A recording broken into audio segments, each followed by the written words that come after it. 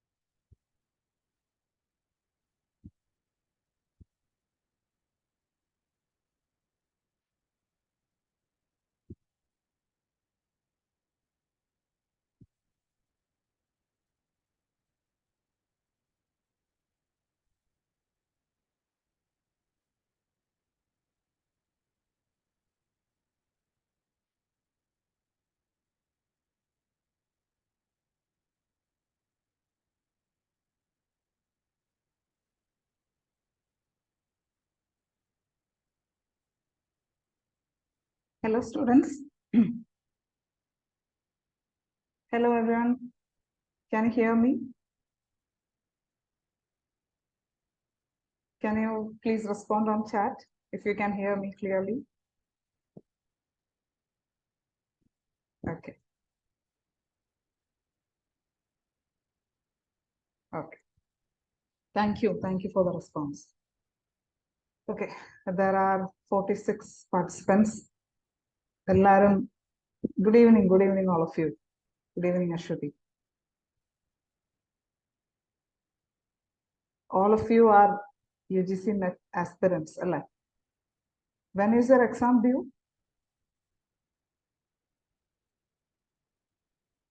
December 6th. Okay. So, എല്ലാവർക്കും അറിയാം നമുക്ക് അധികം സമയമില്ല. നിങ്ങൾ എല്ലാവരും കൈൻഡ് ഓഫ് നിങ്ങളുടേതായ രീതിയിൽ പ്രിപ്പയർഡ് ആയിരിക്കും. ലാസ്റ്റ് മിനിറ്റ് എന്താ പറയാ, എത്ര പ്രിപ്പയർ ചെയ്താലും മതിയാവില്ലല്ലോ, ആ ഒരു മോഡിലായിരിക്കും എന്ന് വിചാരിക്കുന്നു.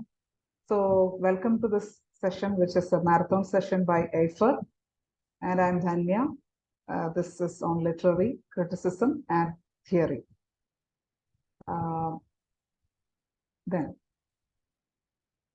literary criticism and theory, one of the most confusing അല്ലെങ്കിൽ ടഫ് ആണെന്ന് എല്ലാവർക്കും ഒരു ഫിയർ ഒക്കെ ഉള്ള ഒരു ഏരിയ ആണ്. But I think when you go ahead, work out on it, give some time to get interested into it, and കുറേ കാര്യങ്ങൾ മഗപ്പ് ചെയ്ത് പഠിക്കുന്നതിനേക്കാളും you get to know and understand things and then it's a flow, it goes on. അങ്ങനെയാണ് എനിക്ക് തോന്നിയിട്ടുള്ളത്. Anyway, from exam point of view, it is quite important because at least ഒരു 10-12 questions എന്തായാലും ഈ ഏരിയയിൽ നിന്ന് വരാറുണ്ട്. If you have observed and followed the net pattern. And അതിൻ്റെ വാസ്റ്റ് ഏരിയ, അത്യാവശ്യം വാസ്റ്റ് ഏരിയ ആണെങ്കിലും കൂടുതൽ ക്വസ്റ്റ്യൻസ് വരുന്നത് ചില സ്പെസിഫിക് ഏരിയാസ് തന്നെയാണ്. മാറി തിരിഞ്ഞൊക്കെ വരാറുണ്ട്, എന്നാലും there is that pattern, that trend can be seen. So today our agenda is to, as the name itself indicates, നമ്മൾ Aiferന്റെ ക്ലാസ്സസിൽ നമ്മൾ എല്ലാ ടോപ്പിക്സും കവർ ചെയ്തതാണ്. അപ്പം നമുക്കുള്ള ഈ സമയത്തിനകത്ത് 2 hours ആണ് ടൈം, അതിനകത്ത് എല്ലാ ടോപ്പിക്സും ഒന്ന് റഫായിട്ടൊന്ന് കവർ ചെയ്യുക.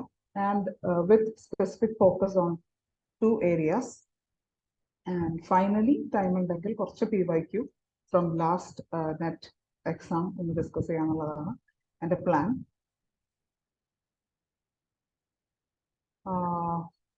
Nadia, you cannot hear me? Is there anyone else who cannot hear me?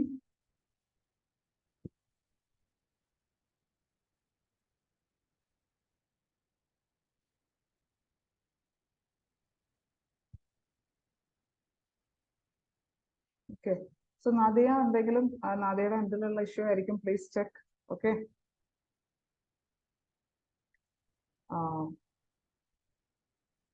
So shall we start? So first, we'll start with a very brief introduction. That is,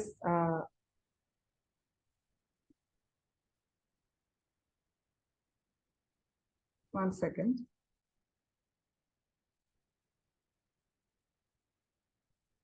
Give me a second.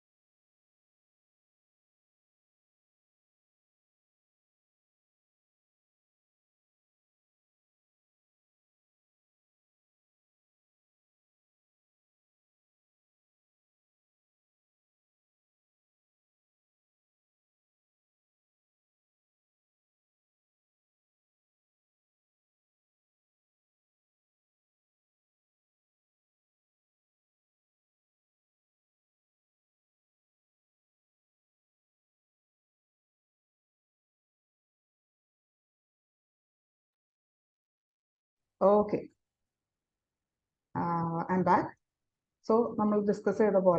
We'll start with a brief introduction. So, literary criticism and literary theory and this group will but literature and the original thought discussion is there. Like literature word, what does it mean?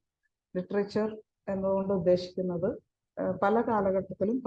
actually any written content was known as literature in earlier days, but later on it started to denote specifically imaginative writing, which is kind of fiction, and a change of meaning. But ഇതിൽ തന്നെ imaginative writing തന്നെ നമ്മൾ എല്ലാ literary worksനെയും ആ ഒരു special അല്ലെങ്കിൽ ഒരു literature എന്ന് വിളിക്കാവുന്ന ക്വാളിറ്റി ഉള്ളതായിട്ട് പലപ്പോഴും കൺസിഡർ ചെയ്യാറില്ല. അപ്പൊ അതിന് ഉപയോഗിക്കുന്ന മാനദണ്ഡം എന്താണെന്നുള്ളതും ഓരോ കാലഘട്ടത്തിലും ഓരോ കൾച്ചറൽ വാല്യൂസും ഹ്യൂമൻ ഡെവലപ്മെന്റും സയൻസും ടെക്നോളജിയും റിലിജിയനും എല്ലാം അനുസരിച്ച് മാറിക്കൊണ്ടിരിക്കുന്ന കോൺസെപ്റ്റ്സ് ആണ്. ഇപ്പോൾ ഒരേ ടെക്സ്റ്റിനെ തന്നെ ചില ആളുകൾ ഫാക്റ്റ് ആയിട്ടും ഫിക്ഷൻ ആയിട്ടും കാണുന്ന സിറ്റുവേഷൻസ് ഉണ്ട്. For example religious text etcetera. പല ആൾക്കാർക്ക് അതിനെപ്പറ്റി പല വ്യൂ പോയിന്റ് ആയിട്ട്. അപ്പോൾ ഇത്തരത്തിലൊക്കെയുള്ള കോൺട്രവേഴ്സീസ് ഉള്ള ഒരു ഏരിയ ആണ് ലിറ്ററേച്ചർ അല്ലെങ്കിൽ ലിറ്റററി വർക്ക്സ് എന്നുള്ള ഒരു ഐഡിയ തന്നെ. അപ്പോൾ അതിനൊരു സിമ്പിൾ ഒരു എക്സാമ്പിൾ പറയുകയാണെങ്കിൽ വീഡ് അതായത് ഇൻ ദ സെൻസ് കള. നമ്മളൊരു തോട്ടം നടത്തുന്ന വളർത്തിക്കൊണ്ട് വരികയാണെങ്കിൽ അതിൽ നമ്മൾ കുറെ അൺവാണ്ടഡ് പ്ലാന്റ്സ് എന്ന് പറഞ്ഞാൽ കുറെ പറിച്ചു കളയും. ഇത് അൺവാണ്ടഡ് ആണെന്നുള്ളതിന് പ്രത്യേകിച്ച് ഒരു ഡെഫിനിഷൻ എന്താണെന്ന് ചോദിച്ചു കഴിഞ്ഞാൽ it is not required for us, that's all. ആ പ്ലാന്റിന് പ്രത്യേകിച്ച് മോശം എന്തെങ്കിലും ക്വാളിറ്റി ഉണ്ടാവുന്നത് not necessary. Only from our view point നമുക്ക് താല്പര്യമുള്ള പ്ലാന്റിന് അത് തടസ്സമാവുന്നതാണ് നമ്മൾ കളയുന്നത്, അല്ലെ? അല്ലാതെ ആ പ്ലാന്റിന് പ്രത്യേകിച്ച് എന്തെങ്കിലും ഒരു ക്രൈറ്റീരിയയിൽ നമുക്ക് പെടുത്താനൊന്നും സാധിക്കില്ല. സോ ദിസ് ഈ ഒരു comparison with literature what it means is ഓരോ കാലഘട്ടത്തിലും ഓരോ ഐഡിയോളജീസും സോഷ്യോ പൊളിറ്റിക്കൽ എൻവയോൺമെന്റ് ഒക്കെ അനുസരിച്ച് ലിറ്ററേച്ചറും അതിന്റെ വാല്യൂ മാറിക്കൊണ്ട്. അപ്പോൾ always we need a system to evaluate, to analyze, to interpret, to classify literature. Okay. ഇതിന്റെ മെത്തേഡ്സ്, റൂൾസ്, റെഗുലേഷൻസ് എല്ലാം എല്ലാ കാലത്തും ഒരുപോലെ നിലനിൽക്കില്ല. ആൻഡ് ഒരേ കാലഘട്ടത്തിൽ തന്നെ പല മാനദണ്ഡങ്ങൾ ഉപയോഗിച്ച് നമ്മൾ അതിനെ അനലൈസ് ചെയ്യാൻ പറ്റും. സോ ഇതിന് ഒരുപാട് ആസ്പെക്ട്സ് ഉണ്ട്. സോ ലിറ്റററി ക്രിറ്റിസിസം എന്നുള്ളത് ഏൻഷ്യൻ കാലഘട്ടം തൊട്ട്, അതായത് ഒരു 8th century BC കാലഘട്ടം തൊട്ട് എക്സിസ്റ്റ് ചെയ്യുന്ന ഒരു കാര്യമാണ്. In different vase every society had their own art and literature. So അത് എങ്ങനെ ആയിരിക്കണം, എങ്ങനെ ആയിക്കൂടാ എന്നതിനെ കുറിച്ചൊക്കെ സ്പെസിഫിക് ഐഡിയാസ്, തോട്ട്സ്, ഇന്റർപ്രിട്ടേഷൻസ് ഒക്കെ നിലനിന്നിരുന്നു. അപ്പൊ ഇതിന് if there is no rules, if there is no system, this becomes chaos, അല്ലെ? So everything needs a system, terminologies, tools. അപ്പോൾ അവിടെയാണ് ലിറ്റററി തിയറി എന്നുള്ള കോൺസെപ്റ്റ് വരുന്നത്. Okay, so the value of literature is determined by different criteria, different stages or ages of life, like depending on so many factors. അപ്പോൾ ഇതിന് we need a particular set of terminologies, ideologies, or a system so that another person can understand, even a person who is not from this field of literature can understand, because a set of connecting words, ideas, thoughts ഒക്കെ അതിലുണ്ടാവണം. You cannot ആർക്കും അവർക്ക് ഇഷ്ടമുള്ള രീതിയിൽ literature analyse ചെയ്തിട്ട് ഇതാണ് എന്ന് പറയാൻ സാധിക്കില്ല. And when you talk about literary theory, there is a famous example which says that it is like looking through a colored lens. If you look at a literary text with a blue colored lens or glasses, goggles, you get to see everything in blue. If it is green or if it is normal, the day and night color, you get to view it in a brown shade. For example, God of Small Things by Arundhati Roy. God of Small Things is a Marxist perspective analyze. When you talk about literary theories, there are so many theories. I know you have an idea about all that. And equally well, you can look at it from a feministic viewpoint, right? There are so many theories, so many standpoints for these theories which are different, and there are different set of people who acted as initial കാലഘട്ടങ്ങളിൽ അത് form ചെയ്ത് കൊണ്ടുവരാനും അതിന്റെ ideas develop ചെയ്യാനൊക്കെ work ചെയ്ത ഒരുപാട് ആൾക്കാർ. So we have to look into ancient critics to the major theorists and major theories. That's a vast area, so we are moving on to that. Is that okay, all of you?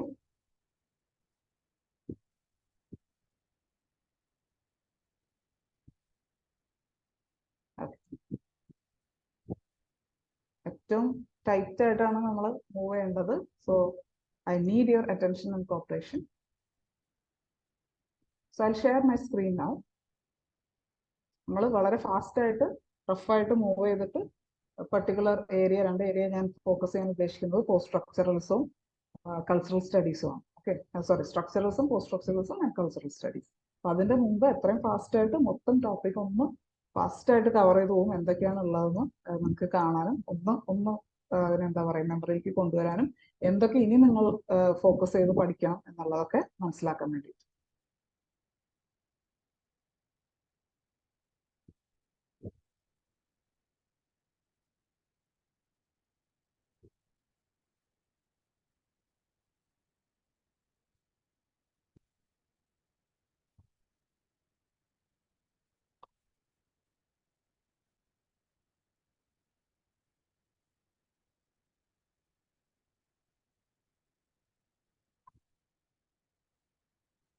Okay, അപ്പൊ എന്റെ screen എല്ലാവർക്കും കാണാമെന്ന് വിചാരിക്കുന്നു. കാണുന്നില്ലെങ്കിൽ നിങ്ങൾ ചാറ്റിൽ പറയാട്ടോ, കാണുന്നുണ്ടെങ്കിൽ no need to respond.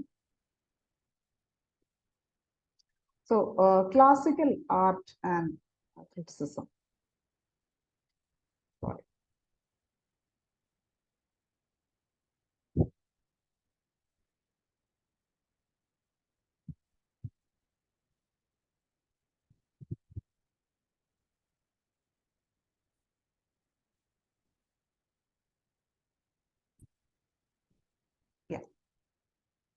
So this is just a picture which shows classical art as in paintings.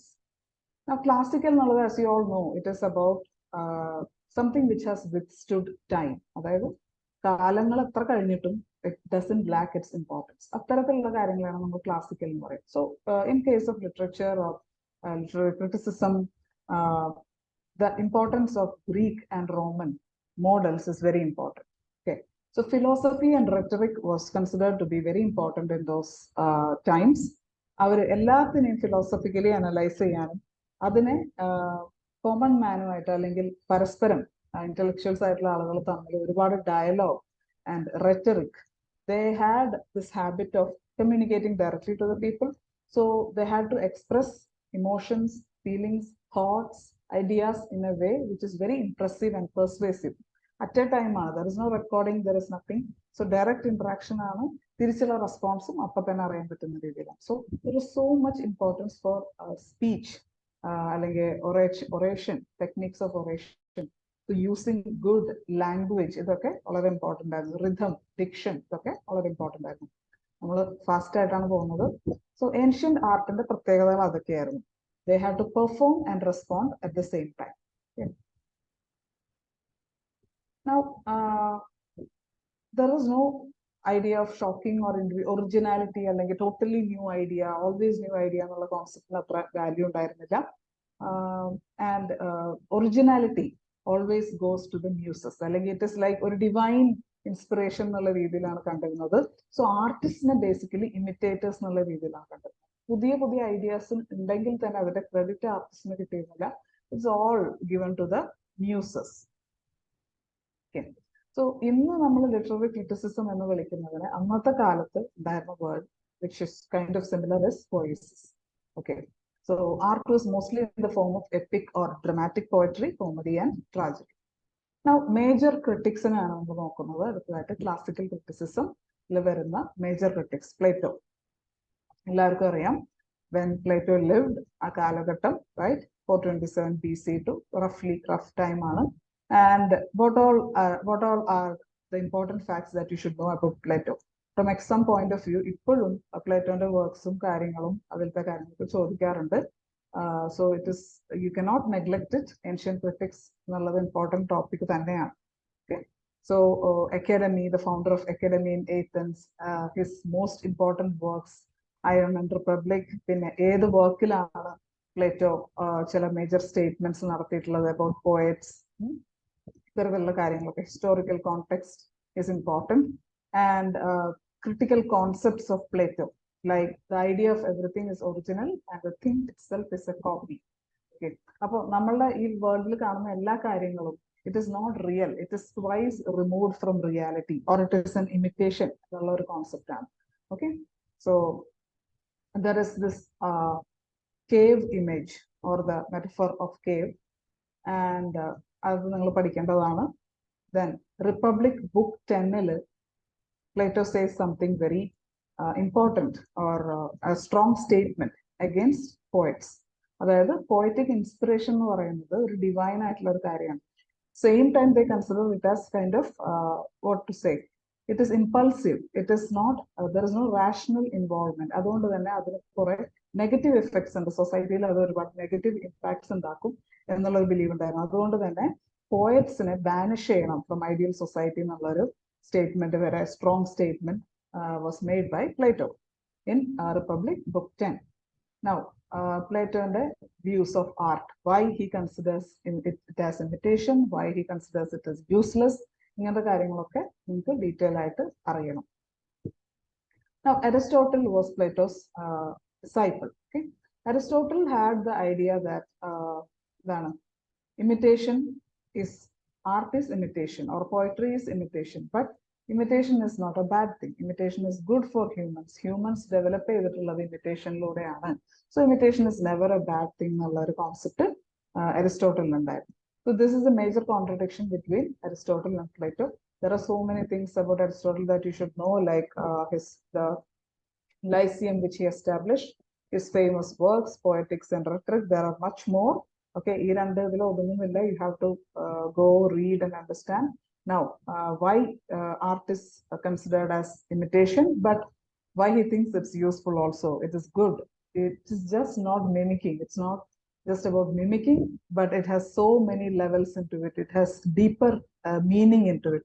Concept Aristotle and this is just an example of camouflage. Now, tragedy and the tragedy definition. It is important. The concept of tragedy and the detailing about tragedy that Aristotle has given, and the idea of chorus, 6 elements of tragedy: plot, character, thought, diction, song, and spectacle. Then the concept of tragic hero, hamartia, anagnorisis, peripetia, already brush up. Okay, bring to your mind. And the structure, the graph which denotes tragedy, action, the flow of action. Now the 3 unities: the unity of action, unity of place, and unity of time. Now, coming to classical criticism, there are more critics who are very relevant even now. Because എന്തുകൊണ്ടാണ് relevant? ഇവരുടെ ചില ഐഡിയാസിനെ base ചെയ്ത് ഒരുപാട് ideas പിന്നീട് കാലഘട്ടത്തിൽ ഉണ്ടായിട്ടുണ്ട്. അതുകൊണ്ടാണ് അത് ഇപ്പോഴും റെലവെന്റ് ആയിട്ട് നിൽക്കുന്നത്. Now, Horace. Horace is a Roman lyric poet. Who is considered to be one of the greatest Latin poets. Now, Horace in the കാലഘട്ടം 65 to 8th century BC ആയിരുന്നു. Now, advocate of moderation and practical wisdom. Okay.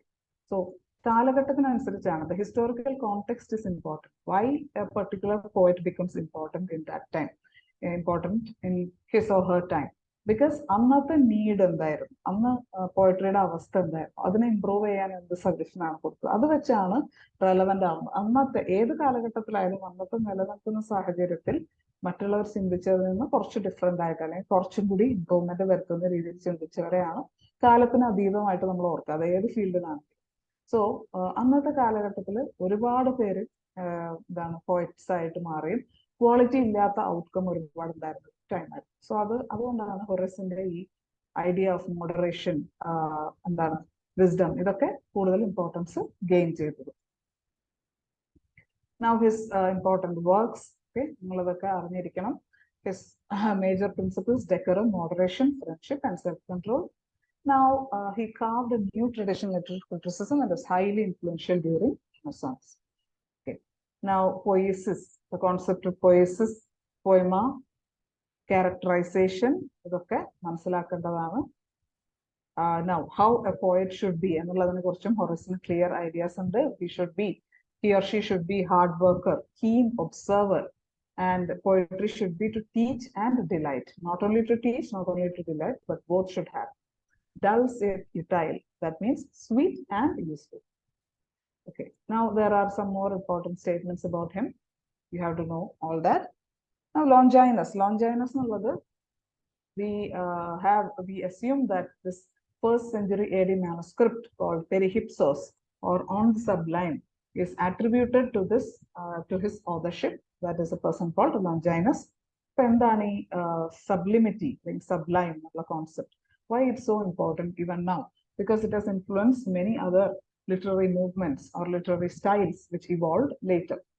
So sublimity എന്ന് പറയുന്നത് certain excellence, distinction or excellence which is not slowly built up. Rather, it comes like a thunderbolt. It is fast and it comes like thunderbolt, so that it scatters everything else. അതായത് ഒരു മൊമെന്റിൽ നമ്മളെ ഒരു ultimate എക്സ്റ്റസിയിലേക്ക്, ഒരു വേറെ ലെവലിലേക്ക് കൊണ്ടുപോകാൻ പറ്റുന്ന art, അതിനുള്ള ഒരു എബിലിറ്റി, അതിന് യൂസ് ചെയ്യുന്ന ടെക്നിക്ക്, അതിന്റെ ഒരു കോമ്പിനേഷൻ ആണ് സബ്ലൈം എന്നുള്ളത് ഉദ്ദേശിക്കുന്നത്. So sublime does not create persuasion but transports to ecstasy. ഇതൊക്കെ ക്വസ്റ്റ്യൻ ആയിട്ട് വന്നിട്ടുള്ളതാണ്. ഓക്കെ, അതായത് സബ്ലൈമിന്റെ ക്വാളിറ്റീസ് എന്നുള്ള രീതിയിൽ how it differs. It's important. Now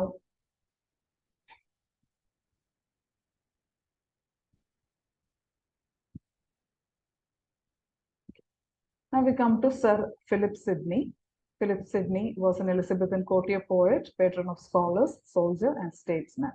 Now his important works, Astrophel and Stella, but namakku from literary critical point of view, his work, The Defense of Poesy or Apology for Poetry, which was written as a response, or it's known as an apology for poetry, and it was written as a response to Stephen Gossen's School of Abuse. Already അറിയുന്ന കാര്യങ്ങളായിരിക്കും. This book was printed twice in 1595. So Greek and Roman critics in their values ഒക്കെ വെച്ചുകൊണ്ടാണ് അത് എഴുതിയിട്ടുള്ളത്.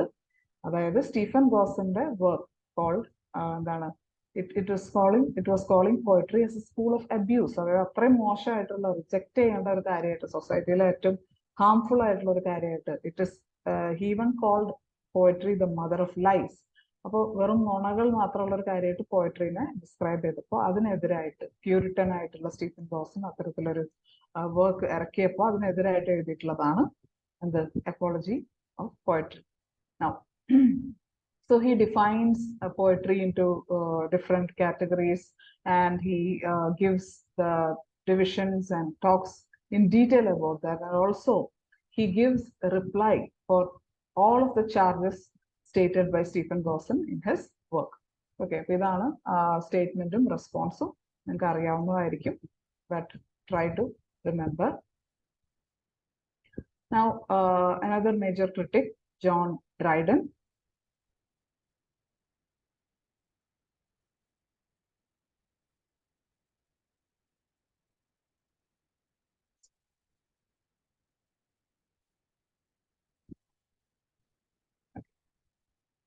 Now, John Dryden was an English poet, literary critic, translator, and playwright who was appointed England's first poet laureate in 1668. അപ്പോൾ അതാണ് ആളുടെ highlight ആയിട്ടുള്ള കാര്യം, first poet laureate. Now, he has gained so much importance that it was known as the age of Dryden itself. So, neoclassicism, that is classical style in the renewal, revival സംഭവിക്കുന്ന ഒരു കാലഘട്ടമായിരുന്നു. Metaphysical poetry കുറിച്ച് നിങ്ങൾ കേട്ടിട്ടുണ്ടാവും. We can't go into that now. So, metaphysical poetryയുടെ ആ ഒരു സ്റ്റൈലും ആ ഒരു വളരെ ഫാർ ഫെച്ച്ഡ് ഇമേജസും കാര്യങ്ങളും ഒക്കെ ഉള്ളൊരു change into elegance, moderation, അത്തരത്തിലുള്ള ക്വാളിറ്റീസിലേക്ക് തിരിച്ചു വരാനുള്ള ഒരു ഇൻട്രസ്റ്റിന്റെ ഭാഗമായിട്ടുള്ള ഒരു സമയമാണ്. ആ സമയത്തുള്ളതാണ് നമ്മുടെ Dryden. Okay. Now, Dryden's works on criticism, famous ആയിട്ടുള്ള വർക്ക്സ് ഇതൊക്കെയാണ്. You should know. Major criticsന്റെ വർക്ക്സിന്റെ ഡേറ്റ്സും കാര്യങ്ങളൊക്കെ നിങ്ങൾക്ക് അറിയേണ്ടതാണ്. ക്രോണോളജിക്കൽ ക്വസ്റ്റ്യൻസ് ഒരുപാട് വരും. അതായത് ഓഥറിനെയും ബുക്കിനെയും കണക്ട് ചെയ്യുന്നതായിട്ടുള്ള മാച്ച് ദ ഫോളോയിങ് ഉണ്ടാവും. ക്രോണോളജി ബേസ്ഡ് ആയിട്ടുള്ള ക്വസ്റ്റ്യൻസും ഉണ്ടാവും. Exact date അറിഞ്ഞില്ലെങ്കിൽ പോലും you should at least know which came first, and but that the best method is to know the dates, but practically as possible അല്ലെങ്കിൽ you should at least know which comes before which or which comes after which. അത് നിങ്ങളത് മനസ്സിൽ build ചെയ്തെടുക്കണം. അത് കൂടുതൽ ഡീപ്പായിട്ട് നിങ്ങൾ repeatedly visit ചെയ്യുമ്പോൾ നിങ്ങൾക്ക് അത് പതിയും. Okay, so be very careful about that. So many questions will be there from that area. Now, this work is important, essay on dramatic policy. And the context in that, there is a dialogue between four characters, four symbolic figures. Okay, so the ancients and moderns and French place and English place. Even the argument are best, are superior. There is no conclusion given by the author. It is a free play of dialogues between these people or these representatives of ancients, moderns, then French artists, French theatre artists, and English. അങ്ങനെ ഒരു 4 ക്യാരക്ടേഴ്സിനെ create ചെയ്തിട്ട് അവർ തമ്മിലുള്ള argument ആണ്. Now, Dr. Samuel Johnson. Dr. Samuel Johnson is famous as a pioneer in biographical criticism. Okay, so 17th century, so reason has been dominating force ever since the middle of 17th century. Why? Because science is coming into prominence, religion is slowly losing its hold because of this imbalance. In the sense, there is more importance for logical thinking and rational thinking. Now, in this context, this entry author.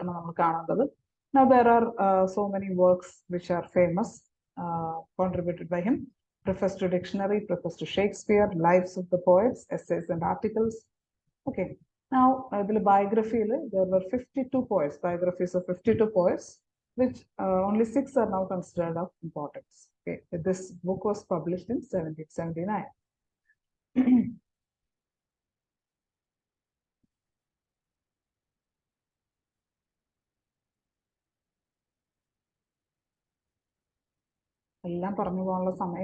I'm just going through the slides. I hope you can see. Now, Wordsworth.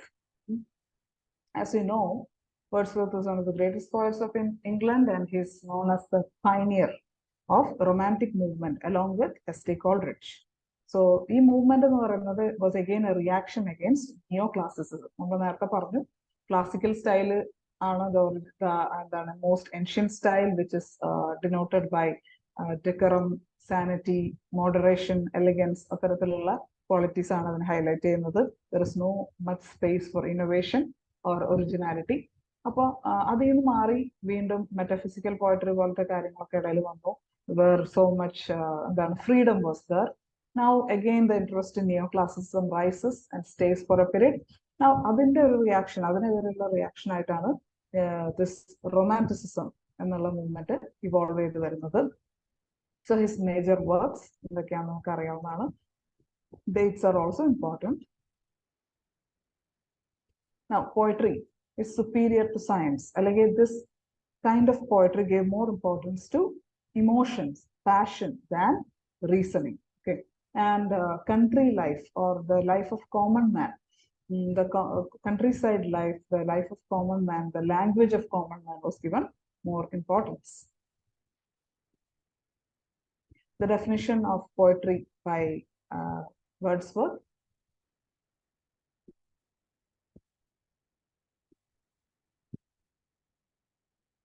ഇതൊക്കെ നമ്മൾ already പറഞ്ഞതാണ്. Poetic process, observation, recollection, and contemplation. Okay. Now, S.T. Coleridge, who also pioneered Romanticism with Wordsworth, and they were contemporaries, they were close friends, but they had their differences of opinion in certain areas. So he is known as the father of practical impressionistic criticism. That is, criticism based on the impression created in the reader by the poetry or art, work of art, whatever it is. Now, he had so much interest in the concept of imagination and its different versions, fancy and imagination. His major work is Biographia Literaria, 1870. Now, there are 16 chapters, and he has also dedicated 7 chapters to discuss the poetic theory of Wordsworth. And he also contradicts or questions Wordsworth's theory of poetry, pointing out contradictions in that. Okay, so imagination and fancy, primary imagination, secondary imagination, okay, important topics, important terms connected to Coleridge. You should understand that, the concepts. Now,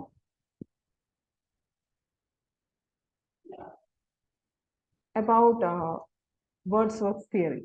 Wordsworth always promoted this simple language or rustic language of the people in the countryside. That Wordsworth eppozhum വേർഡ്സ്വർത്തിന്റെ പോയട്രികളിൽ അല്ലെങ്കിൽ അത്തരത്തിലുള്ള romantic poetry, romanticism എന്നുള്ളതിന്റെ ഒരു icon ആയിട്ട് പറഞ്ഞിരുന്ന കാര്യമാണ്. പക്ഷെ Coleridge resisted this view, saying that the language of one person is different from another person. ഒരേ സ്ഥലത്ത് ഒരു വീട്ടിൽ ജീവിക്കുന്ന രണ്ട് വ്യക്തികൾക്ക് പോലും ഒരേ ലാംഗ്വേജ് അല്ല പ്രാക്ടിക്കലി. സിമിലാരിറ്റി ഉണ്ടാവും, but depending on there profession, their life experience, what all lived experience they have, ഇതൊക്കെ വെച്ചിട്ട് definitely the way people think, the way people express their ideas through language differs. So അതുകൊണ്ട് ഒരിക്കലും നമുക്ക് അങ്ങനെ ഒരു rustic language, ഒരു particular group of ആളുകളെല്ലാം ഒരു ലാംഗ്വേജ് സംസാരിക്കുന്നത് പറയാൻ സാധിക്കില്ല.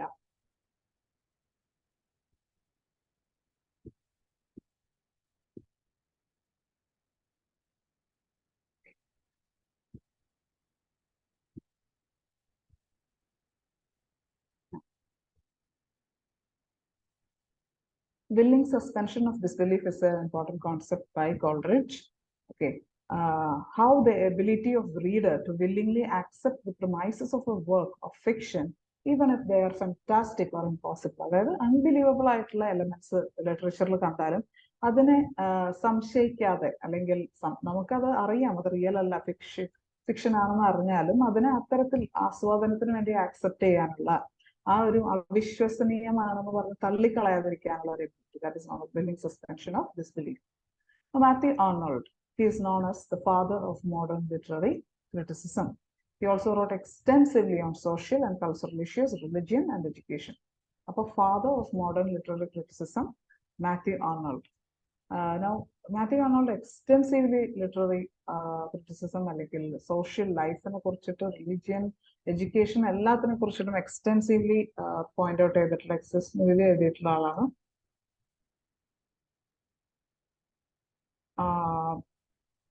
Okay, I'll come back to that later. Okay, so നിങ്ങൾക്ക് ഒരു റഫ് ഓവർവ്യൂ ആണ് നമ്മൾ ഉദ്ദേശിക്കുന്നത് ഈ ക്ലാസ് കൊണ്ട്. So try to get the best of it, try to focus on this. നിങ്ങൾ അതിന്റെ make use of the time you are spending here now. Okay, that will be the best. Now,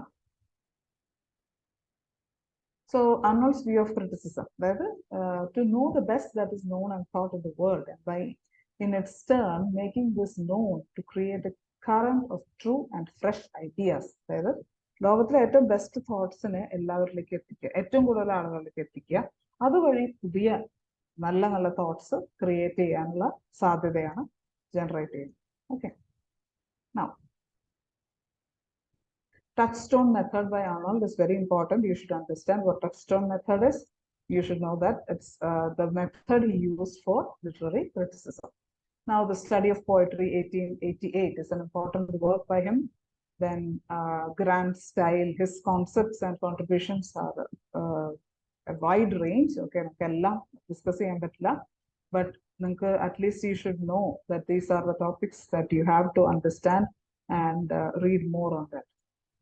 Now, architectonics, that is the power of execution which creates forms and constitutes.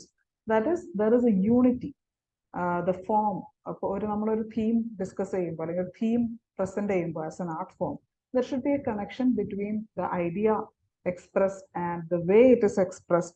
You say that structure, style, unity. That quality is known as architectonics. Okay. He believed that Shakespeare has that quality. Now, the function of criticism at the present time, 1864, Arnold says that criticism should be a dissemination of ideas, a disinterested endeavor to learn and propagate the best that is known and thought in the world. Now,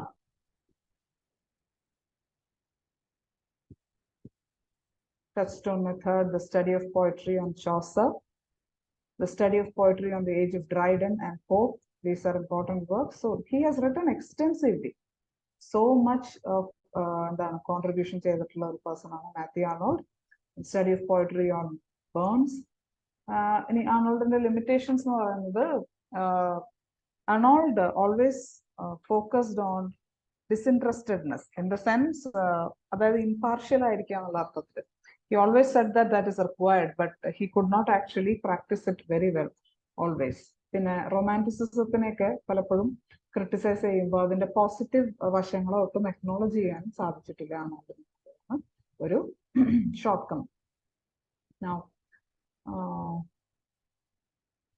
still Arnold's legacy cannot be denied because atra wide atra influence ippozhum ഒരുപാട് influence ഫ്യൂച്ചറിൽ വന്ന റൈറ്റേഴ്സിനെ influence ചെയ്യുന്ന രീതിയിലുള്ള contribution ചെയ്തിട്ടുള്ള ആളാണ്.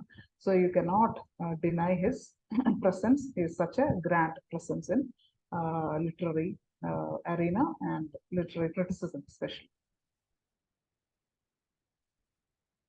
Now, Nietzsche, Friedrich Wilhelm Nietzsche, a German classical scholar, critic, and this person also gains so much importance as society becomes more and more modern and അതായത് കാലഹരണപ്പെട്ടു പോവല്ല ചെയ്യുന്നത്, കൂടുതൽ റെലവൻസോടുകൂടി ആളുകൾ ഈ നീറ്റ്ഷയുടെ തോട്ട്സിനെ എംബ്രേസ് ചെയ്യുകയും അതിനോട് കണക്ട് ചെയ്യുകയും ചെയ്യുന്ന ഒരു ഫിനോമിനൻ കാണാൻ സാധിക്കും.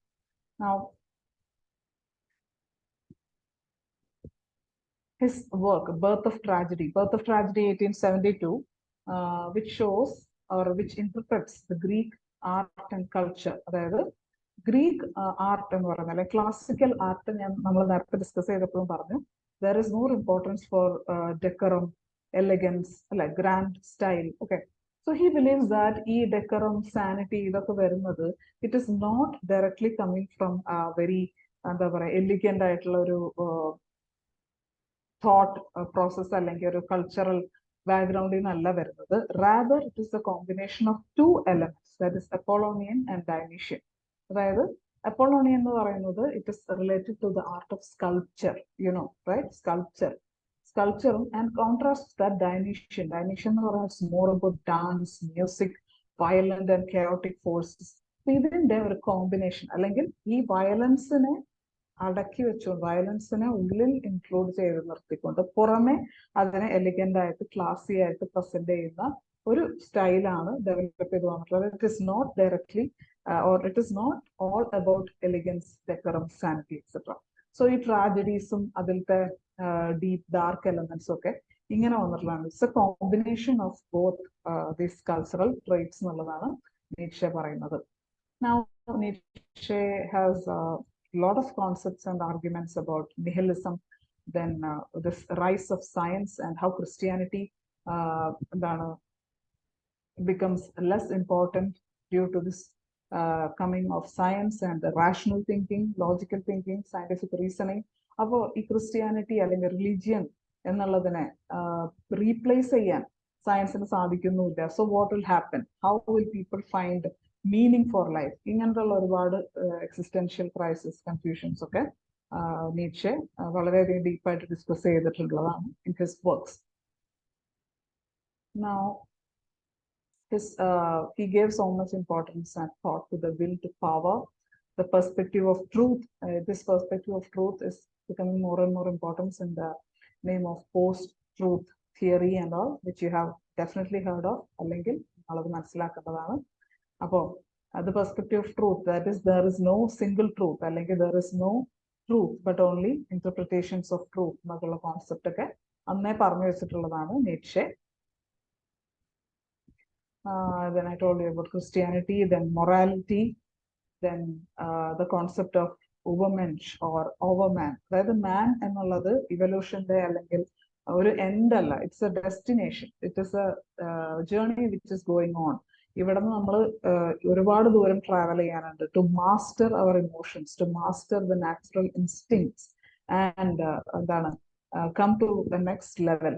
സെയിം ടൈം വി ആക്സെപ്റ്റ്, അതായത് നമ്മുടെ ലൈഫ് വളരെ അൺസർട്ടൺ ആണെന്നുള്ളത് ആക്സെപ്റ്റ് ചെയ്തുകൊണ്ട് there is nothing certain or there is nothing sure about life എന്നുള്ളത് ആക്സെപ്റ്റ് ചെയ്തുകൊണ്ട് നമ്മുടെ ഇൻസ്റ്റിങ്സിനെ കൺട്രോൾ ചെയ്ത് മാസ്റ്റർ ചെയ്ത് ഒരു ഹയർ ലെവൽ ഓഫ് ബീയിങ്, എക്സിസ്റ്റൻസിലേക്ക് ഹ്യൂമൻ ബീയിങ്സ് ട്രാവൽ ചെയ്തുകൊണ്ടിരിക്കുക എന്നുള്ള ഒരു കോൺസെപ്റ്റാണ്. Okay, these are his major works, very important works. Now, T.S. Eliot. T.S. Eliot was a poet, essayist, publisher, playwright, literary critic and editor. T.S. Eliot and the important concepts and the question it's important. Now, tradition and individual talent, poetry and drama, the function of criticism, Hamlet and his problems, the frontiers of criticism. These are important works. His major contributions or concept of objective correlative, the way of expressing emotion in the form of art is by finding an objective correlative. Directly we express ഒരു ഡ്രാമയിൽ ഒരു painful ആയിട്ടുള്ള ഒരു situation, വളരെ scary ആയിട്ടുള്ള ഒരു situation ഒരു character undergo ചെയ്യുകയാണെങ്കിൽ അത് വെറും റിട്ടേൺ ഡയലോഗിലൂടെയോ അല്ലെങ്കിൽ കുറച്ച് എന്താ സ്റ്റേറ്റ്മെന്റ്സ് ഭയങ്കര ഫ്ലവറി ലാംഗ്വേജ് ഉപയോഗിച്ച് ജസ്റ്റ് ഡെലിവർ ചെയ്തുകൊണ്ട് കാര്യമില്ല.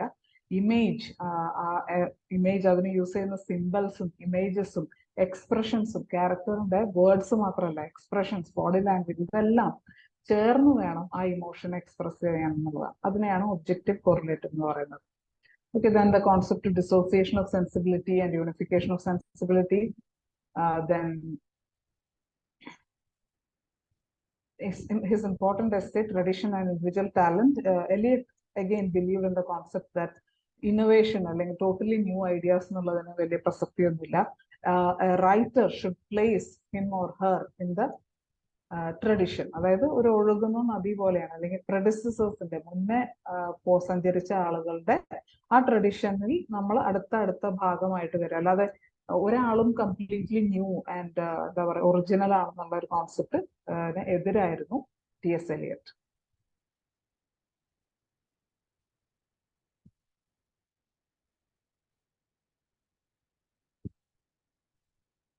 Now, Ezra Pound is connected with the Imagist movement, or നമ്മൾ ഹേക്കു പോയംസ് എന്നൊക്കെ പറയുന്ന പോലെ short poems where so much importance is given to the image which is created in our mind.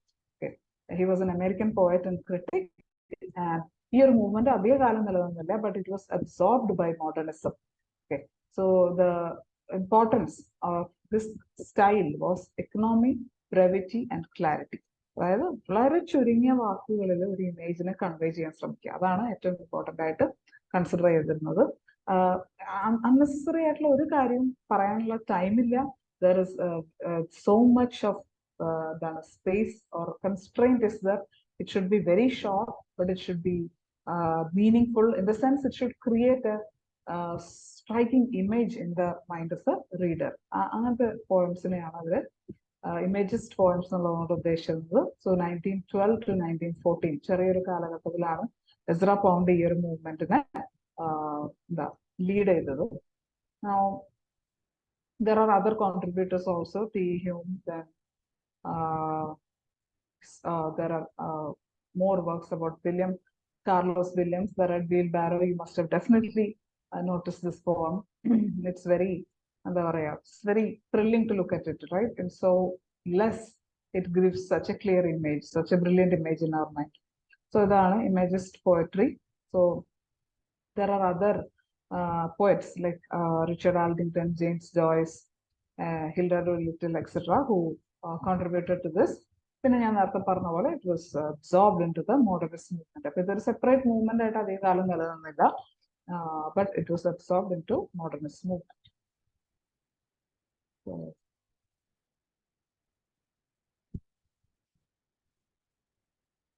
okay. So we just now covered classical criticism and ancient critics. Now we'll move on to literary theories. Is that okay?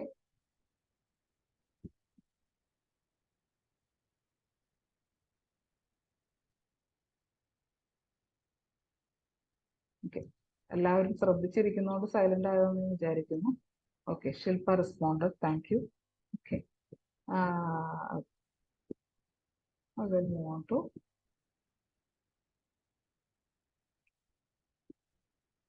I just need a moment. Okay. I'll share my screen. I just need a moment.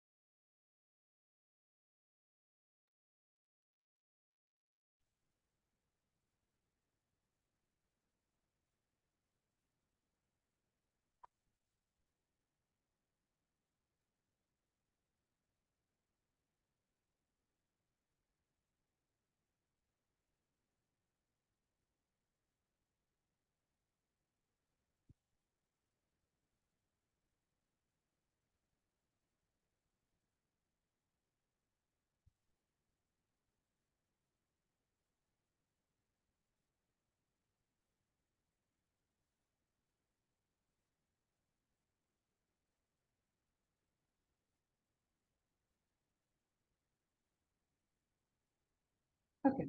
So, we will discuss theories. Theories theory majorly focus on time. So, baki theories just concept just slides pass just brush up okay. So new criticism. And new criticism because it differs from the style of criticism which existed till date. That 1920s to 1960s popular basically writer writer socio-political conditions consider criticism influential. Okay. Whereas in new criticism, which emerged or in the 1920s, even there is no importance for author or author's intentions. Author kind of life thought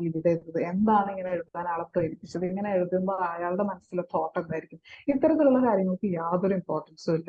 whereas the text was considered as most important and complete an organic whole. അതായത് അതിന്റെ അപ്പുറത്ത് വേറെ ഒന്നുമില്ല. ടെക്സ്റ്റിന്റെ പുറത്ത് നമ്മൾ വേറെ ഒന്നും തിരയേണ്ട കാര്യമില്ല. Even the title or the name of the author is irrelevant. It is not at all needed to critically analyze a piece of literature എന്നുള്ള ഒരു കോൺസെപ്റ്റ് ആയിരുന്നു. അപ്പോൾ ടെക്സ്റ്റിനെ മാത്രം ആശ്രയിക്കാന്ന് പറയുമ്പോൾ ടെക്സ്റ്റിനെ അത്രയും ഡീപ്പായിട്ട് അനലൈസ് ചെയ്യാം. അതിലത്തെ literary devices, figures of speech, structure, the way it is presented, ഇത്തരത്തിലുള്ള കാര്യങ്ങളെ വളരെയധികം ഫോക്കസ് ചെയ്തിട്ടുള്ള ഒരു മെത്തേഡായിരുന്നു ഫോളോ ചെയ്തിരുന്നത്. ഓക്കെ, സോ ആരൊക്കെയായിരുന്നു major contributors? I A. Richards, principles of literary criticism, practical criticism, ഇതൊക്കെ ഇമ്പോർട്ടൻറ്റ് വർക്ക്സ് ആണ്. Very important works, you should know the date. Then later on, so T.S. Eliot and the concepts were very important in this criticism. He has also contributed. Now, this was a reaction against traditional criticism, as I already told you. So, text in complete importance. Text in ittarathilla metaphor, ambiguity, irony, tension, ittarathilla devices in ittarathilla എന്താ പറയുക, ഡീപ്പായിട്ട് ടെക്സ്റ്റിനെ analyse ചെയ്യാൻ സഹായിക്കുന്ന ഘടകങ്ങളെ focus ചെയ്ത് അതിനെ analyse ചെയ്തിട്ടാണ് ആ ലിറ്റററി പീസിനെ ഇവാലുവേറ്റ് ചെയ്തിരുന്നത്, അല്ലെങ്കിൽ ക്ലാസിഫൈ ചെയ്തിരുന്നത്, ഇന്റർപ്രറ്റ് ചെയ്തിരുന്നത്. Okay, now paradox, point of view, imagery, setting or symbolism, ഇതൊക്കെ വളരെ ഇമ്പോർട്ടൻറ്റ്. സോ ഇതിന് വേറെ പേരുണ്ടായിരുന്നത് objective criticism or intrinsic criticism എന്നുള്ളതാണ്. സോ ഇവരൊക്കെയാണ് other major proponents. Cleanth Brooks, F.R. Lewis, Ellen Tate, etc. Now, I.A. Richardson's ഒരു ഫേമസ് എക്സ്പെരിമെന്റ് ആണ്, ബേസ്ഡ് ഓൺ വിച്ച് ദിസ് അല്ലെങ്കിൽ ഈ ഒരു സ്റ്റൈലിനെ ഡെവലപ്പ് ചെയ്ത് കൊണ്ടുവരുന്ന സമയത്തുണ്ടായിരുന്നു ഞാൻ പറഞ്ഞ എക്സാമ്പിൾ. അതായത് പോയറ്റിന്റെ പേരോ പോയറ്റിന്റെ ടൈറ്റിലോ പോലും കൊടുക്കാതെ he used to encourage his students at Cambridge to analyze a work of literature. അപ്പോൾ ഒരു ഐഡിയ ഇല്ലാതെ ടെക്സ്റ്റിലുള്ള കാര്യങ്ങൾ മാത്രം വെച്ചിട്ടാണ് അവർ അനലൈസ് ചെയ്തിരുന്നത്. So his famous book, another famous book is Practical Criticism, 1929. അതിൽ 4 തരത്തിലുള്ള മീനിങ്ങിനെ കുറിച്ച് പറയുന്നുണ്ട്: sense, feeling, tone and intention. Okay, then there is affective fallacy and intentional fallacy. നിങ്ങൾക്ക് അറിയാമെന്ന് വിചാരിക്കുന്നു. Try to understand that. അതിന് questions വന്നിട്ടുണ്ട്. Then the heresy of paraphrase, അതായത് the heresy of paraphrase എന്നുള്ളതുകൊണ്ട് ഉദ്ദേശിക്കുന്നത് ക്ലിയൻ ബ്രൂക്സിന്റെ മേജർ വർക്കിലുള്ള സ്റ്റേറ്റ്മെന്റ് ആണ്. Bell wrote on the concept is that there is no, you cannot paraphrase anything. അതായത് ഒരു ഫുൾ പോം തന്നു കഴിഞ്ഞാൽ അതിനെ പിടിച്ചിട്ട് നമുക്കൊരു ചെറിയൊരു ഭാഗമാക്കിയിട്ട് ഇതാണ് അതിന്റെ മീനിങ് എന്ന് പറയാൻ സാധിക്കില്ല. ബിക്കോസ് ആ ഫോം എങ്ങനെയാണോ എക്സിസ്റ്റ് ചെയ്യുന്നത്, അതിലെ ഓരോ വാക്കും അതിന്റെ സ്ട്രക്ചറും അതിൽ യൂസ് ചെയ്തിട്ടുള്ള ഡിവൈസസും അതാണ് അതിന്റെ മീനിങ്, അല്ലെങ്കിൽ അതാണ് അതിന്റെ അതിനെ വിട്ട് കഴിഞ്ഞാൽ വേറെ എന്തെങ്കിലും ആക്കി കഴിഞ്ഞാൽ it is something else. Okay, you cannot reduce it into something else. അത് ആ എക്സിസ്റ്റൻസ് തന്നെയാണ് അതിന്റെ meaning. Okay, so you cannot reduce it into something else by paraphrasing. അത്രേ നമുക്ക് ഡിസ്കസ് ചെയ്യാൻ സമയമുള്ളൂ. 7 types of ambiguity by William Emerson is important. Shortcomings എന്ന് പറയുന്നത് it is very kind of scientific. അതായത് നമ്മുടെ ഈ ലോകത്തുള്ള എന്ത് കാര്യത്തിനും there is a എന്താ പറയുക, there is a background. You cannot actually detach it from things. അല്ലെ, എന്ത് കാര്യം ഒരു വ്യക്തി എഴുതിയതാണെങ്കിൽ അയാളുടെ മനസ്സ്, അയാളുടെ ഇൻഫ്ലുവൻസ്, അയാളുടെ എക്സ്പീരിയൻസ് ഒക്കെ അതിൽ മാറ്റർ ചെയ്യും. So when you completely ignore all that, that becomes like a scientific experiment. Whereas literature is so connected with humanity and human experience. അപ്പോൾ നമുക്ക് അതിന്റെ ബാക്ക്ഗ്രൗണ്ടിലുള്ള ഫാക്ടേഴ്സിനെ കംപ്ലീറ്റ്ലി ഇഗ്നോർ ചെയ്യുന്നത് it becomes very rigid or frozen. Now, formalism എന്നുള്ളത് kind of it is a Russian counterpart of new criticism എന്ന് പറയാം. American new criticism and Russian formalism എന്നാണ് usually പറയാ. അപ്പൊ ബേസിക് ആയിട്ടുള്ള ഐഡിയ സിമിലർ ആണ്. അതായത് form or existence of the literary work, അതിന്റെ ഫോമിലാണ് പ്രാധാന്യം, അല്ലാതെ they did not give importance to anything outside the text. Okay, there is slight difference in the approach and the focal areas, പക്ഷെ ആ basic idea same ആണ്. അതായത് ആ ഫോമിലാണ്, ആ സ്ട്രക്ചറിലാണ് എല്ലാം ഇരിക്കുന്നത്. It is not outside the text. Okay, you don't have to analyze the socio-political conditions or the psychological profiling of the author or anything. That is not required. You should just focus on the text. So ഇതൊക്കെയാണ് major contributors: Roman Jacobson, Boris Ishbaum, and Victor Shklovsky. Now focus on form, organization, structure, word choice, and critical language. Practical language is used for the act of communication. അതായത് literariness, അല്ലെങ്കിൽ there is a different kind of language which should be used for literature എന്നുള്ള ഒരു concept ആണ്. അതായത് common language ഉപയോഗിച്ചിട്ട് നമുക്ക് ഒരിക്കലും literature create ചെയ്യാൻ പറ്റില്ല. ഈ ലിറ്റററിനെസ് എന്നതുകൊണ്ട് ഉദ്ദേശിക്കുന്നത് ഡീഫെമിലിയറൈസേഷൻ ആണ്. അതായത് നമ്മൾ സാധാരണ കാണുന്ന ലൈഫിൽ ചുറ്റും കാണുന്ന ഒരു കാര്യത്തിൽ തന്നെ മറ്റൊരു ആസ്പെക്റ്റിലൂടെ കാണാൻ നമ്മളെ സഹായിക്കുന്ന രീതിയിലുള്ള ഒരു റൈറ്റിംഗ്.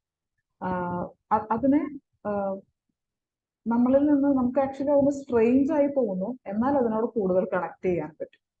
നമ്മൾ സാധാരണ കാണുന്ന ഒരു കാര്യം. So there is an example: the sea that bears her bosom to the moon, the winds that will be howling at all hours, and are upgathered now like sleeping flowers. അപ്പോൾ നമ്മൾ സീനെ കണ്ടിട്ടുണ്ട്, രാത്രി സമയത്ത് കണ്ടിട്ടുണ്ട്, മൂന്ന് ഉദിച്ച് നിൽക്കുമ്പോഴുള്ള സീനൊക്കെ നമ്മൾ കണ്ടിട്ടുണ്ടാവും.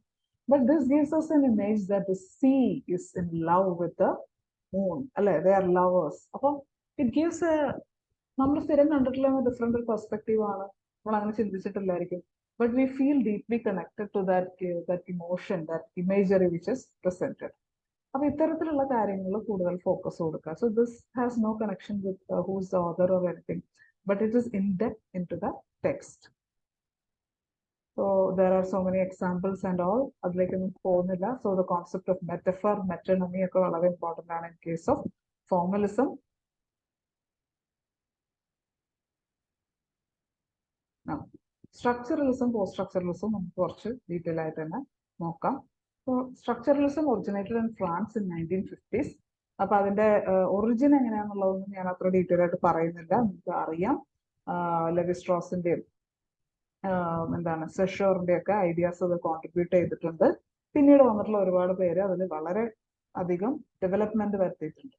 ഓക്കെ, സോ എന്താണ് basically structuralism? The word itself indicates that everything is part of a structure, or things cannot be understood in isolation. അതായത് ഒറ്റ തിരിഞ്ഞൊരു എക്സിസ്റ്റൻസ് ഈ ലോകത്ത് ഒന്നുമില്ല. ഒന്നും മറ്റൊന്നിനോട് കണക്റ്റഡ് ആണ്. നമുക്ക് ഒരു കാര്യത്തിനെ ഡിഫൈൻ ചെയ്യണമെങ്കിൽ, മറ്റൊരാളോട് എക്സ്പ്രസ് ചെയ്യണമെങ്കിൽ, എക്സ്പ്ലെയിൻ ചെയ്യണമെങ്കിൽ, നമ്മൾ എപ്പോഴും ആ ഒരു വസ്തുവിനെ മാത്രം വെച്ച് നമുക്ക് എക്സ്പ്ലെയിൻ ചെയ്യാൻ പറ്റില്ല, അല്ലെ? ഇപ്പൊ ഒരു പെൻ എന്ന് ഞാൻ പറയുമ്പോൾ, ഒരു പെൻ, അപ്പോൾ ആ പെൻ എന്ന് പറയുന്ന വേർഡ് പലരുടെയും മനസ്സിൽ പല ഇമേജസ് ആയിരിക്കും ഉണ്ടാക്കുന്നത്. ആൻഡ് പല ഭാഷയിൽ ഇതിന് പല വേർഡ്സ് ആണ്, സെയിം വേർഡ് അല്ല. സോ ഈ വേർഡ്സിന്, അതായത് നമ്മൾ ഉദ്ദേശിക്കുന്ന ഒരു വേർഡിന്, ഇപ്പൊ നമ്മൾ ഒരു മരം അല്ലെങ്കിൽ പേഡ് ഇൻ ഹിന്ദി അല്ലെങ്കിൽ ട്രീ ഇൻ ഇംഗ്ലീഷ് എന്ന് പറയുമ്പോൾ we automatically connect with an image of a tree. പക്ഷേ ആ ഇമേജ് എന്ന് പറയുന്നത് ഓരോരുത്തർക്കും ഡിഫറെന്റ് ആയിരിക്കും. ആൻഡ് ട്രീ എന്നുള്ള ഇമേജ് തന്നെ നമുക്ക് ഉണ്ടാവുന്ന it is not a shrub, അല്ലെ? കുറ്റിച്ചെടി അല്ല, അതിലും വലുത്, അല്ലെ? കുറച്ച് വലിയ ബാർക്കുള്ള, എന്നിട്ട് കുറെ ഇലകളൊക്കെ ഉള്ള, അതാണ് ട്രീ. അപ്പോൾ അതിന് തന്നെ പല വേർഷൻസ് ഉണ്ട്. അപ്പോൾ ദർ ഇസ് എ കണക്ഷൻ. ചില വേർഡ്സിന് മാത്രം വളരെ റെയർ ആയിട്ടുള്ള ഒനോമറ്റോപോയിക് വേർഡ്സ്, അല്ലെങ്കിൽ ആ വേർഡ് തന്നെ ആ വസ്തുവിനെ ഇൻഡിക്കേറ്റ് ചെയ്യുന്ന ഒരു സൗണ്ട്, ലൈക്ക് ഹിസ്, ഹു, ഇങ്ങനെയൊക്കെയുള്ള വേർഡ്സ് ഉണ്ട്. ആ സൗണ്ട് വെച്ചിട്ട് വേർഡ്, അത്തരത്തിലുള്ള ചുരുങ്ങിയ വേർഡ്സ് ഒഴിച്ച് ഒരു വേർഡ്സിനും അത് ഡിനോട്ട് ചെയ്യുന്ന വസ്തുവുമായിട്ട് യാതൊരു ബന്ധവുമില്ല. ഇറ്റ് ഇസ് ആർബിട്രറി, അല്ലെങ്കിൽ it is we understand that meaning, or we feel that we understand because it is all part of A structure. Okay, അപ്പൊ ഈ there is nothing original, everything is constructed എന്നുള്ള ഒരു കോൺസെപ്റ്റും കൂടി അതിൽ വരുന്നുണ്ട്. Okay, അതിനൊരു example ആണ്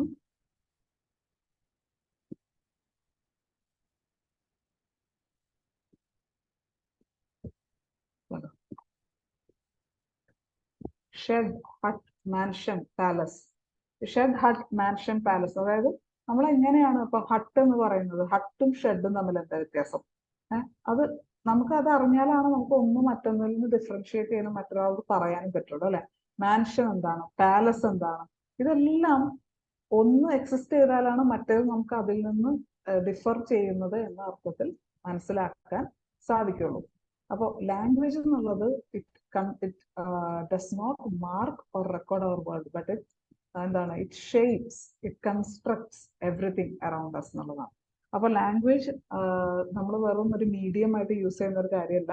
ലാംഗ്വേജ് ആണ് നമ്മുടെ തോട്ട്സിനെയും ഫീലിങ്സിനെയും ഒക്കെ ഷേപ്പ് ചെയ്യുന്നത്, അല്ലെങ്കിൽ നമ്മൾ തിങ്ക് ചെയ്യാൻ പർട്ടിക്കുലർ രീതിയിൽ തിങ്ക് ചെയ്യാൻ പ്രേരിപ്പിക്കുന്നത് പോലും ലാംഗ്വേജ് ആണെന്നുള്ളൊരു കോൺസെപ്റ്റ് ആണ്.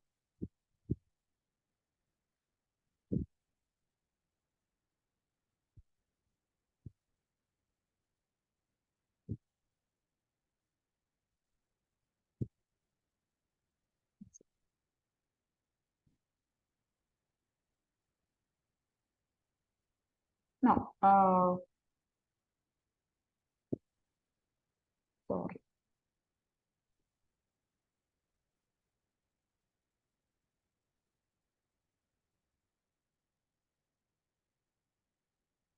Okay.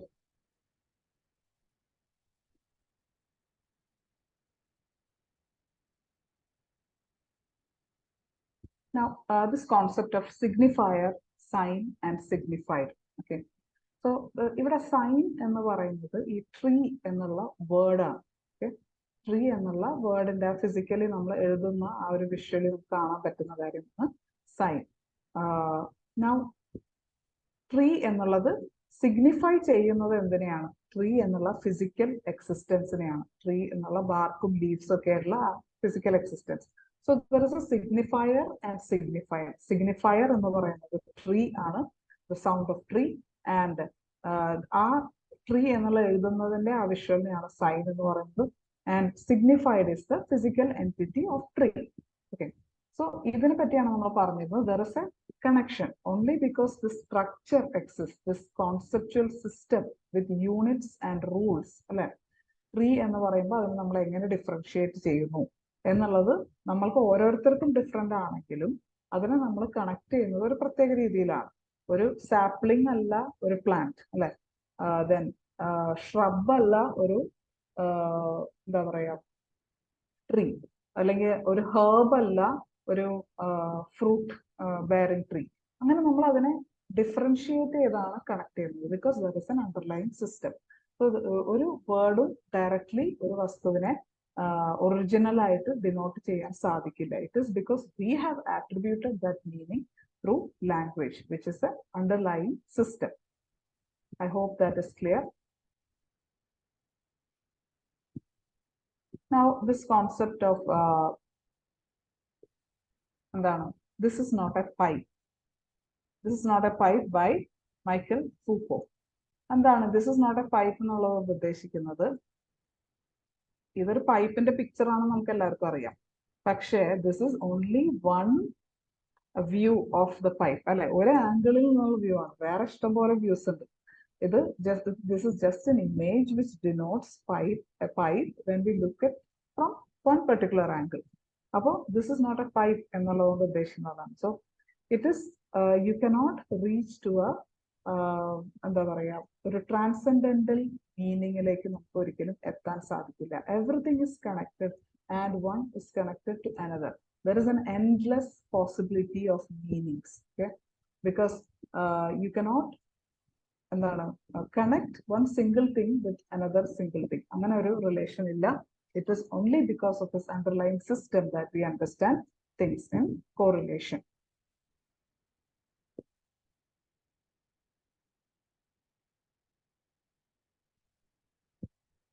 Now, the metaphor of bricklayer and engineer. So, bricklayer എന്ന് പറയുന്നത് ഒരു എന്താണ്, കയ്യിൽ കിട്ടുന്ന എന്ത് വസ്തുവും കൊണ്ട് കാര്യങ്ങളെ ക്രിയേറ്റ് ചെയ്യുന്ന ഒരു പേഴ്സൺ, അതായത് ആ പർപ്പസ് നടത്തുക, അത്രേ ഉള്ളൂ. എഞ്ചിനീയർ അങ്ങനെയല്ല. Engineer works with the holiness of thought, അല്ലെ, ഒരു പ്രോജക്റ്റിനെ മനസ്സിൽ കണ്ട് അതിൽ ലേറ്റർ വരാവുന്ന കാര്യങ്ങളൊക്കെ ഉള്ള സ്പേസ് വിട്ട് അതിന് കറക്റ്റ് ആയിട്ട് ചെയ്യാൻ വേണ്ടിയിട്ടുള്ള ടൂൾസിനെ ഇല്ലെങ്കിൽ അത് ക്രിയേറ്റ് ചെയ്ത് അങ്ങനെ ഉണ്ടാക്കുന്നതാണ് ഒരു എഞ്ചിനീയറുടെ വർക്ക് എന്ന് പറയുന്നത്. സോ ഇതിനെ രണ്ടിനെയും കമ്പയർ ചെയ്യുന്നത് മിത്തിക്കൽ കോൺസെപ്റ്റ്സിനെയും സയന്റിഫിക് മൈൻഡിനെയും തമ്മിലുള്ള കണക്ഷനാണ്. മിത്തുകൾ ക്രിയേറ്റ് ചെയ്യപ്പെടുന്നത് ഈ ബ്രിക്കോളിയറിന്റെ വർക്ക് പോലെയാണെന്ന് പറയും. വാട്ട് എവർ ഇസ് അവൈലബിൾ അത് വെച്ചിട്ടാണ് ടെക്സ്റ്റ് ക്രിയേറ്റ് ചെയ്യുന്നത്. പക്ഷെ Western scientific mind, this logical thinking, reasoning, ഇതൊക്കെ വരുന്നത് ഈ പറഞ്ഞ എഞ്ചിനീയറുടെ വർക്ക് പോലെയാണ്. Okay. So this is an example of എന്താണ് ബ്രിക്കോളിയറുടെ വർക്ക് വേണേൽ പറയാം. This clearly feels like the head of a bull, but you know that it's a cycle seat, അല്ലേ? അതാണ് നമുക്ക് മനസ്സിലാവും. പക്ഷെ it clearly gives us the feeling of a bull's head.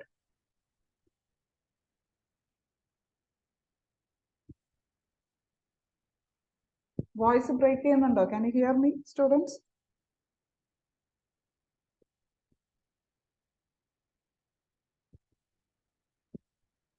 Am I audible?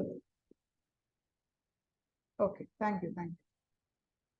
Now, Rolla Barth is a major contributor, and his work, Elements of Semiology 1964, is very important, very relevant in this structuralist point of view. Then Death of the Author 1968. Even Death of the Author is the neocritical style, whereas there is endless possibilities to create meaning. There is no ultimate meaning that you can deduce from anything, and there is so much possibilities. എന്നുള്ള അർത്ഥത്തിലാണ് Death of the Author. അതായത് author എന്താണ് ഉദ്ദേശം എന്നുള്ളത് ഇവിടെ relevant അല്ല, because you cannot limit meaning into a specific area, അല്ലെങ്കിൽ ഒരു particular meaning എന്നുള്ള രീതിയിൽ നമുക്ക് ജനറേറ്റ് ചെയ്യാൻ സാധിക്കില്ല എന്നുള്ള ഐഡിയയിലാണ് വരുന്നത്. Now, so structuralism എന്താണെന്നുള്ളത് മനസ്സിലായെന്ന് വിചാരിക്കുന്നു. Everything is connected and is part of a structure. അങ്ങനെയാണ് നമ്മൾ മീനിങ് ക്രിയേറ്റ് ചെയ്യാൻ ശ്രമിക്കുന്നത് using language. And language is not just to record the world we live, but language shapes our thoughts and emotions, the way we see things. So everything is constructed, nothing is original എന്നുള്ള concept ആണ്. Now, post-structuralismത്തിലേക്ക് വരുമ്പോൾ എന്താണ് സംഭവിക്കുന്നത്? Post-structuralism emerged in France during 1960s as a movement critiquing structuralism. അതായത് structuralism ഉള്ളത് കൊണ്ടാണ് post structuralism naturally വരുന്നത്. പക്ഷെ എന്താണ് അതിന്റെ ഒരു connection? Now, it embodies the notion that language doesn't just reflect or record the world, rather it shapes it, so that how we see is what we see. How we see is what we see. അതായത് there is no originality to anything. അപ്പൊ ഇങ്ങനെ വരുമ്പോ എന്താണ് പ്രശ്നം? എല്ലാം uncertain ആവുകയാണ്. ഒന്നും real അല്ല, ഒന്നും ഒറിജിനൽ അല്ല. There is no standard with which you can compare and say this is this, or there is a difference between these. അങ്ങനെ നമുക്ക് പറയാൻ സാധിക്കില്ല. So there is so much uncertainty. There is endless possibilities and endless uncertainty.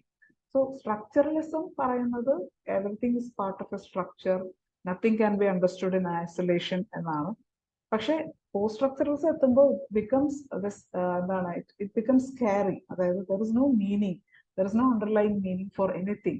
ഒന്നും real അല്ല, എങ്ങനെയും നമുക്ക് മറ്റൊന്നായിട്ട് connect ചെയ്ത് മനസ്സിലാക്കാൻ പറ്റും. അങ്ങനെ കണക്ട് ചെയ്ത് പോകുമ്പോൾ there are endless possibilities.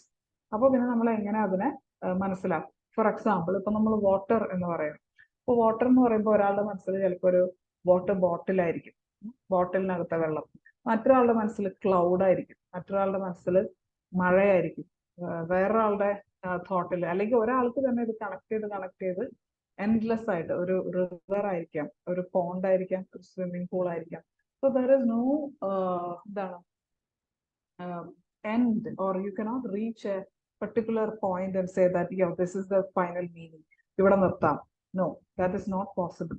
അപ്പൊ this creates a lot of anxiety or uncertainty എന്നുള്ളതാണ് പോസ്റ്റ് സ്ട്രക്ചറലിസത്തിന്റെ standpoint. So there is no possibility of achieving any knowledge through language.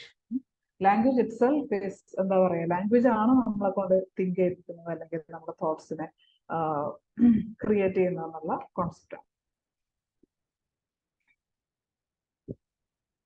So the Death of the Author is a very important work. കാരണം അതിൽ നിന്നാണ് ആ ഒരു വർക്കാണ് ഇതിന്റെ major ഡെവലപ്മെന്റിന് contribute ചെയ്തിട്ടുള്ളത്. Then Jacques Derrida has made lasting contributions to post-structuralism. His work Structure, Sign and Play in the Discourse of Human Science in 1966 is considered as the starting point of post-structuralism. അതായത് decentering and logocentrism. Decentering എന്ന് പറഞ്ഞാൽ നമ്മൾ generally നമ്മുടെ ഒരു view point എന്ന് പറഞ്ഞു കഴിഞ്ഞാൽ man is the centre of everything, അല്ലെങ്കിൽ ഒരു പർട്ടിക്കുലർ കൈൻഡ് ഓഫ് മാൻഹുഡ്. ഇപ്പോൾ വൈറ്റ് വെസ്റ്റേൺ നോംസ്, നമ്മളിപ്പോൾ റെയ്മൺസിന്റെ ഒക്കെ പരസ്യമൊക്കെ കാണുമ്പോൾ പറയുന്ന പോലെ ദ കംപ്ലീറ്റ് മാൻ പറയില്ലേ. അപ്പൊ എന്താണ് കംപ്ലീറ്റ് മാൻ എന്ന് പറഞ്ഞാൽ ഇങ്ങനെ ആയിരിക്കണം? He should be fair, he should have shaven chins, and he should look very elegant and thin, and masculine body ആയിരിക്കണം, ഈ ഒരു പർട്ടിക്കുലർ രീതിയിൽ ഡ്രസ് ചെയ്യണം, ഫെയർ ആയിരിക്കണം. And anything differs from that is marginalized, or it is considered as an deviation or aberration. അപ്പൊ നമുക്ക് വെറുതെ, is there any particular reason why we think that is the norm and that is perfection, everything else is wrong or deviations എന്ന് വിചാരിക്കുന്നതിന് പ്രത്യേകിച്ച് ഒരു അടിസ്ഥാനമില്ല. It is അത് അങ്ങനെ ഒരു നിലനിൽക്കുന്ന ഒരു തോട്ടാണ്. സോ അങ്ങനെ ഒന്നും ഇല്ല. there is no center എന്നുള്ള concept, there is no this centralizing എന്നുള്ള കോൺസെപ്റ്റ് തെറ്റാണ് എന്നുള്ള ഒരു ഇതാണ് ഡെറിഡ കൊണ്ടുവരുന്നത്. സോ ഇതിനൊക്കെ ഒരു റീസൺ ഉണ്ട്. ഈ വേൾഡ് വാർസ് ഇത്തരത്തിലുള്ള കാര്യങ്ങളൊക്കെ വരുമ്പോൾ life becomes so uncertain, so much uncertainty, so much chaos happens, and this thought seeps into എന്താ പറയുക ideologies and this literary theory ആയാലും എന്താണ്. സോ ഇത് സ്ട്രക്ചറലിസം പോസ്റ്റ് സ്ട്രക്ചറലിസം ഇത്ര ഇമ്പോർട്ടൻ്റ് ആവുന്നത് എന്താണെന്ന് വെച്ചാൽ it is very much interdisciplinary. It is not limited within literature. Okay, അത് എല്ലാ ഫീൽഡിലേക്കും സ്പ്രെഡ് ചെയ്തുകൊണ്ടിരിക്കുന്ന, എല്ലാത്തിനും റെലവൻസ് കണ്ടെത്തുന്ന ഒരു ചിന്താധാരയാണെന്ന് പറയാം.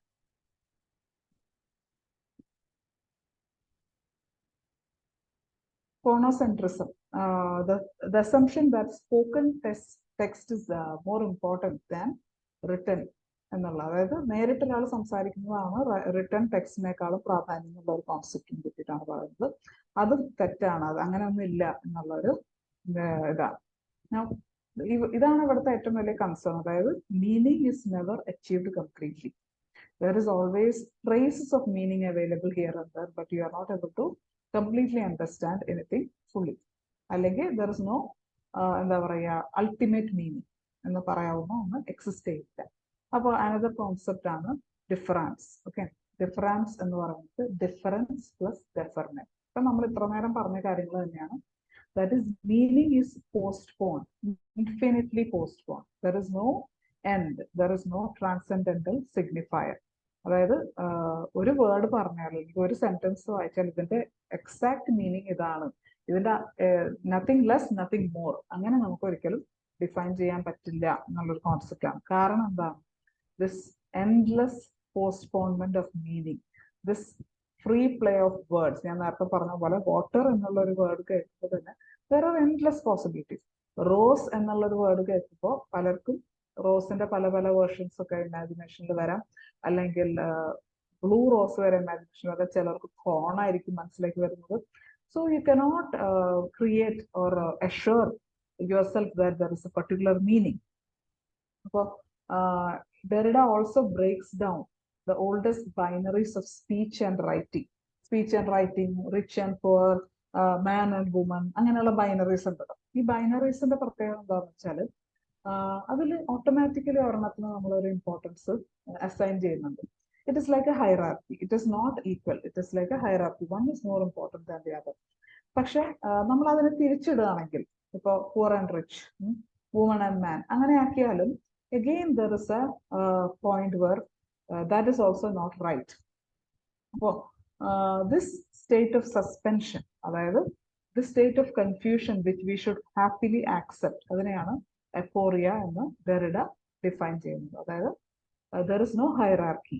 നമ്മൾ ഓട്ടോമാറ്റിക്കലി ബൈനറീസിൽ ഇപ്പോൾ സ്പീച്ച് ആൻഡ് റൈറ്റിംഗ്, സ്പീച്ചിനൊരു ഇമ്പോർട്ടൻസ്, റിച്ച് ആൻഡ് പൂർ റിച്ചിനൊരു ഇമ്പോർട്ടൻസ്, അങ്ങനെ കൺസിഡർ ചെയ്യുന്നതിന് നമ്മൾ കംപ്ലീറ്റ്ലി അതിനെ ഉൾട്ടാക്കിയാലും there is no, you cannot say this is more important than that.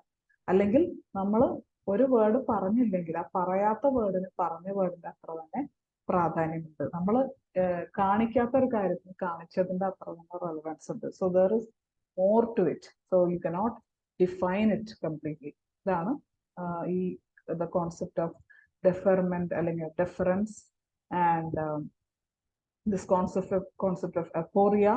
This is the state of suspension where you are stuck, you cannot go ahead anymore. ഞാൻ നേരത്തെ പറഞ്ഞ ആ ഒരു എക്സാമ്പിൾ ആണ്.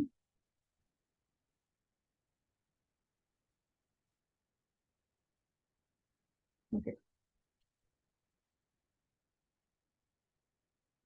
സോ ഡീകൺസ്ട്രക്ഷൻ എന്ന് പറയുന്നത് ഇതിന്റെ എല്ലാത്തിൻ്റെ ഒരു കോമ്പിനേഷൻ ആണ്. അതായത് ഡീകൺസ്ട്രക്ഷൻ എന്ന് പറയുന്നത് നമ്മൾ ഒരു ടെക്സ്റ്റിനെ അതിനെ കംപ്ലീറ്റ്ലി അതിന്റെ ഈ പറഞ്ഞ പോലത്തുള്ള കോൺഫ്ലിക്റ്റിംഗ് ആയിട്ടുള്ള കാര്യങ്ങളെല്ലാം നമ്മൾ ഇത് ചെയ്യണം. അതായത് decentralisations, there is no centre, പിന്നെ അതിന്റെ എന്താണ് paradoxes, contradictions, then shifts and breaks, അതുപോലെ പറഞ്ഞതും പറയാത്തതും എന്താണെന്നുള്ളത് അനലൈസ് ചെയ്യാൻ ശ്രമിക്കുക, മനസ്സിലാക്കാൻ ശ്രമിക്കുക. ഈ രീതിയിലാണ് ഡീകൺസ്ട്രക്റ്റീവ് റീഡിങ് ചെയ്യുന്നത്, അല്ലെങ്കിൽ ഡീകൺസ്ട്രക്ഷൻ.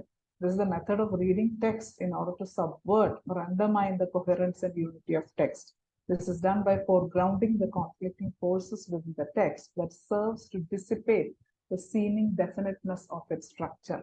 അതായത് ഒരു വരി കാണുമ്പോൾ അതിന് ഇന്ന മീനിങ് ആണ്, ഇത്ര മീനിങ് ഉള്ളതെന്ന് പറയാൻ ഈസിയാണ്. പക്ഷെ അതിൽ നിന്ന് എൻഡ്ലെസ് പോസിബിലിറ്റീസ് ഓഫ് മീനിങ് കണ്ടുപിടിക്കുക. അതാണ് ഡീകൺസ്ട്രക്റ്റീവ് റീഡിങ് ഓർ ഡീകൺസ്ട്രക്ഷൻ. ബൈനറീസ് നമ്മൾ ഓൾറെഡി പറഞ്ഞതാണ്. There is no outside text. Derrida's ഒരു മേജർ സ്റ്റേറ്റ്മെന്റ് ആണ് in his work essay, in his essay of grammatology. It's important. അതുകൊണ്ട് ഉദ്ദേശിക്കുന്നത് എന്താ വെച്ചാൽ ഒരു ബുക്കിനകത്തുള്ള കാര്യങ്ങൾ നമുക്ക് അതിൽ ഒതുക്കി നിർത്താൻ പറ്റില്ല. It is overflowing, it is connected with everything outside. Okay, നമ്മൾ ടെക്സ്റ്റിലുള്ള കാര്യങ്ങൾ പലപ്പോഴും നമ്മുടെ ലിവ്ഡ് എക്സ്പീരിയൻസും മറ്റു കാര്യങ്ങളെ വെച്ചിട്ട്, അല്ലെങ്കിൽ ഓൾറെഡി എക്സിസ്റ്റ് ചെയ്യുന്ന ഒരു വർക്കിനെയോ ഓൾറെഡി എക്സിസ്റ്റ് ചെയ്യുന്ന ഒരു കോൺസെപ്റ്റിനെയോ ഒക്കെ കണക്ട് ചെയ്യാതെ നമുക്ക് ഒരിക്കലും മീനിങ് കണ്ടെത്താൻ പറ്റില്ല. ഇനി കണ്ടെത്തിയാലും it is not definite. Okay, there is endless possibilities. അതുകൊണ്ടാണ് there is no outside text എന്ന് പറയുന്നത്. അതായത് ഒന്നും ഔട്ട്സൈഡ് അല്ല, എല്ലാം കണക്റ്റഡ് ആണെന്നുള്ള അർത്ഥത്തിൽ. Then Michael Foucault's contributions, important works. It's very important. The dates, publication dates is also important. Now, Foucault on discourse. Discourse എന്ന് പറയുന്നത് the body of knowledge used in service of power. Basically discourse എന്നുള്ളതുകൊണ്ട് ഉദ്ദേശിക്കുന്നത് എന്താണെന്ന് വെച്ചാൽ ഏതൊരു കാര്യത്തിന്, ഇപ്പൊ നമുക്ക് സൊസൈറ്റിയിൽ പല കോൺസെപ്റ്റ്സ്, ഇപ്പോ എന്താണ് പൊളിറ്റിക്കൽ കാര്യങ്ങളിലായാലും, ഇപ്പൊ യൂണിഫോം സിവിൽ കോഡ്, അല്ലെങ്കിൽ സെക്കൻഡ് മാരേജ്, LGBTQന്റെ വിഷയങ്ങൾ, സെയിം സെക്സ് മാരേജസ്, ഇങ്ങനത്തെ കാര്യങ്ങളിലൊക്കെ കോൺട്രവേഴ്സീസ് ഒരുപാട് നടക്കും. അപ്പോൾ ഇതിനെ കുറിച്ച് ഓരോരുത്തർക്കും ഓരോ ഐഡിയ ഉണ്ടായിരുന്നു. ഒരു ജനറൽ ഐഡിയ ഉണ്ടാവും സൊസൈറ്റിയിൽ. ഈ ജനറൽ ഐഡിയ എന്ന് പറയുന്നത് it is known as discourse. ഈ ഡിസ്കോഴ്സ് എന്നുള്ളത് ഒരിക്കലും ഒരു ഇന്നസെന്റ് പ്രോസസ് അല്ല. അതായത് ഇതെന്നും ഒരേ കാര്യമല്ല. അതായത് ഒരേ കാര്യത്തിനെ പറ്റിയിട്ട്, ഇപ്പോൾ സെയിം സെക്സ് മാരേജിനെ പറ്റിയിട്ട് പണ്ട് ഒരുപാട് പഴയ കാലഘട്ടത്തിൽ ഉണ്ടായിരുന്ന കോൺസെപ്റ്റ് അല്ല പല കൺട്രീസിലും ഇന്ന് നിലനിൽക്കുന്നത്. അതിങ്ങനെ മാറിക്കൊണ്ടിരിക്കും. ഒരു കാലഘട്ടത്തിൽ ഹോമോസെക്ഷുവാലിറ്റി വളരെ ഒരു അസുഖമായിട്ടും ഒരു ക്രൈമായിട്ടും ഒരു പാപമായിട്ടും കണ്ടിരുന്നു. അതിൽ നിന്ന് കുറെ മുന്നോട്ട് പോകും, ഇനി മുന്നോട്ട് പോകും. അപ്പൊ ഈ ഡിസ്കോഴ്സ് എന്ന് പറയുന്നത് പവർ ഹോൾഡ് ചെയ്യുന്ന ഗ്രൂപ്പ് ഓഫ് പീപ്പിൾ, അല്ലെങ്കിൽ ഗവൺമെന്റ്, അല്ലെങ്കിൽ ആരാണെന്ന് വെച്ചാൽ അവർ ക്രിയേറ്റ് ചെയ്യുന്ന, അവർ പ്രൊപ്പഗേറ്റ് ചെയ്യുന്ന ഒരു കോൺസെപ്റ്റ് ആണ്. ദർ ഇസ് നോ എന്താണ് correct version or anything about anything. Okay, അത് ഓരോ കാലഘട്ടത്തിലും ആ പവർ ഹോൾഡ് ചെയ്യുന്ന ആളുകളുടെ ആവശ്യത്തിനും സൗകര്യത്തിനും അനുസരിച്ച് ക്രിയേറ്റ് ചെയ്യപ്പെടുന്നതാണ്. അതിലൊരുപാട് mental setup and ideology include ചെയ്യപ്പെട്ടിട്ടുണ്ട്. It is not singular and monolithic. അതായത് നമ്മൾ ജനറൽ പോപ്പുലർ ആയിട്ട് കേൾക്കുന്ന ഒരു കാര്യമാണ് ഇല്ല അതിന്റെ ശരി, അതിനൊരുപാട് അണ്ടർലൈങ് കാര്യങ്ങളും വേർഷൻസും ഒക്കെ ഉണ്ടാവും. പക്ഷെ ഒരു പോപ്പുലർ ഐഡിയോളജി പ്രൊപ്പഗേറ്റ് ചെയ്യപ്പെടുന്നുണ്ടാവും. അതിനെയാണ് ഡിസ്കോഴ്സ് എന്ന് പറയുന്നത്. ഇതൊക്കെ നമ്മളിപ്പോൾ പറഞ്ഞതാണ്.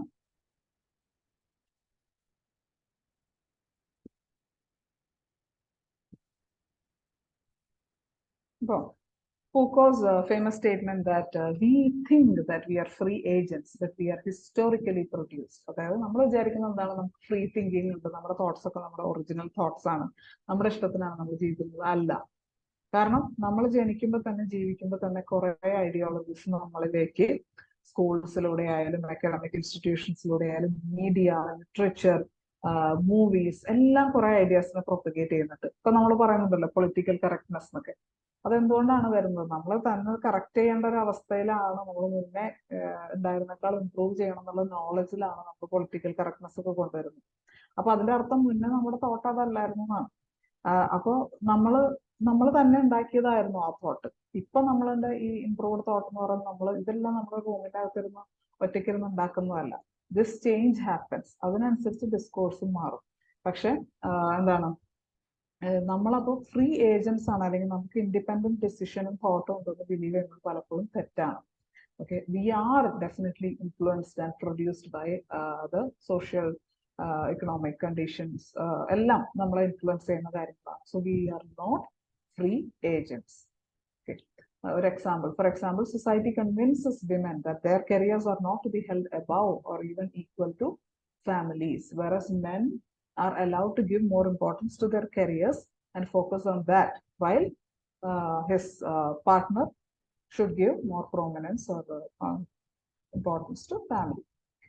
Now, panopticism എന്നുള്ള ഒരു കോൺസെപ്റ്റ്, അതായത് it is a long watch tower in the centre of prison from where the prisoners actions were controlled by creating a feeling of being observed. അത് ഒരു ശരിക്കും ഒരു ജയിൽസ് പോലത്തെ സ്ഥലങ്ങളിലൊക്കെ എക്സിസ്റ്റ് ചെയ്യുന്ന ഒരു കാര്യമാണ്. എല്ലാ ഭാഗത്തേക്കും നോട്ടം കിട്ടാൻ വേണ്ടി ഒരു ഉയർന്ന ടവർ പോലത്തെ ഒരു. അപ്പൊ ഇവിടെ ഇതിനെന്ത് റെലവൻസ് ആണ് ഈ ഫൂക്കോന്റെ view പോയിന്റിലുള്ളത്?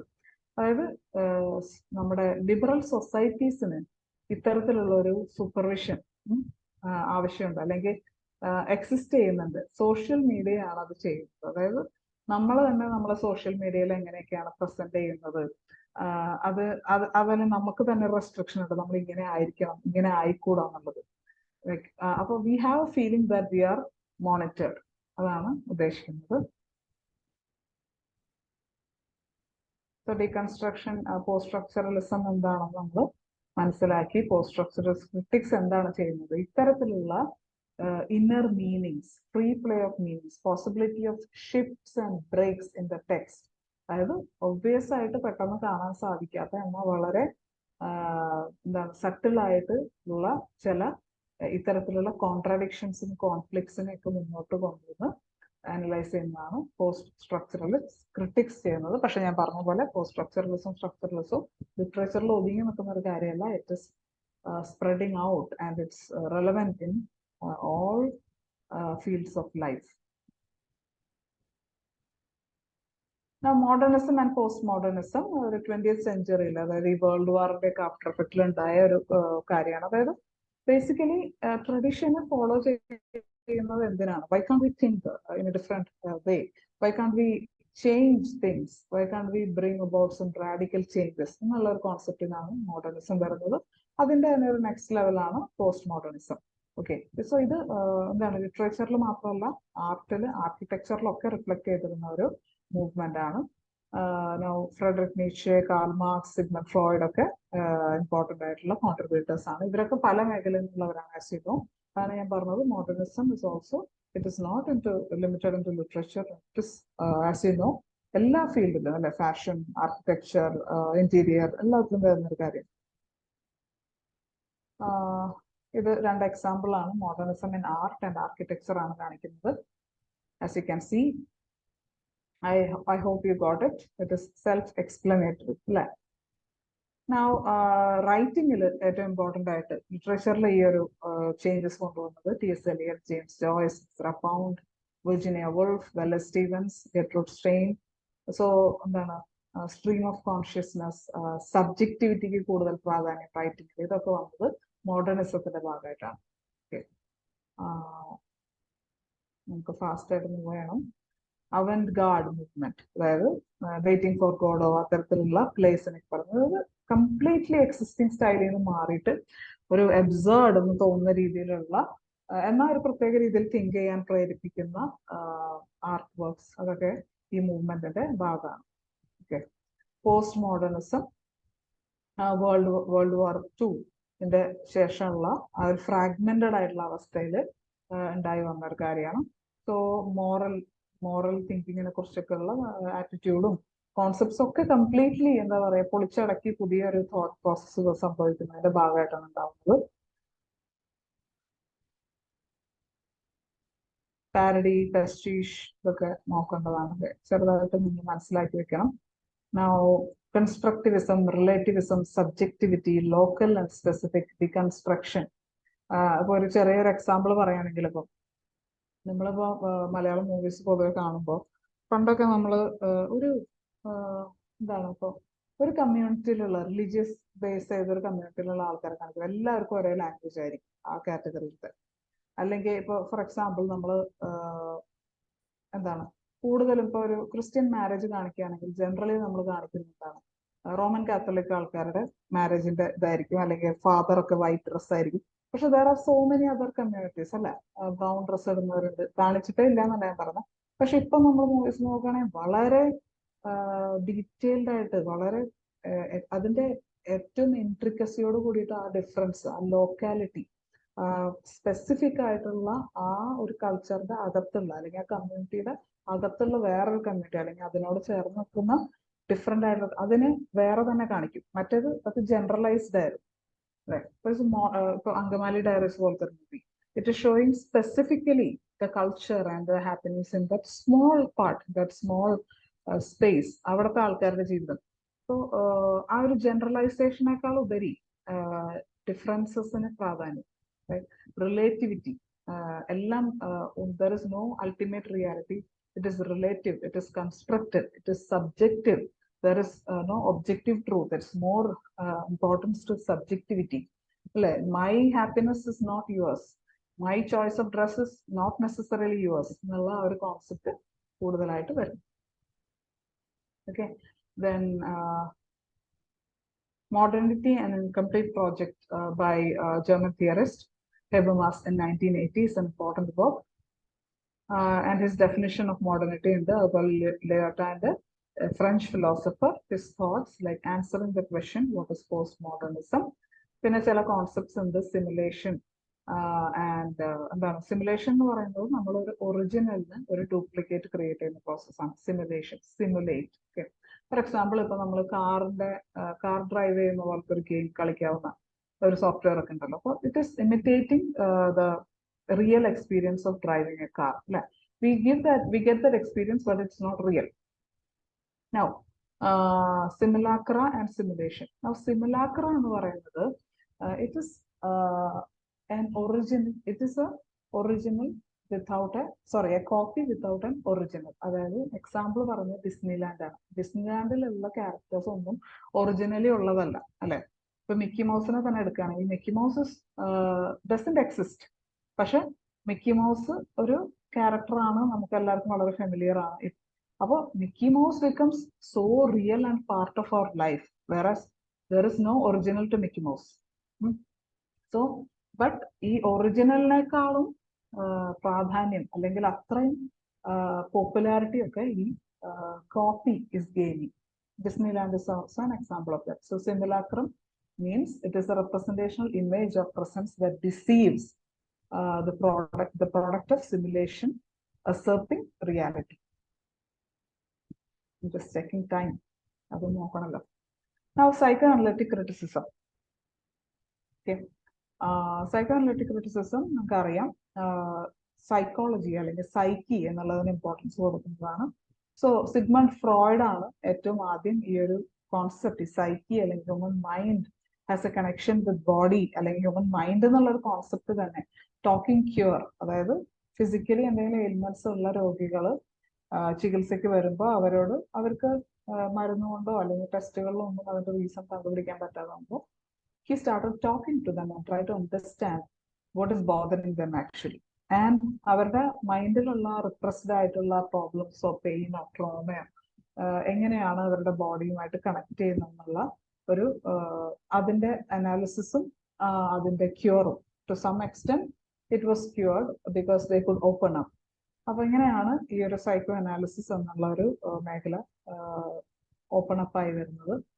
Now, his important works are Interpretation of Dreams, Totem and Taboo, On Narcissism, Beyond the Pleasure Principle, The Ego and the Id, Civilization and its Discontents. Okay. Now, ഇത് നമുക്ക് അറിയാവുന്നതായിരിക്കും psychoanalysis unconscious mind ൽ എന്തൊക്കെയാണുള്ളത്. Freud's theory is driven by sexuality. അല്ലെങ്കിൽ ഫ്രോയിഡിന്റെ concept, the impulses, the unconscious, is connected with sexuality, repressed desires, etc. So there is this idea of ego, superego, and id. Okay, so id represents instincts, ego represents reality or the social conditioning, and superego is a higher level than that. It is morality. Okay. Now, Freudian slip or parapraxis. Eros and Thanatos. Eros is the life drive and Thanatos is the death drive. Now, dreams and the constitute dreams in condensation and displacement. That manifest content and latent content. So, we dream originally direct connection. Directly, but there will be definitely a connection. So, Interpretation of Dreams is a very good book. You can read when you have time. Now, psychosexual developmental stages, then Freud's analysis on Hamlet. Hamlet in the endonana Hamlet procrastinate something like Oedipus complex. Then there is the opposite also, which is known as Electra complex. Another major contributor of psychoanalytic theory is Jacques Lacan. Now, he was a French psychoanalyst. Okay. Now, forgive me.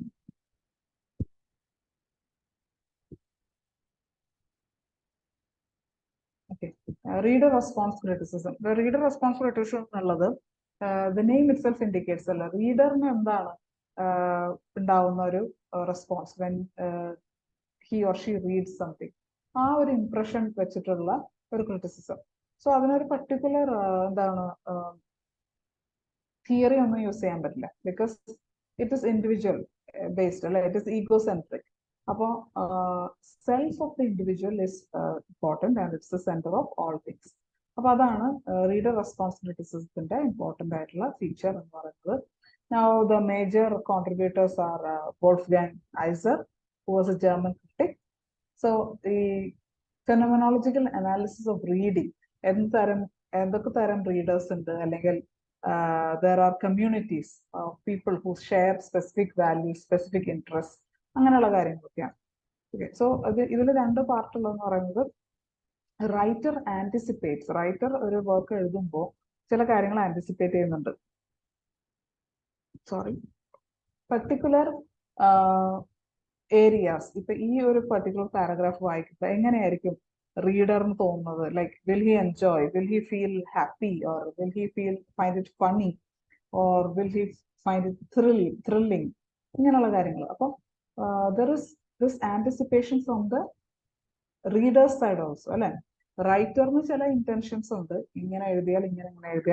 effect in a group of people popularity either reader anticipation when he or she takes up the book. Anticipation, frustration, retrospection, reconstruction, and satisfaction. Elements. So, this is implied reader and actual reader. The author thinks that this will be the response of the reader, but actual reader might have a different experience, totally different experience. Now,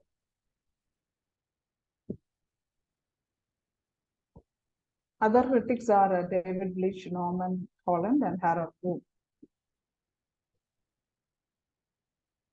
So, the theory of anxiety of influence is important. Harold Bloom's work on that, anxiety of influence, is also important. You have to understand and understand the concept. Then Stanley Fish, affective stylistics, theory of affective stylistics. Now, the process, interpretive communities, it is about the community, specific community of readers. So, a group of doctors or book software engineer or book receive. Okay. There are differences between individual differences and or a group in a set of people who have a different way of experiencing literature. That is known as interpretive communities. Now, new historicism.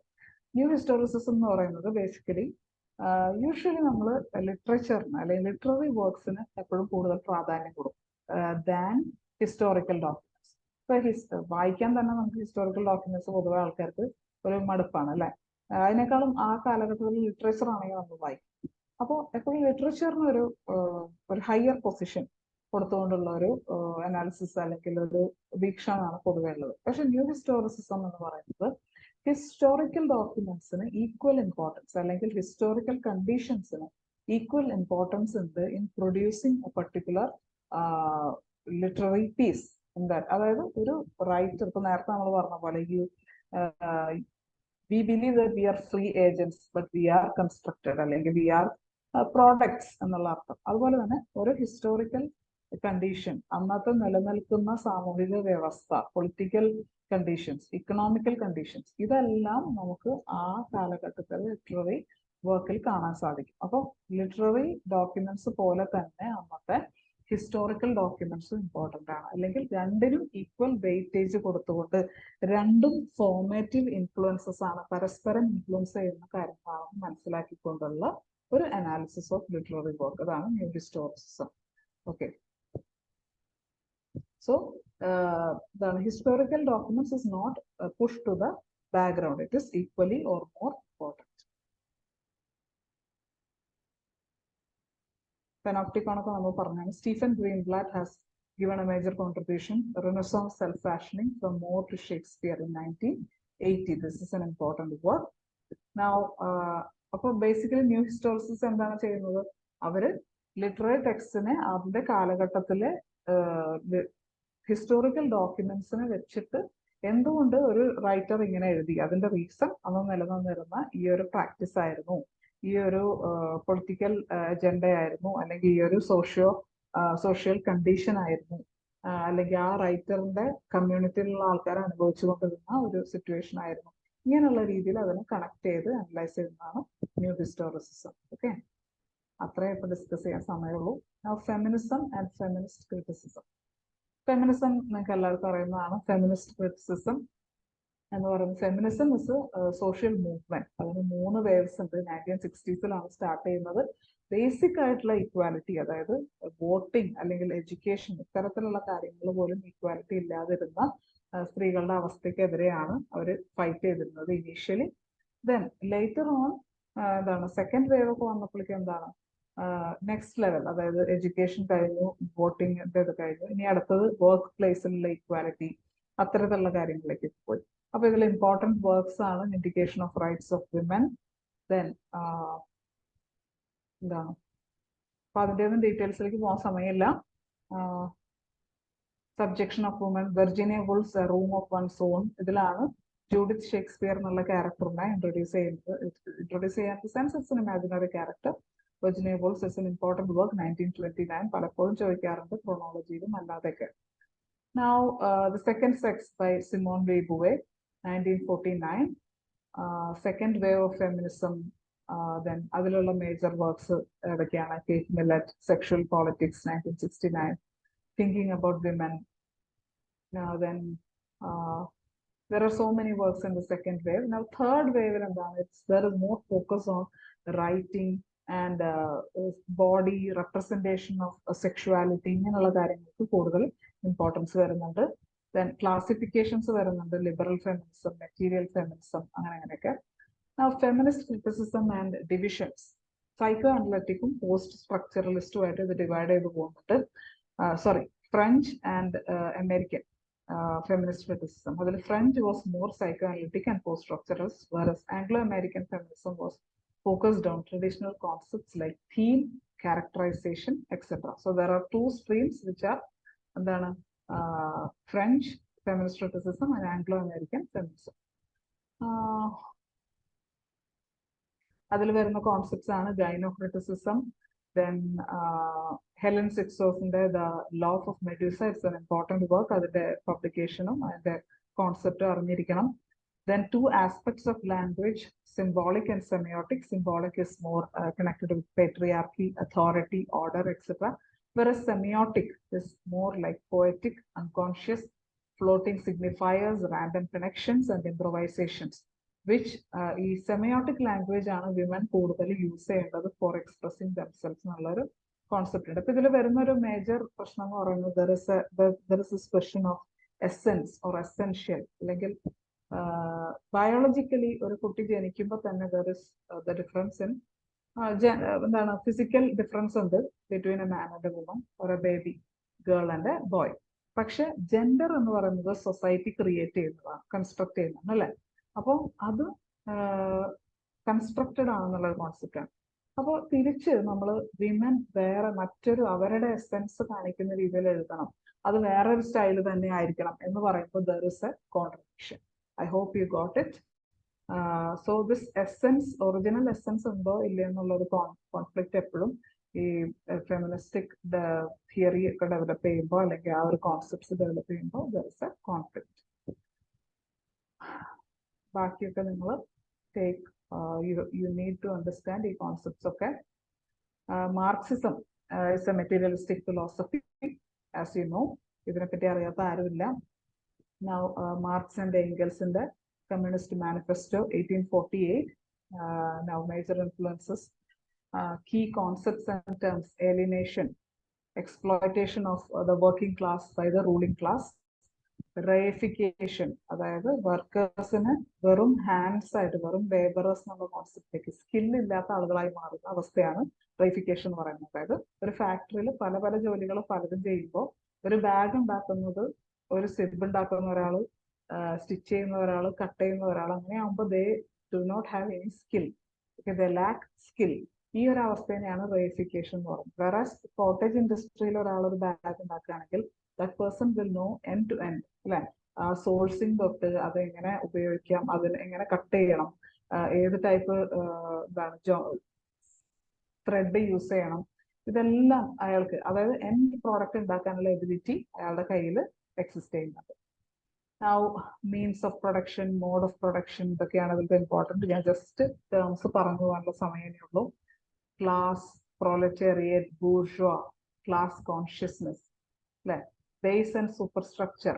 Base എന്ന് പറയുന്നത് material means of production, super structure എന്ന് പറയുന്നത് the top, the cultural world of ideas, art, religion, law, etcetera. Okay. No economic determinism എന്ന് പറയുന്നത് economics ആണ് എല്ലാത്തിന്റെയും ആധാരം, എല്ലാത്തിനെയും ഡിസൈഡ് ചെയ്യുന്നത്, കൺട്രോൾ ചെയ്യുന്നത് ഇക്കണോമിക്സ് ആണെന്നുള്ളൊരു കോൺസെപ്റ്റ് ആണ്. ഓക്കെ.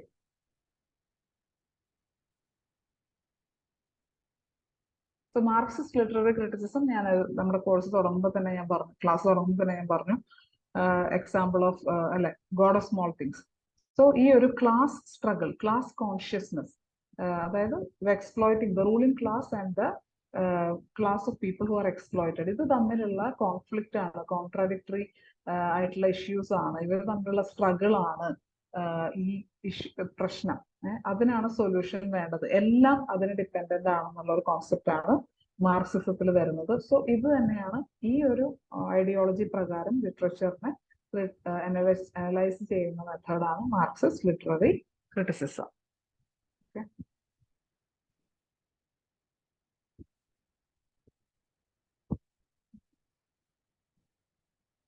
ക്വിയർ തിയറി നമ്മൾ ഫെമിനിസം പറഞ്ഞു. ഫെമിനിസത്തിനെ പലപ്പോഴും അഡ്രസ് ചെയ്യാൻ പറ്റാതിരുന്ന ചില ഏരിയകളുണ്ട്, അതായത് ലെസ്ബിയനിസം. അതുപോലെ തന്നെ ഫെമിനിസം കൂടുതലും വൈറ്റ് വിമൻ അല്ലെങ്കിൽ യൂറോപ്യൻ വിമന്റെ പ്രശ്നങ്ങളെയാണ് കൂടുതൽ ഫോക്കസ് ചെയ്തിരുന്നത്. പക്ഷെ being A woman and being A black woman എന്ന് പറയുമ്പോൾ ഡബിൾ പ്രശ്നങ്ങളാണ് അങ്ങനെയുള്ള ഒരാളെ ഫേസ് ചെയ്ത് വരുന്നത്. അതുപോലെ തന്നെ ലെസ്ബിയൻസ്, അതുപോലെ തന്നെ ഗേ ആയിട്ടുള്ള. സോ ഈ ഏരിയ ഒക്കെ ഫെമിനിസത്തിന് എന്താ പറയാ തൃപ്തിപ്പെടുത്താൻ പറ്റാത്ത ഏരിയസ് ആണ്. ഫെമിനിസം വളരെ സക്സസ്ഫുൾ ആയി, പോപ്പുലർ ആയി, അക്കാഡമിക് സ്ഫിയറിലേക്കൊക്കെ കയറിപ്പോയി. പക്ഷെ there are some areas which was ignored. Okay. അപ്പൊ അതാണ് ക്വിയർ തിയറിയിൽ വരുന്നത്. അതായത് ഇത്തരത്തിലുള്ള gay, lesbian studies, cross dressing, അങ്ങനത്തെ കാര്യങ്ങൾ, അതിന്റെ ഡീറ്റെയിൽസ് അല്ലെങ്കിൽ അതിന്റെ റിലേറ്റഡ് ആയിട്ടുള്ള അനാലിസിസ് ഇൻ ലിറ്റററി വർക്ക്സ്, ഇങ്ങനെയുള്ള കാര്യങ്ങളൊക്കെയാണ് വരുന്നത്. പക്ഷെ ഇതിൽ കുറച്ച് കോൺട്രാഡിക്റ്റിംഗ് കാര്യങ്ങളുണ്ട്. അതായത് there is this concept that sexuality is fluid, അല്ലെങ്കിൽ it is based on choice. അങ്ങനെ ഒറിജിനൽ എക്സിസ്റ്റൻസ് ഒന്നുമില്ല, സാഹചര്യം അനുസരിച്ച് മാറാന്നുള്ളത്. അപ്പോൾ വരുന്നൊരു പ്രശ്നം എന്താ വെച്ച് കഴിഞ്ഞാൽ, ഇപ്പൊ നമ്മൾ പൊളിറ്റിക്കലി ഒരു റൈറ്റിന് വേണ്ടി പ്രൊട്ടസ്റ്റ് ചെയ്യാണ്, നമുക്ക് ഇന്ന പ്രശ്നമുണ്ട് എന്നൊരാൾ പറയുമ്പോൾ he or she should state, അല്ലെങ്കിൽ ആ ഒരു എന്താ പറയാ, ഒരുമിച്ച് നിൽക്കണമെങ്കിൽ, ഒരു കാര്യത്തിന് വേണ്ടി ഫൈറ്റ് ചെയ്യണമെങ്കിൽ they should identify themselves by a particular orientation. At least അതാണ് സൊസൈറ്റിയുടെ എക്സ്പെക്ടേഷൻ.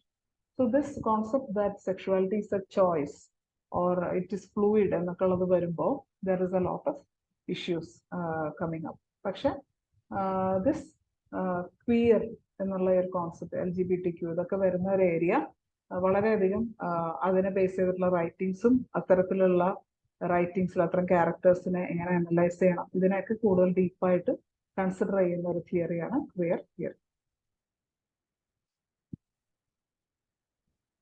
സോ മേജർ കോൺട്രിബ്യൂട്ടേഴ്സിന്റെ പേരുകളൊക്കെയാണ്: Eve Sedgwick, epistemology of the closet.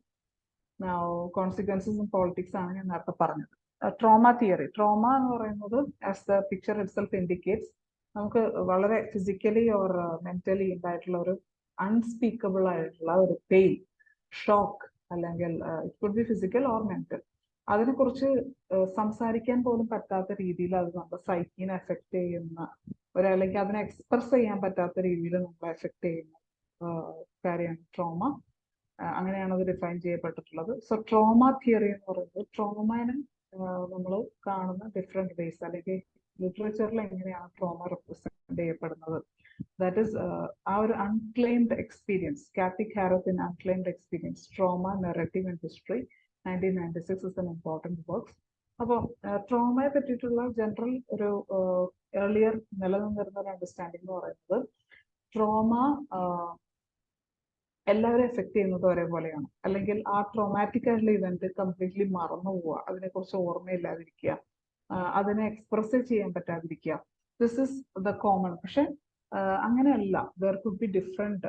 നമ്മളിത് നേരത്തെ പറഞ്ഞ പോലെ തന്നെ നമ്മൾ മോഡേൺസ് ഒക്കെ പറയുന്നില്ല, ഒരേ ഇതിലല്ല വർക്ക് ചെയ്യുന്നത്. It is different for each person, it is subjective എന്നുള്ള ആ ഒരു കോൺസെപ്റ്റ്, സ്ട്രക്ചറലിസത്തിന്റെ ഒക്കെ ഒരു സംഭവം ഇതിലേക്കൊക്കെ കടന്നു വരുന്നത്. അതായത് it is not singular or monolithic. അതായത് ഓരോരുത്തർക്കും അത് ഓരോ രീതിയിലാണ്, എല്ലാവർക്കും അത് അംനീഷ്യയിൽ അവസാനിക്കണം എന്നില്ല. So there are range of എന്താണ് symptoms which you can find. Okay, so classic മോഡലാണ് ഞാൻ പറഞ്ഞത്, ഇറിവേഴ്സിബിൾ ഡാമേജ് ടു സൈക്കി. പക്ഷെ അങ്ങനെയല്ല, there is an alternative approach. ആ ഓൾട്ടർനേറ്റീവ് അപ്രോച്ച് ആണ് പറഞ്ഞത്. ഇറ്റ് ഇസ് എന്താ പറയുക, it is a range of experience. It could be expressed in different ways. പലർക്കും പല രീതിയിലായിരിക്കും അത് വർക്ക് ചെയ്യുന്നത്. That is known as pluralistic model. Okay,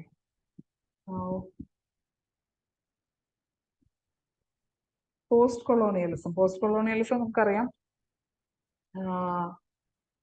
നമ്മളെല്ലാവരും കോളനൈസ്ഡ് ആയിട്ടുള്ള ഒരു കൺട്രിയാണ്. അപ്പൊ ആ കോളനൈസേഴ്സ് നമ്മളെ എങ്ങനെ ഇൻഫ്ലുവൻസ് ചെയ്തിട്ടുണ്ട്, നമ്മുടെ ലിറ്ററേച്ചറിനെ, നമ്മുടെ തോട്ട്സിനെ, നമ്മുടെ ഡ്രസ്സിങ് സ്റ്റൈൽ, നമ്മുടെ ലൈഫ് സ്റ്റൈൽ, നമ്മുടെ ലാംഗ്വേജിനൊക്കെ എങ്ങനെ എഫക്ട് ചെയ്തിട്ടുണ്ടെന്ന് നമുക്കറിയാം. അപ്പോൾ ലിറ്ററേച്ചറിൽ ഇതിന്റെ ഇമ്പാക്ട് എന്താണ്, നമ്മുടെ ലാംഗ്വേജിൽ, നമ്മുടെ ലിറ്ററേച്ചറിൽ, നമ്മുടെ റൈറ്റിംഗ്, നമ്മൾ എങ്ങനെ നമ്മളെ എക്സ്പ്രസ് ചെയ്യുന്നു, ഇതിനകത്തൊക്കെ ഈ കൊളോണിയലിസത്തിന്റെ ഇൻഫ്ലുവൻസ്, ഇമ്പാക്ട് എന്താണെന്നുള്ളത് അനലൈസ് ചെയ്യുന്ന, അല്ലെങ്കിൽ അത്തരത്തിലുള്ള ഒരു തിയറിയാണ് പോസ്റ്റ് കൊളോണിയൽ തിയറി, അല്ലെങ്കിൽ post colonial criticism. Okay, so major works ആണ് ഫ്രാൻസ് ഫാനന്റെ the wretched of the earth. പിന്നെ ഒരുപാട് മേജർ കോൺട്രിബ്യൂട്ടേഴ്സ് ഉണ്ട്. Gayatri Spivak, Homi Bhabha, Bill Ashcroft, Edward സൈഡിന്റെ ഓറിയന്റലിസം, കൾച്ചർ ആൻഡ് ഇംപീരിയലിസം, ഇതൊക്കെ ഇമ്പോർട്ടന്റ് വർക്ക്സ് ആണ് കേട്ടോ. Now, Eurocentrism, othering, demonic other, exotic other, neocolonialism, ഇങ്ങനെയുള്ള ഒരുപാട് കോൺസെപ്റ്റ്സ് ഇതിൽ വരുന്നത്. Subaltern, hybridity, mimicry, double consciousness, universalism, unhomeliness, diaspora. Okay. Then we are also talking about 3 stages, that is adopt, adapt and adapt. അതായത് completely നമ്മൾ കൊളോണിയലൈസ് ചെയ്ത ആളുടെ കൺട്രിയുടെ style follow ചെയ്യുന്നതാണ് ആദ്യത്തെ adopt stage. Later we understand that we can express our feelings using their style. Third one എന്ന് പറയുന്നത് നമ്മൾ നമ്മുടെ ഒറിജിനൽ സെൽഫിനെ എംബ്രേസ് ചെയ്ത് അത് ലിറ്ററേച്ചറിലേക്ക് കൊണ്ടുവരുന്നതാണ്. നമ്മുടെ തോട്ട്സ്, നമ്മുടെ ഇമോഷൻസ്, നമ്മുടെ എസ്തെറ്റിക്സ് എല്ലാം ഡിഫറെൻ്റ് ആണെന്ന് മനസ്സിലാക്കിയിട്ട് അതിലേക്കുള്ള തിരിച്ചുപോക്കാണ്. Notable figures like Chinua Achebe, Nigeria, then other writers, V.S. Naipaul, Margaret Atwood ഒക്കെ ഉണ്ട്. ഇക്കോ ക്രിറ്റിസിസം എന്ന് പറയുന്നത് ഞാൻ വേഗം പറഞ്ഞു പോകാം. ഇക്കോ ക്രിറ്റിസിസം ബേസിക്കലി നമ്മൾ ഒരു ലിറ്ററേച്ചർ, ഒരു വർക്ക് ഓഫ് ലിറ്ററേച്ചറിനെ വായിക്കുമ്പോൾ അല്ലെങ്കിൽ ഒബ്സർവ് ചെയ്യുമ്പോൾ നമ്മൾ അതിന്റെ ക്യാരക്ടേഴ്സിനും തീമിനും ഒക്കെയാണ് കൂടുതൽ ഇമ്പോർട്ടൻസ് കൊടുക്കാറ്. പക്ഷെ അതിന്റെ എക്കോസിസ്റ്റം അല്ലെങ്കിൽ ആ കഥ നടക്കുന്ന സ്ഥലത്തെ നേച്ചർ, എൻവയോൺമെന്റ് എന്താണെന്നുള്ളതിന് വലിയ ഫോക്കസ് കൊടുക്കാറില്ല. But that is equally important. അതിനെയും കൂടി കൺസിഡർ ചെയ്തിട്ടുള്ള ഒരു ക്രിട്ടിക്കൽ അനാലിസിസ്, ആ സ്റ്റൈലാണ് ഇക്കോ ക്രിറ്റിസിസം എന്ന് പറയുന്നത്. അതിന് കുറെ ഇമ്പോർട്ടൻസ് കൂടി വരുന്നുണ്ട്. കാരണം എൻവയോൺമെന്റും അതിന്റെ പ്രോബ്ലംസും കൂടുതൽ ഇമ്പോർട്ടൻസ് ഗെയിൻ ചെയ്യുന്നത് കൊണ്ട് തന്നെയാണ്. So that is very important. Now അതിൽ തന്നെ പല പല ഡിവിഷൻസും പല പല സ്റ്റാൻഡ് പോയിന്റ്സ് ഉള്ള ഗ്രൂപ്പ് ഓഫ് പീപ്പിൾ ഒക്കെ ഉണ്ട്. So this is basically we are going back to understanding and comparing the natural forces or the natural environment which exists in literary works. അതിന് ബാക്ക്ഗ്രൗണ്ടിന് ഫോർഗ്രൗണ്ടിലേക്ക് കൊണ്ടുവന്ന് അതിനെയും കൂടി ചേർത്ത് വെച്ച് ആ കഥയെ അനലൈസ് ചെയ്യും.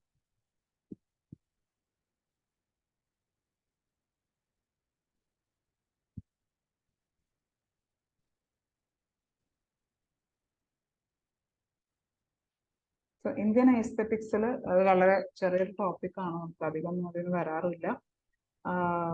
സോ ദ തിയറി ഓഫ് രസ, നവരസാസ്, ഇങ്ങനെയുള്ള കാര്യങ്ങളൊക്കെയാണ് അതിലുള്ളത്. Then theory of dhvani by Abhinava Gupta, it is one concept. Cultural studies ഒന്ന് ഉറപ്പായിട്ട് എൻ്റെ സമയം അവസാനിക്കുകയാണ്, എന്നാലും I want to discuss cultural studies. So cultural studies എന്ന് പറയുന്നത് it is about everything. It is about the life we live. Culture എന്ന് പറഞ്ഞു കഴിഞ്ഞാൽ യു കനോട്ട്, അതിൻ്റെ ഒരു തുടക്കവും ഒടുക്കവും ഒന്നും നമുക്ക് കണ്ടുപിടിക്കാൻ പറ്റില്ല. പക്ഷെ ഒരു പർട്ടിക്കുലർ സമയത്ത് അതിനുവേണ്ടി ഒരു ഓർഗനൈസേഷൻ സ്റ്റാർട്ട് ചെയ്തു എന്ന് നമുക്ക് പറയാം. പക്ഷെ കൾച്ചറൽ സ്റ്റഡീസ് എന്ന് പറയുന്നത് it is everything about the life we are living, about everybody's life. Culture എന്ന് പറയുന്നത് it does not speak one voice. Cultural studies does not speak with one voice. It can not be spoken with one voice because it is pluralistic.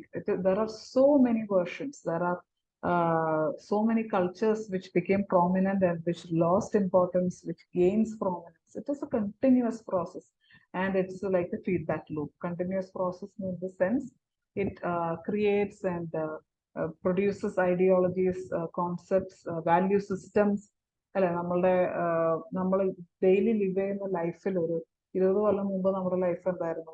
YouTube, ഇത്തരത്തിലുള്ള കാര്യങ്ങൾ, global people, we are becoming global people, ഇങ്ങനെ എല്ലാം whatever happens in life, whatever എന്താണ് changes happens, everything comes under cultural studies. So it's a very broad area. Now important works, Matthew Arnold's major work, Culture and Anarchy. Then F.R. Lewis have given major contribution, Great Tradition, 1948. Then there are other important works. This formation of this contemporary cultural studies at Birmingham University, CCCS UK, in the 1960s by Richard Hoggart was a decisive organizational instance. Okay, so Richard Hoggart, Raymond Williams, ഇവരുടെയൊക്കെ important works ഇതിന് നല്ലോണം questions വരാറുണ്ട് cultural studies നിന്ന്. Structuralism, post-structuralism, അതുപോലെ cultural studies നിന്ന് ഒരുപാട് questions ഇപ്പൊ കൂടുതലായിട്ട് കാണുന്നുണ്ട്. സോ നല്ല ഫോക്കസ് ചെയ്ത് പഠിക്കേണ്ട ഏരിയാസ് ആണ്. Then Uses of Literacy, 1957. E.P. Thompson's The Making of English Working Class, 1963. It's a massive work. It's an important work. Raymond വില്യംസിന്റെ ഒക്കെ എല്ലാ വർക്ക്സും അറിഞ്ഞിരിക്കണം. റിച്ചാർഡ് ഹോഗാർട്ടിന്റെ ഒക്കെ കോൺട്രിബ്യൂഷൻസ് നന്നായിട്ട് അറിയണം. Now, Culture and Society, 1958 is a major work. The Long Revolution by 1961 is another notable work where he predicts the possibility of a revolution. അതായത് നമ്മളിപ്പോൾ experience ചെയ്യുന്ന ഈ സോഷ്യൽ മീഡിയ റെവല്യൂഷൻ, നമുക്ക് ഓരോരുത്തർക്കും നമ്മളുടേതായ രീതിയിൽ നമ്മുടെ ഐഡിയാസ് പ്രൊപ്പഗേറ്റ് ചെയ്യാനും മീഡിയ യൂസ് ചെയ്യാനും പറ്റുന്ന ഈ ഒരു അവസ്ഥ, അല്ലെങ്കിൽ അത്രയും അത് ഡോമിനന്റ് ആവും, ഫ്രീ ആവും, ഡെമോക്രാറ്റിക് ആവും എന്നുള്ള ഒരു കാര്യം was predicted by him. Now the concept of dominant culture, residual culture and emergent culture ഞാൻ നേരത്തെ പറഞ്ഞതാണ്. ഇപ്പോഴത്തെ ഏറ്റവും ഡോമിനന്റ് ആയിട്ടുള്ള ഒരു set of value systems practices ഒക്കെ ഉണ്ടാവില്ല. ഇപ്പൊ നമ്മൾ ഈ കല്യാണ തലേന്ന് ഹൽദി എന്നുള്ള യെല്ലോ ഡ്രസ് ഇട്ടിട്ട് ചെയ്യുന്ന ഒരു സംഭവം എത്ര വർഷമായിട്ടുണ്ടാവും കേരളത്തിൽ അത് പോപ്പുലർ ആയിട്ട്? You can just think about it. This is എന്താണ്, ഇതൊരു ഇൻഫ്ലുവൻസ് ആണ്. ലൈക് നോർത്ത് ഇന്ത്യയിലും ഒക്കെ കൂടുതലായിട്ട് ഉണ്ടായിരുന്ന ഒരു കാര്യത്തിന് ഇപ്പൊ ഇവിടെ വളരെ പോപ്പുലർ ആയി. എനിക്ക് തോന്നുന്നൊരു 5 കൊല്ലമായിട്ടുണ്ടാവും അറിയില്ല. But this became part of our practice അല്ലെ. ഇപ്പൊ ഒരുവിധം എല്ലാ ഫാമിലീസും കുറെ പേരൊക്കെ ഇത് ഫോളോ ചെയ്യുന്നുണ്ട്, which was not at all heard of. അപ്പോൾ ദിസ് കൾച്ചർ, ദിസ് എന്താണ് കോൺട്രിബ്യൂഷൻ, ഗിവ് ആൻഡ് ടേക്ക്, ഇത് ഇങ്ങനെ നടന്നുകൊണ്ടിരിക്കുന്ന ഒരു കാര്യമാണ്. റെസിഡ്യൂവൽ കൾച്ചർ എന്ന് പറയുന്നത് മുന്നേ എക്സിസ്റ്റ് ചെയ്തിരുന്ന ചില കാര്യങ്ങൾ ഇപ്പൊ അത്ര പോപ്പുലർ അല്ല, ബട്ട് ചെറുതായിട്ട് നമുക്ക് അവിടെ ഇവിടെ കാണാം. എമർജന്റ് കൾച്ചർ, നമ്മൾ ഈ പറഞ്ഞ പോലെ പുതിയ പുതിയ കാര്യങ്ങൾ ചെറുതായിട്ട് ഇങ്ങനെ എമർജ് ചെയ്ത് വന്നുകൊണ്ടിരിക്കുന്നു. അടുത്ത സ്റ്റേജിൽ ചിലപ്പോൾ അത് വളരെ പോപ്പുലർ കൾച്ചറിന്റെ ഭാഗമായി മാറും. നൗ അതർ മേജർ വർക്ക്സ് ആണ് കാണിച്ചിട്ടുള്ളത്. Now these are concepts, important concepts: ideology, hegemony, base and superstructure. ഇപ്പൊ പറയാൻ സമയമില്ലെങ്കിലും നിങ്ങളിതൊക്കെ വായിച്ച് മനസ്സിലാക്കണം എന്താണുള്ളത്. കൾച്ചറൽ മെറ്റീരിയലിസം, ദെൻ സ്റ്റുവർട്ട് ഹാളിന്റെ model of communication, production, circulation, use and reproduction. എങ്ങനെയാണ് കൾച്ചറിൽ നമ്മൾ എന്താണ് ചില കോൺസെപ്റ്റ്സ്, ഐഡിയോളജീസ് അല്ലെങ്കിൽ കമ്മ്യൂണിക്കേഷനിലൂടെ അത് ആളുകളിലേക്ക് എത്തുന്നത്, എങ്ങനെയാണ് അത് സർക്കുലേറ്റ് ചെയ്യുന്നത്, അത് ഓരോരുത്തരും എങ്ങനെ അതിനെ റിസീവ് ചെയ്യുന്നു, തിരിച്ച് അത് റീപ്രൊഡ്യൂസ് ചെയ്യപ്പെടുന്നു. ഇത് ഒരു ഫീഡ്ബാക്ക്, ഒരു ലൂപ്പായിട്ട് ഇങ്ങനെ നടന്നുകൊണ്ടിരിക്കുന്നു. Circuit of culture. There is production, consumption, regulation, representation, and there is the formation of identity based on that. Again, there is production. Okay, ഇതിങ്ങനെ കണ്ടിന്യൂസ്ലി പോയിക്കൊണ്ടിരിക്കുന്ന ഒരു കാര്യമാണ് sir. Okay, circuit of culture. Then the concept of ISA and RSA, ideological state apparatus and repressive state apparatus. നമ്മൾ അങ്ങനെ പറഞ്ഞു, discourse, ideology, ഇതൊക്കെ സൊസൈറ്റിയിൽ create ചെയ്യപ്പെടുന്നതാണ്, naturally ഉണ്ടാവുന്നതല്ല. അപ്പൊ അത് ചിലപ്പോൾ സ്കൂൾസിലൂടെ, എന്താണ് മീഡിയയിലൂടെയൊക്കെ നമുക്ക് സ്പ്രെഡ് ചെയ്ത് കിട്ടും. ചിലത് റിപ്രസീവ് ആയിട്ടുള്ള state apparatus, that is police, army ഒക്കെ ഫോഴ്സ്ഫുള്ളി ചില കാര്യങ്ങൾ നമ്മളിലേക്ക് അടിച്ചേൽപ്പിക്കും. അതിനാണ് റിപ്രസീവ് സ്റ്റേറ്റ് അപ്പാരറ്റസ് എന്ന് പറയുന്നത്. Pierre Bourdieu was an important contributor, French sociologist, anthropologist, and philosopher. Then other theorists, hyper reality simulation ഒക്കെ നമ്മൾ നേരത്തെ പറഞ്ഞതാണ്. ഇന്റർഡിസിപ്ലിനറി ആയിട്ടുള്ള ഒരുപാട് കോൺസെപ്റ്റ്സ് ഇതിൽ വരുന്നുണ്ട്. Post humanism, globalisation studies, popular culture studies, food studies, body studies, ഇങ്ങനെയുള്ള കാര്യങ്ങളൊക്കെ. ഈവൻ സൈബോർഗ് സ്റ്റഡീസ്, നമ്മുടെ AI അങ്ങനത്തെ കാര്യങ്ങൾ, അതെങ്ങനെ മനുഷ്യനെ ഇൻഫ്ലുവൻസ് ചെയ്യുന്നു, മനുഷ്യരെ കുറച്ച് കാലഘട്ടത്തിനുള്ളിൽ നമ്മുടെ ചില ഭാഗങ്ങൾ ഇപ്പൊ തന്നെ ആളുകൾ റീപ്ലേസ് ചെയ്ത് തുടങ്ങി. കൈ റീപ്ലേസ് ചെയ്യുക വിത്ത് എന്താണ് മറ്റേ റോബോട്ടിക് ആം വെക്കുക, ഇങ്ങനെയുള്ള കാര്യം. അത് ഇപ്പൊ ചെയ്യുന്നത് യൂഷ്വലി ഹാൻഡിക്യാപ്ഡ് അല്ലെങ്കിൽ എന്തെങ്കിലും ചാലഞ്ച്ഡ് ആയിട്ടുള്ള ആളുകളാണ്. The word handicapped is wrong, I taking it back. Or എന്തെങ്കിലും ആക്സിഡന്റിൽ കൈ നഷ്ടപ്പെട്ട ആളോ കാൽ നഷ്ടപ്പെട്ട. ലേറ്റർ ഓൺ ഇത് കൂടുതലും ആൾക്കാർ കൂടുതൽ പോസിബിലിറ്റീസിന് വേണ്ടി എംബ്രേസ് ചെയ്യുന്നതാണ് പറയുന്നത്. So all this is part of culture. Okay, so ഇത്രയാണ് നമ്മളൊന്ന് കവർ ചെയ്യാൻ ഉദ്ദേശിച്ചത്. Sorry that I could not cover PYQ for you. I know it was a rush, but ഉദ്ദേശിച്ച എല്ലാ ടോപ്പിക്കും ഒന്ന് റഫായിട്ട് കവർ ചെയ്യാൻ സാധിച്ചു. That is what I understand.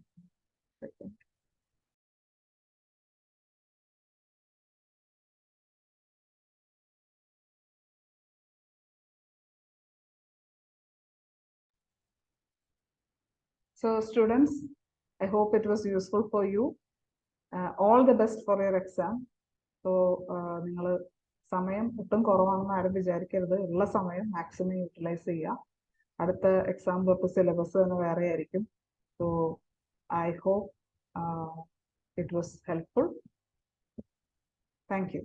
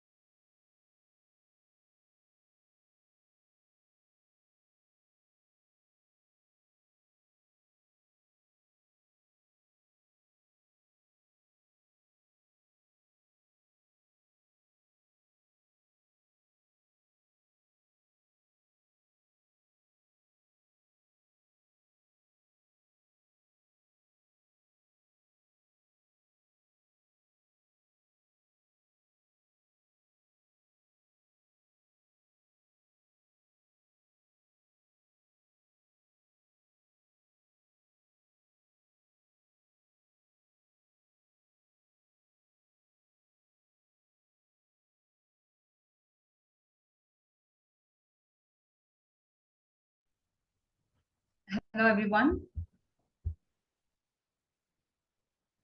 So let me introduce first of all, I am Safa.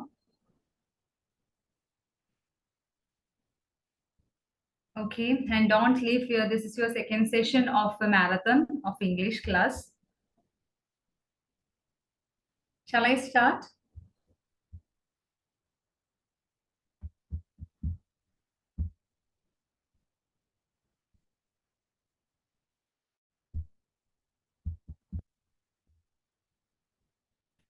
Okay. So today I'm going to deal with the romantic age of English literature.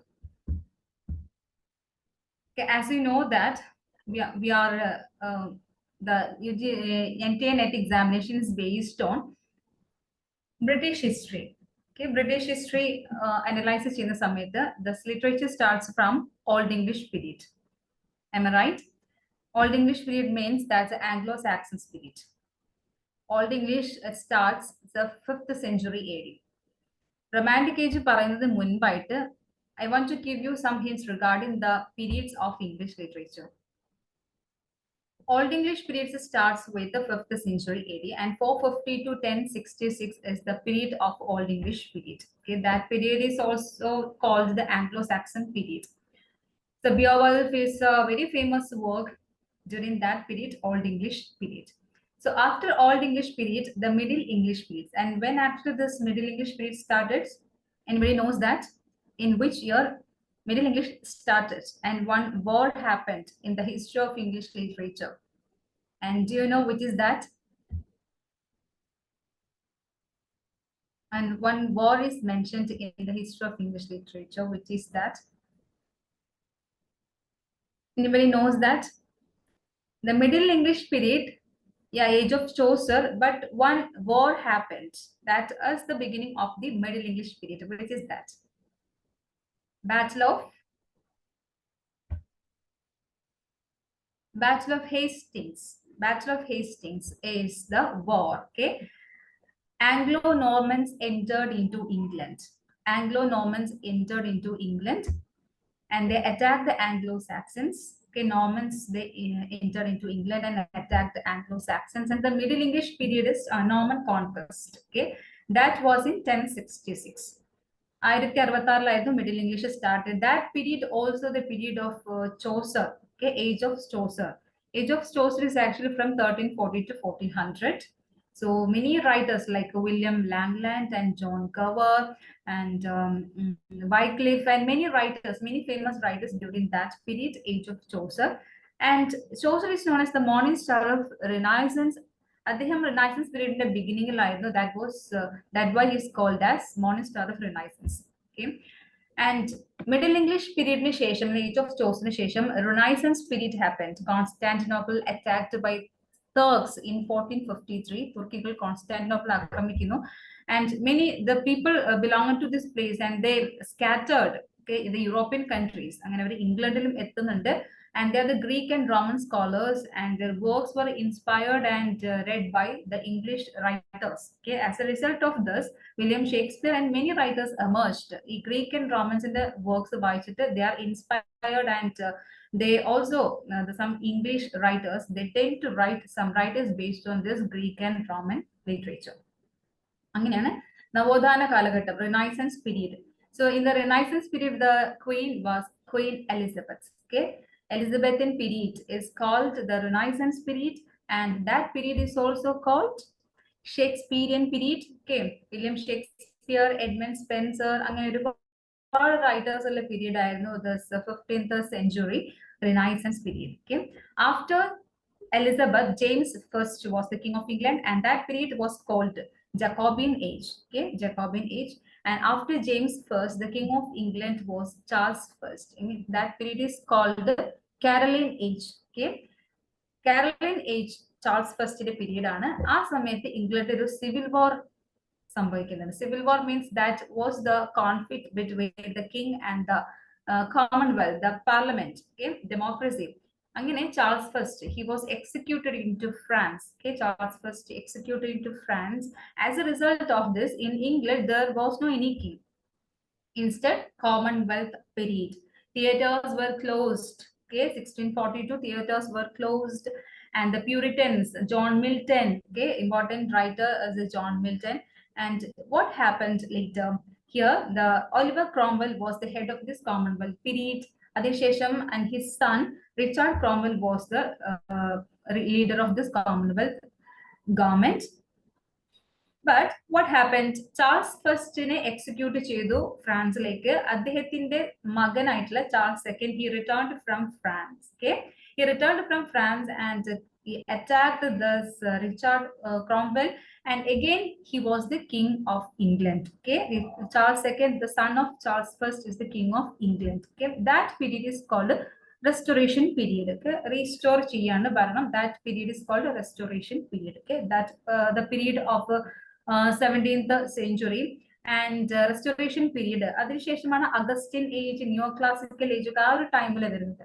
Augustan and neoclassical means, and during that time the writers were inspired, the writers belonged to the Caesar Augustus, ancient king ആയിട്ടുള്ള Caesar Augustusന്റെ കാലഘട്ടത്തിലുള്ള റൈറ്റേഴ്സിനെ inspire ചെയ്തിട്ട് അവര് എഴുതാൻ തുടങ്ങി. അതാണ് classical പീരീഡിനെ inspire ചെയ്തിട്ട് എഴുതിയതിനെ നിയോ classical period എന്ന് പറയുന്നത്.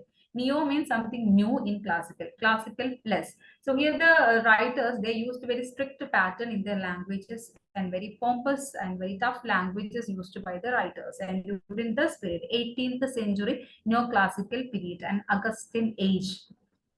Okay, and this strict period is loosened. So that is the period we are going to discuss. That is the Romantic period. Okay, Romantic period in Sheshamana, Victorian age, Victorian Sheshamana, First World War. After First World War, modern period, and after Second World War, postmodern period.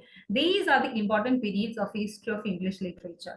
Now today and in this session, I'm going to give you a whole picture of the Romantic age. Okay, let me share the screen.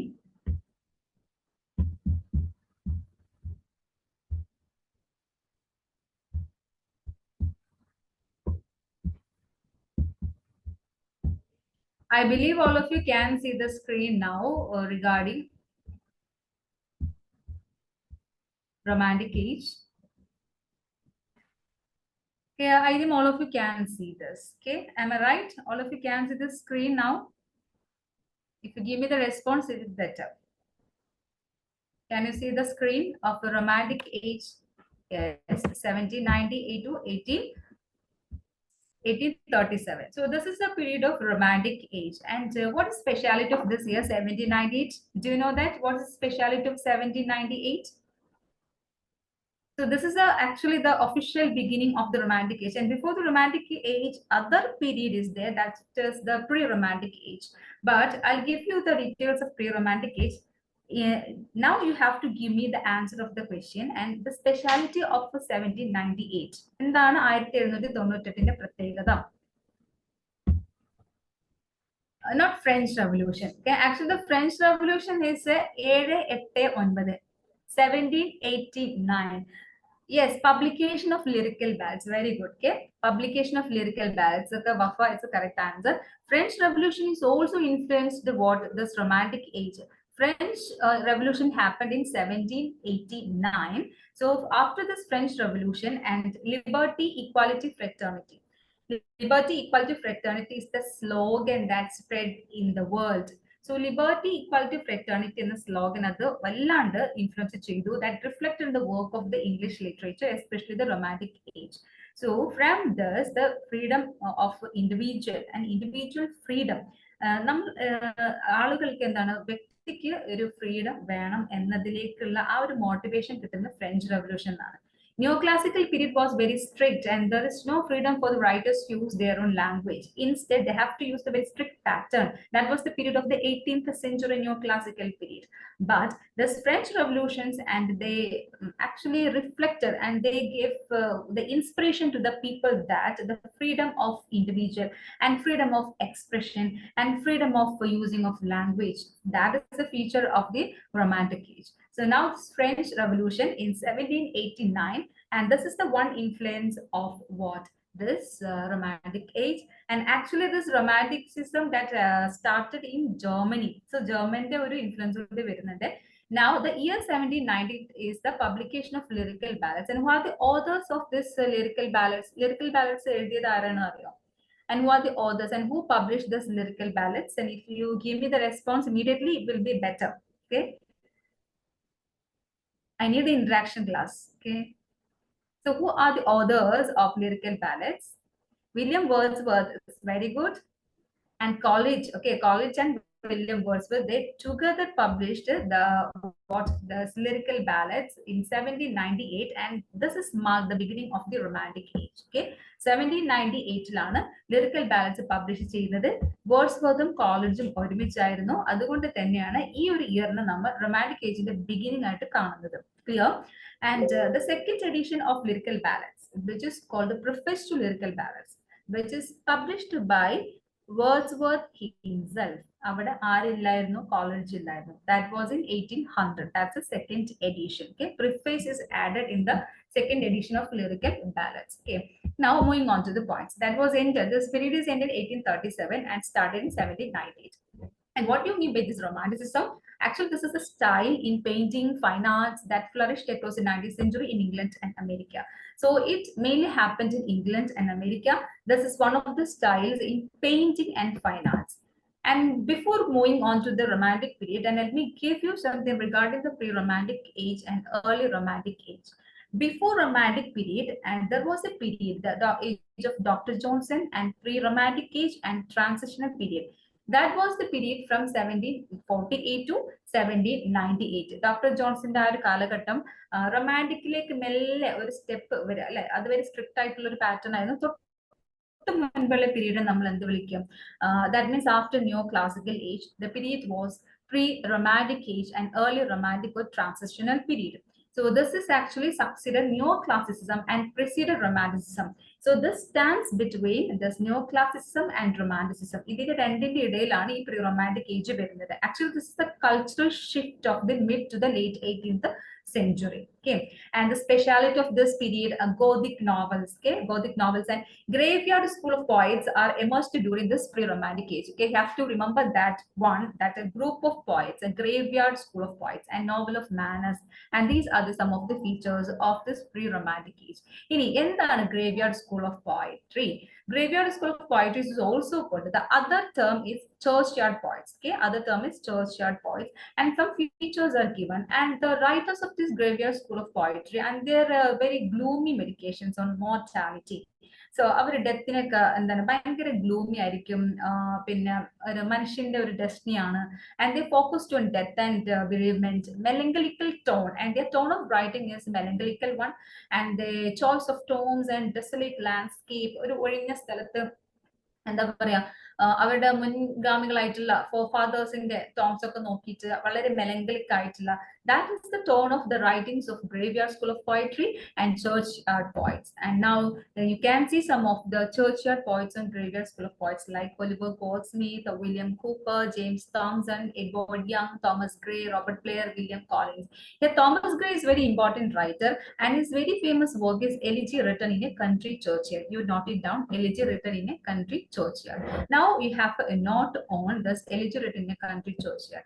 In which year this is published? This is published in 1751. Elegy, അല്ലെ? Elegy എന്ന് പറഞ്ഞാൽ തന്നെ എന്താണ്? വിലാപ കാവ്യമാണ് അല്ലെ? ഇതില് അദ്ദേഹത്തിന്റെ മുന്നേ മരിച്ചു പോയിട്ടുള്ള ഒരുപാട് ഫോർഫാദേഴ്സിനെ കുറിച്ചിട്ട് വിലപിച്ചുകൊണ്ട് എഴുതിയതാണ്. പക്ഷെ അതിനൊരു കാരണമുണ്ട്. This is written actually on the death of the poet Richard Best in 1742, and he wrote this poem Elegy Written in a Country Churchyard. Remember, this is written AP pentameter, and he wrote on the death of poet Richard Best in 1742. Okay, and actually Horace Walpole popularized this poem. അത് Thomas ഗ്രേയുടെ ഈ പോമിന് Horace Walpole ആണ് അത് popularise ചെയ്തിട്ടുള്ളത്. Then when we analyze this elegy written in a country churchyard, and so there is a question comes to your mind that, and what is an elegy? Okay, what is an elegy? Elegy is very serious form of a very serious reflection. Okay, lament for death. ആരെങ്കിലും മരിച്ചു കഴിഞ്ഞാൽ അവരെ കുറിച്ച് എഴുതാൻ വളരെ വിഷമത്തോടു കൂടി എഴുതുന്നതാണ് elegy. So there are two versions of the poem. One is stoic response to death. Other one is the final contains an epitaph. ഒരു epitaph ഉണ്ടായിരിക്കും. Epitaph എന്ന് പറഞ്ഞാൽ a phrase or form of words written in memory of a person who has died. എന്തെങ്കിലും ഒരു phrase ഓ എന്തെങ്കിലും വേർഡ്സോ ആ മരിച്ച ആളുകളെ കുറിച്ചിട്ട് എഴുതുക, especially especially as an inscription in a tombstone. Our ശവക്കല്ലറയിൽ ഇങ്ങനെ എഴുതി വെക്കുക, എന്തെങ്കിലും ഒരു inscription എഴുതി വെക്കുക. So that is epitaph. For epitaph ഉണ്ടായിരിക്കും, അതുപോലെ തന്നെ ഒരു response to the deaths. All these are the features of elegy. Okay. Now, in the poem, elegy written in a country churchyard, and there is an epitaph. So the epitaph is existed in the poem stanza 30. How many stanzas are there? 30 stanzas in the elegy written in a country churchyard. Here the lines from 117 to 120 lines. Okay, that lines are called the epitaph. Okay. 117 to 120 are called the epitaph. So here the lines are given. Here rests his head upon the lap of earth, a youth to fortune and to fame unknown. Okay, that is an example for epitaph. Here rests his head upon the lap of earth. ഇവിടെ rest ചെയ്യുന്നത് എന്താണ്? ഭൂമിയുടെ മടിയിലാണ് ഇവിടെ rest ചെയ്യുന്നത്. A youth to fortune and to fame unknown. ഒരുപാട് അറിയാത്ത ആളുകൾ അല്ലെ, ഗ്രാൻഡ് പാരന്റ്സും ആൻഡ് ഫോർ ഫാദേഴ്സിനും എടുത്തു കഴിഞ്ഞാൽ many skilled and able the persons, but they are unknown to us. അല്ലെ, അവരുടെ കഴിവുകളൊന്നും പുറലോകം അറിയാത്ത ഒരുപാട് പേരുണ്ടാവും. And this is the epitaph. This is an example for the epitaph. The next one is the beginning line of elegy written in a country churchyard.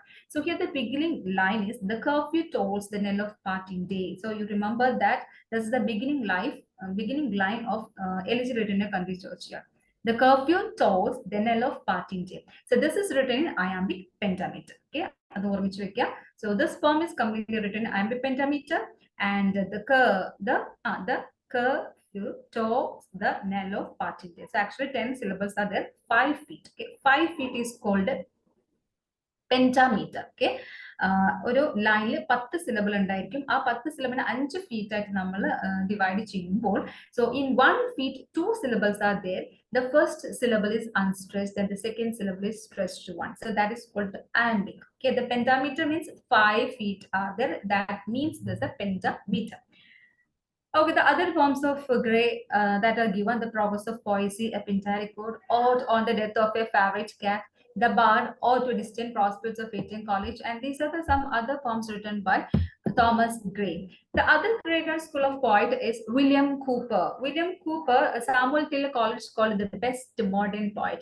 Coleridge, the romantic writer, and called William Cooper the best romantic poet. The important works are given: Light shining out of darkness, okay, and the Negro's Complaint. Okay, all these are the works of William Cooper. And Robert Burns, the very famous poem is very important poem is My Love is Like a Red Red Rose. My love is like a red red rose. The poem that is in 1794. The national poet of Scotland എന്നാണ് അറിയപ്പെടുന്നത്. Robert Burns is called the national poet of Scotland.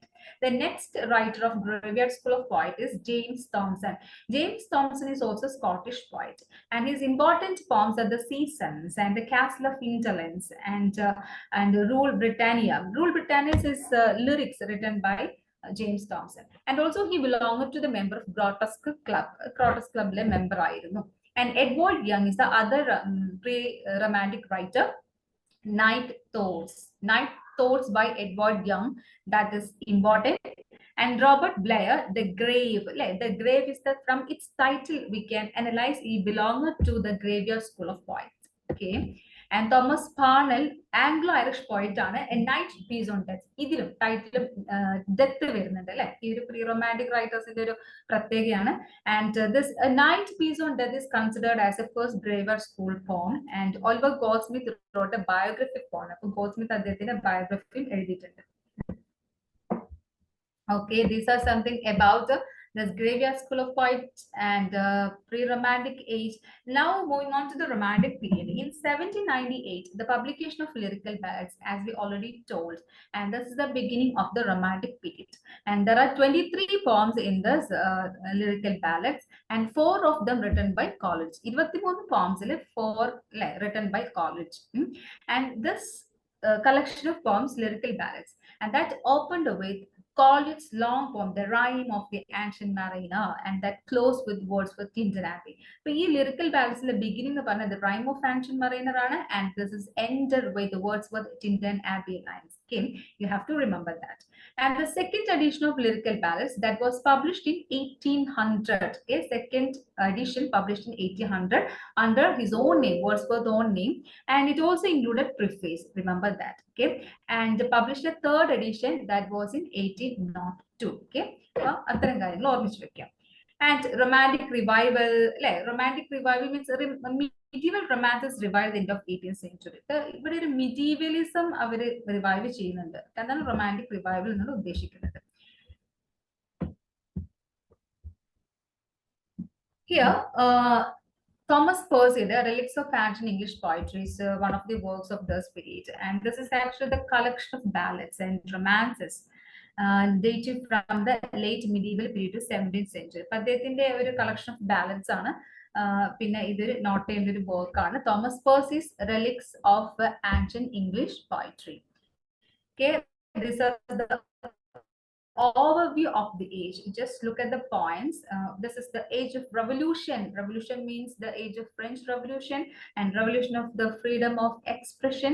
And now this is revolt against classical school and reaction against the rule and custom.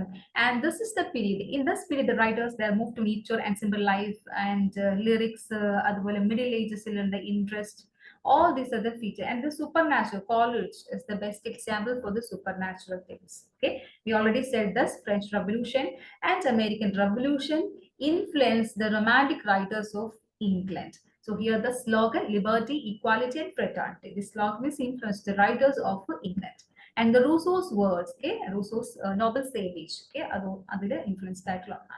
And here the importance to individuals, society individuals and importance to here one quote is there, William Blaze: to generalize is to be an idiot, to particularize is the alone distinction of merit. Generalize is to be an idiot, to particularize, that means the individuality. Instead of describing the society, we have to particularize. That means we have to give importance to individuals in importance of individual freedom importance of that is the motto of the spirit. And here Rousseau's some works are given, and the first one is Emily, or on education.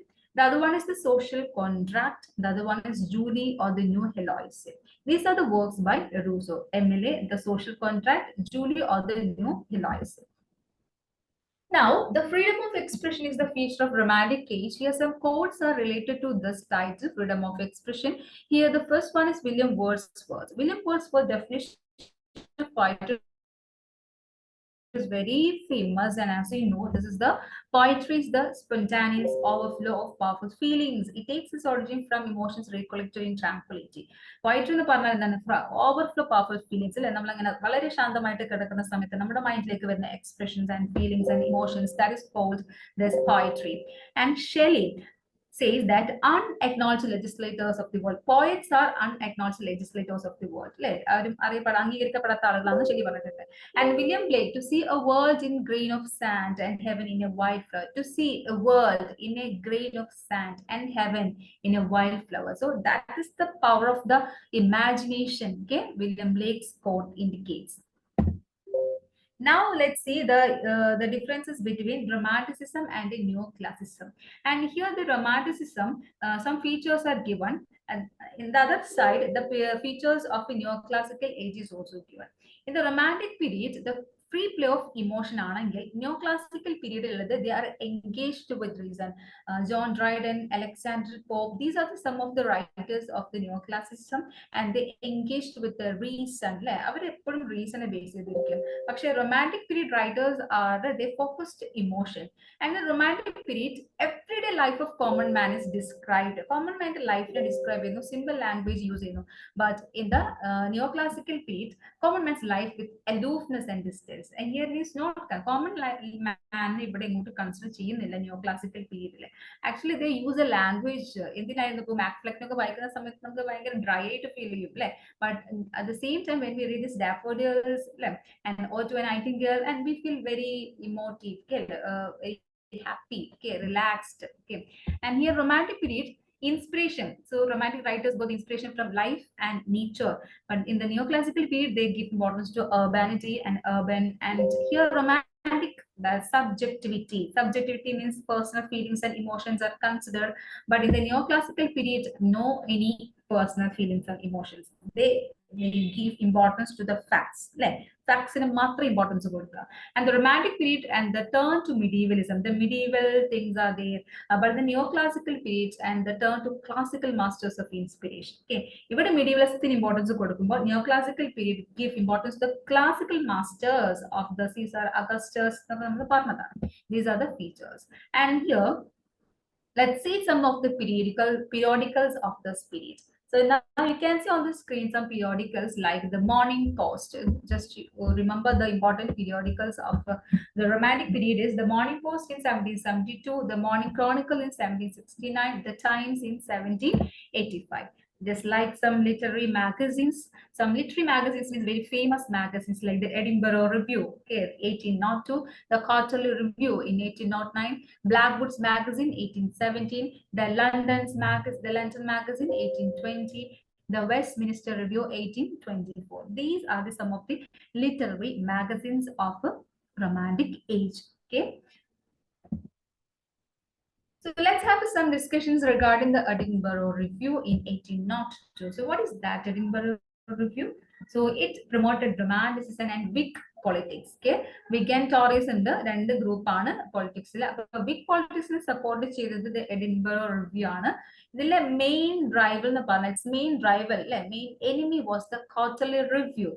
Quarterly Review is the magazine supported the Tories of England. But here the Edinburgh Review supported Whig. That's the difference between Edinburgh and Quarterly Review. Okay, these two magazines, and one is a rival to other. The magazine was also noted for its attacks on the Lake poets. Quarterly Review attacked Lake poets. Lake poets means the poets belonging to the Lake District of England. Okay, Lake District, England, Lake District my bandhapatta writers now Lake poets na paraya. So some writers like William Wordsworth belong to this Lake literature. Now, other magazines, the Blackwood's Magazine. Blackwood's Magazine actually is a British magazine and printed between 1817 to 1918. And it was founded by the publisher William Blackwood. The publisher name is William Blackwood. That's why we got the magazine's name, Blackwood's Magazine. Okay. Edinburgh, it was originally called Edinburgh Monthly Magazine. Okay. So, this is Blackwood in the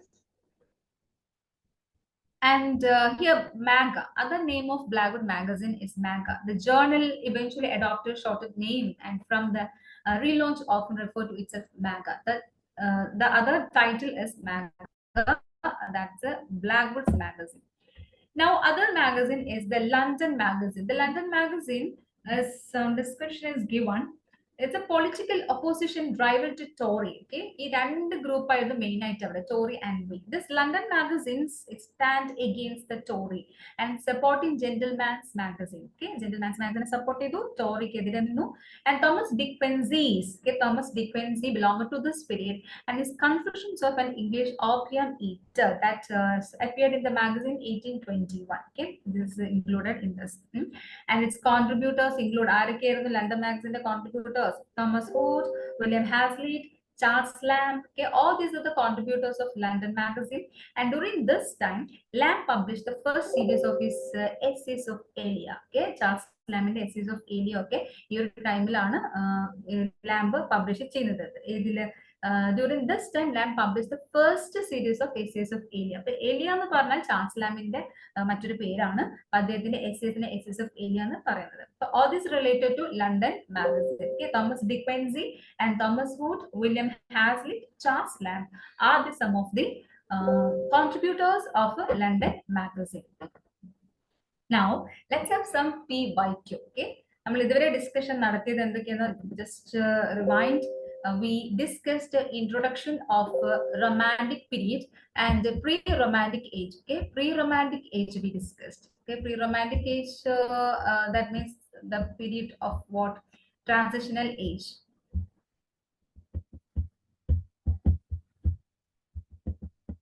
Transitional period is also called what? Transitional period is also called pre-Romantic period. And after that, we discussed some features of Romantic period അല്ലെ. Features നമ്മൾ പറഞ്ഞിട്ടുണ്ടായിരുന്നു. അതുപോലെ തന്നെയാണ് അതുമായി ബന്ധപ്പെട്ട കുറച്ചൊരു കാര്യങ്ങളൊക്കെ ഡിസ്കഷനിൽ നടത്തി കഴിഞ്ഞു. And publication of lyrical ballads and some periodicals and magazines, and based on this some previous questions also I would like to give you, and you can give me the answer in the chat box. Here the first question, okay, consider the following statements correctly. Romantics were characterized by endana romantics inde oru features na chodikkunathu.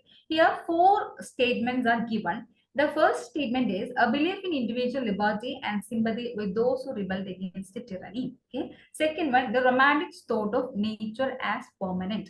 Third one, a disbelief in individual liberty and sympathy with those who rebelled against tyranny. And fourth one, the romantics thought of nature as transformative. Okay. Here some which of the statements given above are correct. Idil edana correct na chodikkunnathu 1 and 2 ano, 1 and 4 ano, 3 and 4 ano, 3 and 2 ano. Which is your right answer? Which is the answer of the features of romantics? 1 and 2, 1 and 4, 3 and 4, and 3 and 2. Which is the right answer here? Do you know the right answer?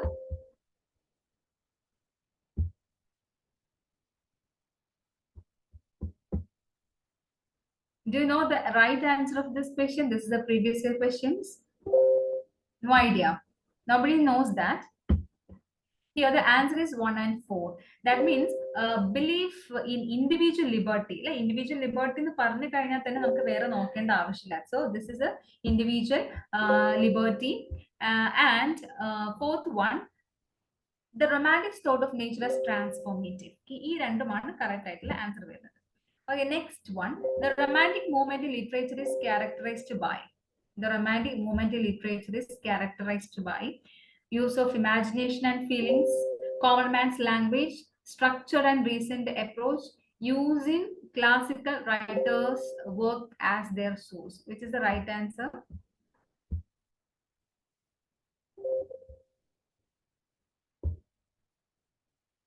Can you give me the right answer? The romantic movement in literature characters. Again, the questions. This is the PYQ and based on the features of romantic period. Do you know the answer of this question? The romantic movement in literature is characterized by. If you give me the response, that's good. Yes, answers are coming. A and B. Use of imagination and feelings, common man's language. And let's find out the answer. Here, the romantic literature is characterized by. Here, two options are there. Like common man's language പറഞ്ഞിട്ടുണ്ട്, imaginations പറഞ്ഞിട്ടുണ്ട്. അപ്പൊ നമ്മൾ ഇവിടെ ഇങ്ങനത്തെ പൊതുവെ net എക്സാമിന്റെ ഒരു feature ആണ് എന്താ പറയാ, ഒരുപോലത്തെ അല്ലെങ്കിൽ നമുക്ക് എല്ലാം റൈറ്റ് ആണെന്ന് തോന്നുന്ന രീതിയിൽ ഓപ്ഷൻസ് വരാറുണ്ട്. അപ്പൊ അങ്ങനത്തെ ഒരു കേസിൽ നമ്മൾ മോസ്റ്റ് പ്രോമിനന്റ് ആയിട്ടുള്ളതിനാണ് നമ്മൾ ഇമ്പോർട്ടൻസ് കൊടുക്കേണ്ടത്. ഇവിടെ യൂസ് ഓഫ് ഇമാജിനേഷൻസ് ഫീലിംഗ്സ് ആണ് ഏറ്റവും ഇമ്പോർട്ടൻസ് വരുന്നത്, പിന്നെയാണ് കോമൺസ് മാൻ. കാരണം first of all comes imagination അല്ലെ, എന്നിട്ടാണ് അത് ലാംഗ്വേജിലേക്ക് നമ്മൾ കൺവേർട്ട് ചെയ്യുള്ളൂ. അപ്പൊ അതുകൊണ്ട് ഇവിടെ നമുക്ക് എന്തില്ല, സ്റ്റേറ്റ്മെന്റ് ഒന്നും ഇല്ല, അതുപോലെ 1 and 2 അങ്ങനെ ഒരു സംഭവം ഇവിടെ ഇല്ലാത്തത് കൊണ്ട് നമ്മൾ ചിന്തിക്കേണ്ടത് the imagination feelings that comes to our mind, then what happens, we write and we create something on the basis of this. അപ്പൊ അതുകൊണ്ട് കോമൺ മാൻസ് ലാംഗ്വേജിനെക്കാളും പ്രോമിനന്റ് ആയിട്ടുള്ള ആൻസർ എ ആണ് നമുക്ക് ഗസ് ചെയ്യാൻ സാധിക്കണം. Okay. And third one, what is the essence of romanticism? What is the essence of romanticism? Literature must be spontaneous and imaginative, use of logic and reason, following certain rules in writing poetry and novel. Writing should be restrained or structured. Essence of romanticism endana? Literature spontaneous ആയിരിക്കണം, ലോജിക്കും reason use ചെയ്യണം, rules use ചെയ്യണം, പിന്നെ writing വളരെ restrained and structured ആയിരിക്കണം. Your answer is coming. Yes, very good. The first one, literature must be spontaneous and imaginative. Logics, no chance. Okay, in the romantic period. Okay, good. And it's very happy for me you are here. Okay, that's the right answer. Okay, very happy moment here. Emoji. The chief authors of this period. Who are the important authors of this period? So let me read this. William Wordsworth, Samuel Taylor Coleridge, and Lord Byron, P.B. Shelley, John Keats, Walter Scott, Jane Austen, Charles Lamb, Thomas D. Quincy. Okay, these are the some important writers of this period. So first of all, we can discuss about the what the poets. Okay, first generation poets. Okay, let me take this. So before moving on to the literature side, okay, we can do the first what some poets of this period. Okay, who are the important poets of this period is very important thing because അത് നമുക്ക് പോയിറ്റ്സിനെ പറഞ്ഞിട്ടാവാം നമുക്ക് novels മറ്റുള്ളതിലേക്ക് കടക്കുന്നത്. Romantic poets. Now the slide is on romantic poets. I think all of you can see this slide, romantic poetry. And in the romantic poetry, the important thing, the features, like what are the features of romantic poetry? Here in the poets of the romantic period, we see a shift what from reason and artificiality or artifice to imagination and naturalness. Okay, the naturalness means naturality, and the writers they are concentrated on the worshipping of nature. എപ്പോഴും escape literature ആയിരുന്നു നമ്മുടെ ജീവിതത്തിലുള്ള പ്രോബ്ലത്തിൽ നിന്നൊക്കെ ഒളിച്ചോടാൻ വേണ്ടിയിട്ട് main ആയിട്ട് use ചെയ്തിരുന്നത് writings ആയിരുന്നു. Here John Keats Ode to a Nightingale, actually he wrote to escape from the troubles of his life. Okay, he went to the world of the nightingale. And here from reason and artifice to imagination, that's the first feature of poetry of a romantic age. And the second one, some personal experiences and emotions are discussed in the poetry of the romantic age. That's the second feature. Already we discussed that, the subjectivity and personal feelings and expressions. And third one, so in romantic poets used lyrics. Okay, they used lyrics to express feelings and self-revelations. So അവർ use ചെയ്തിട്ടുണ്ടായിരുന്നു ഒരുപാട് feelings ആയിരുന്നു. ഇപ്പൊ self revelation കാണിക്കാൻ വേണ്ടിയിട്ട് main ആയിട്ട് they used some feelings and imaginations. Okay, in romantic poetry, two generations are there, major poets of the age. Okay, we can divide into two, the first generation and second generation. Okay, two generations of poets of romantic period. The first generation includes William Blake, William Wordsworth, S.T. Coleridge, Robert Southey. These are the first generation poets. And the second generations are Lord Byron, P.B. Shelley, and John Keats. Okay, two divisions. One is first generation, the other one is second generation. First generation writers are William Blake, Wordsworth, Coleridge, and Southey, and second generation Byron, Shelley, and Keats. First generation poets. Let's have a discussion about first generation poets. Here, William Blake. Okay, William Blake, the period is 1757 to 1827. He belonged to the first stage of romantic age. That is the first generation poet. Here the important works are given. The chronological order, എപ്പോഴും നിങ്ങൾക്ക് ചോദിക്കുന്ന ഒരു question ആണ് chronological order. ഒരു വളരെ correct ആയിട്ട് ഒരു ഓതറുടെ വർക്കിന് അറേഞ്ച് ചെയ്യാൻ പറയും, അല്ലെങ്കിൽ ഡിഫറെന്റ് ആയിട്ടുള്ള റൈറ്റേഴ്സിന്റെ വർക്ക്സ് എടുത്തിട്ട് അറേഞ്ച് ചെയ്യാൻ പറയാറുണ്ട്. അപ്പൊ നമ്മൾ എന്താണ് ഇയർ നമുക്ക് കംപ്ലീറ്റ് ഒന്നും പഠിക്കാൻ പറ്റില്ല, പക്ഷെ എങ്കിൽ പോലും ചില സമയത്ത് നമുക്ക് റിപ്പീറ്റ് ചെയ്ത് വായിച്ചു കഴിഞ്ഞാൽ ചില ക്വസ്റ്റ്യൻസ് നമുക്ക് നമ്മുടെ മൈൻഡിൽ ഹിന്റ് ചെയ്യും. ഓക്കെ, ചില ഇൻസിഡൻസുമായിട്ട് റിലേറ്റ് ഒക്കെ ചെയ്തിട്ട് നമ്മൾ വർക്കിനെ നമ്മൾ കണക്ട് ചെയ്ത് we get the answer of the chronological order questions. They're also given the works are one by one. Poetical sketches, okay, 1783, and songs of innocence and songs of experience. These are the two important works of William Blake. Okay, 1789 and 1794. The French Revolution, America, a prophecy, Vision of the Daughters of Albion, Europe, a prophecy, the Book of Urizen, the Marriage of Heaven and Hell. Now, this is the picture of songs of experience and songs of innocence. Okay, songs of experience is the picture is the tiger. Okay, songs of innocence is the lamb. So one is very innocent and the one is very cruel and ferocious. And among this, I want to give you a short description of lake poets. Who are lake poets? Lake poets are the poets belonging to the Lake District of Cumberland and Westmoreland at the 19th century. Lake District a group of poets in Lake poets in the okay. Francis Jeffrey in the Edinburgh Review in August. Okay. in August 1870, okay, named this Lake Poets. Okay, Lake Poets in the പേര് കൊടുത്തത് Francis Jeffrey ആണ്. Okay, this is about the Lake Poets. Okay, Lake Poets belong to Lake District of England. Okay, Lake District of England ആണ്, അത് ഓർമ്മിച്ച് വെക്കുക. And who are the important Lake Poets? Who are the important Lake Poets? Here the Wordsworth, Coleridge, and Southey. Okay, Wordsworth, Coleridge, and Southey are the important Lake Poets. Okay, these writers are belonging to the Lake District of England.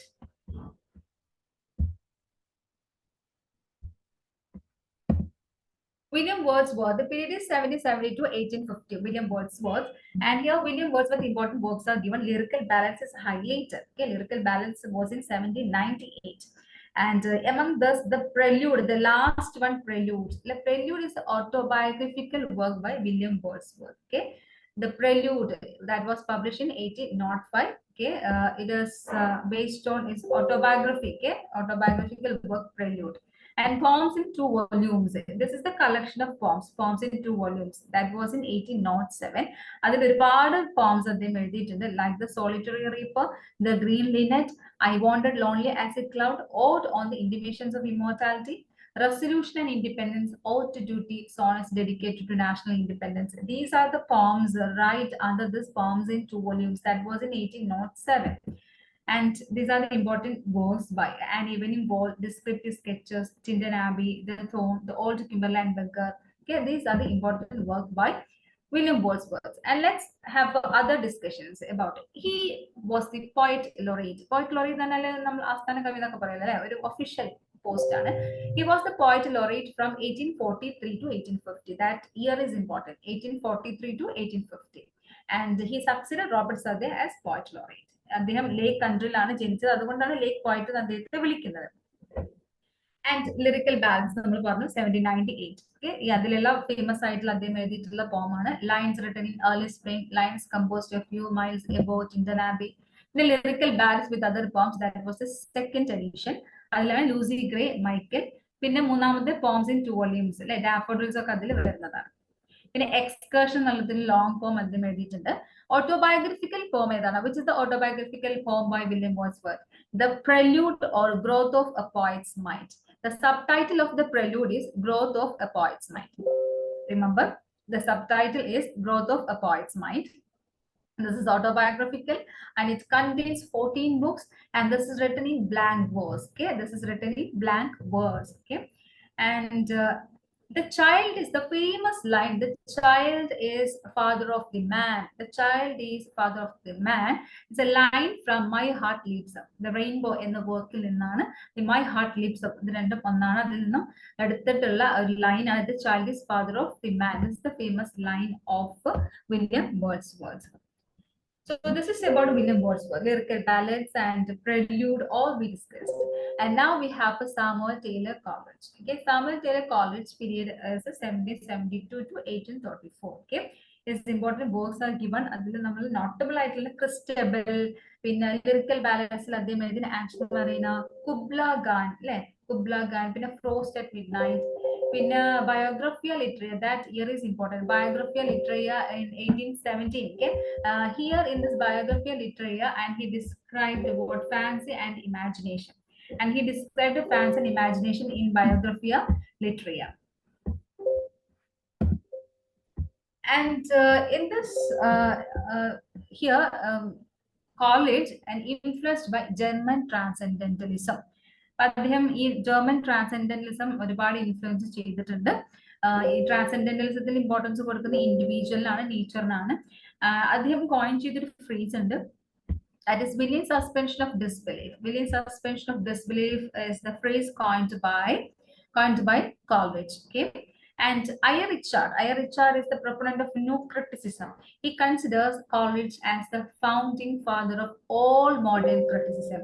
According to Aifer Richard, new critic, okay, he said that Coleridge is the founding father of all modern criticism എന്നാണ് പറയപ്പെടുന്നത്. Okay, Biography literature. When we take the book Biography Literature, the publication year is 1817, and this is the semi-autobiographical. Okay, this is a semi-autobiographical one, and he described this imagination and fancy. According to Coleridge, there are two types of imagination. One is primary imagination, and the second one is what secondary imagination. Primary and secondary imagination described by Coleridge in the Biographia and Literaria.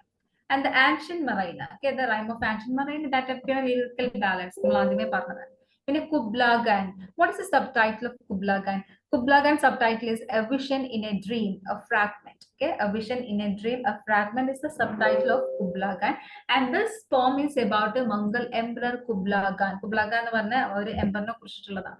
Other work of Coleridge is Dejection and All. So this is a swan song. So this is about unhappy marriage and his love for Wordsworth's sister-in-law Sarah Hutchinson. Okay, Dejection and All. അദ്ദേഹത്തിന്റെ വേർഡ്സ്വർത്തിന്റെ സിസ്റ്ററിനോടുള്ള ഇഷ്ടം അതിന് പറയുന്നുണ്ട്. Okay. Next writer. അപ്പൊ ഇതൊക്കെ നമ്മൾ ആ first generation ആണ് പറയുന്നത്. ബ്ലേക്ക് പറഞ്ഞു, വേർഡ്സ്വർത്ത് പറഞ്ഞു, കോളേജ് പറഞ്ഞു, and Robert Southey. Okay, Robert Sadé's works are given: The Fall of Robespierre, Joan of Arc, Talaba the Destroyer, the Cape Rock, The Curse of Kehma, and Roderick. And prose works are given: History of Brazil, History of Peninsular War, The Life of Nelson, and is the poet laureate. A poet laureate from 1830 to 1843. In the Parnell, Wordsworth in the Tottu Munbu Sadhya is the poet laureate.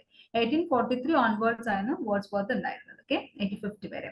And Lord Byron satirized. Okay, Sadhya satirized the Byron work at the Vision of Judgment. Okay, the Vision of Judgment.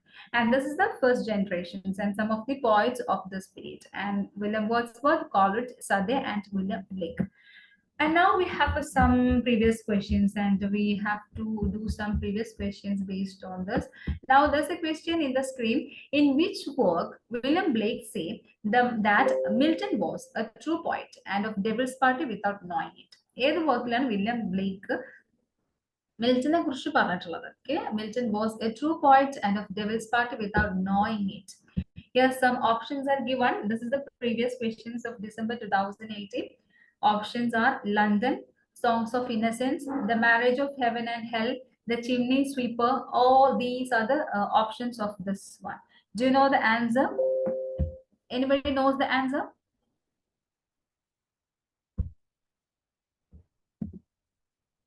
The answer is The Marriage of Heaven and Hell. Okay, Marriage of Heaven and Hell. In this work, William Blake said that Milton was a true poet and Devil's Party. Okay, next question.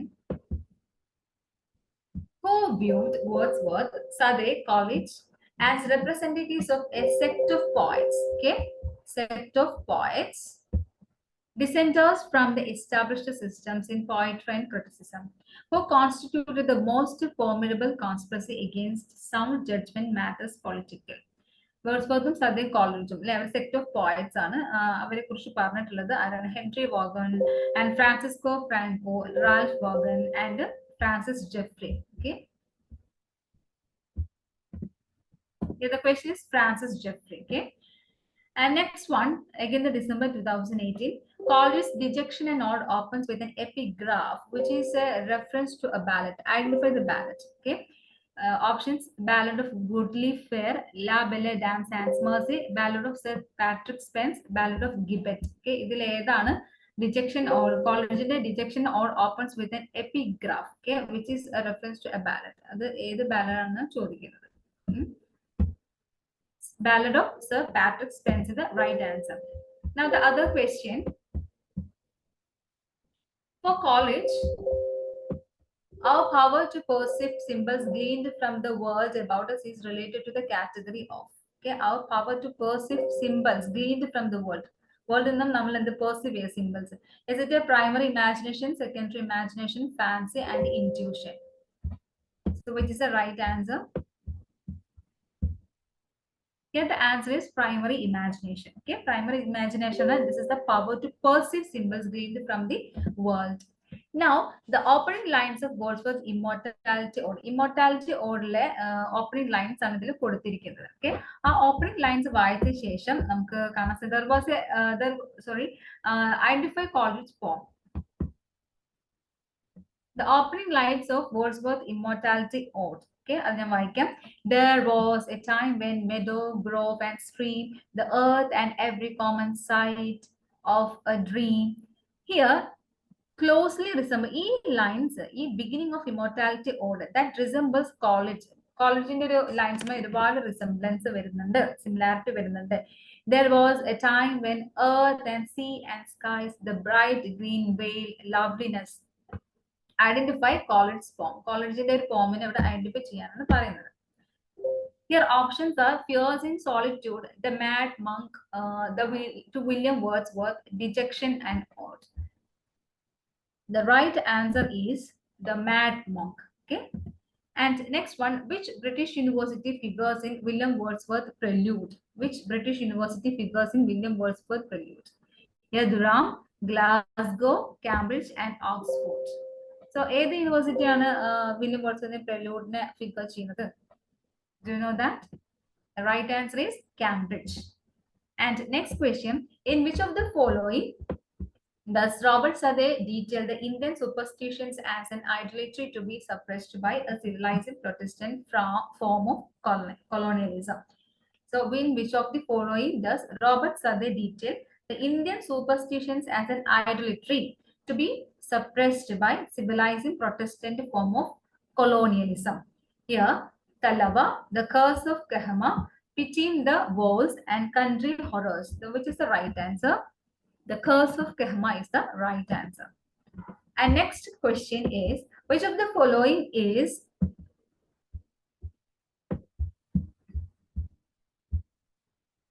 okay? Your answer is given by somebody else. Okay. Which of the following is not school associated with romantic period in English literature? So some schools are given, and among this school, one school is not belonging to this romantic period. Here, the Cockney School, the Fireside School, the Lake School, the Satanist School. Do you know the answer?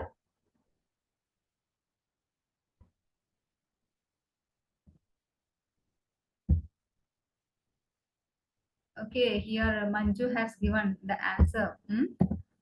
The correct answer is the Fireside School. Okay, other schools are associated with the Romantic age. So all we discussed the first generation poets like William Blake, Coleridge, William Wordsworth, and Robert Southey. Now the second generation poets, George Gordon Byron. Okay, Lord Byron. Okay, Byron's works are given on the screen. House of Idleness, English Bards and Scottish Reviewers, Childe Harold's Pilgrimage, 1812.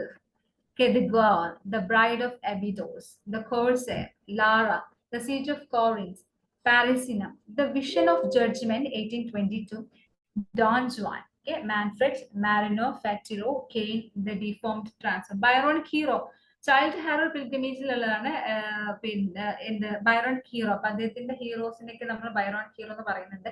പിന്നീട് Byronic hero use ചെയ്യുന്നത് ഒരുപാട് writers. Heathcliff is the character. Okay, Byronic hero ആണ്.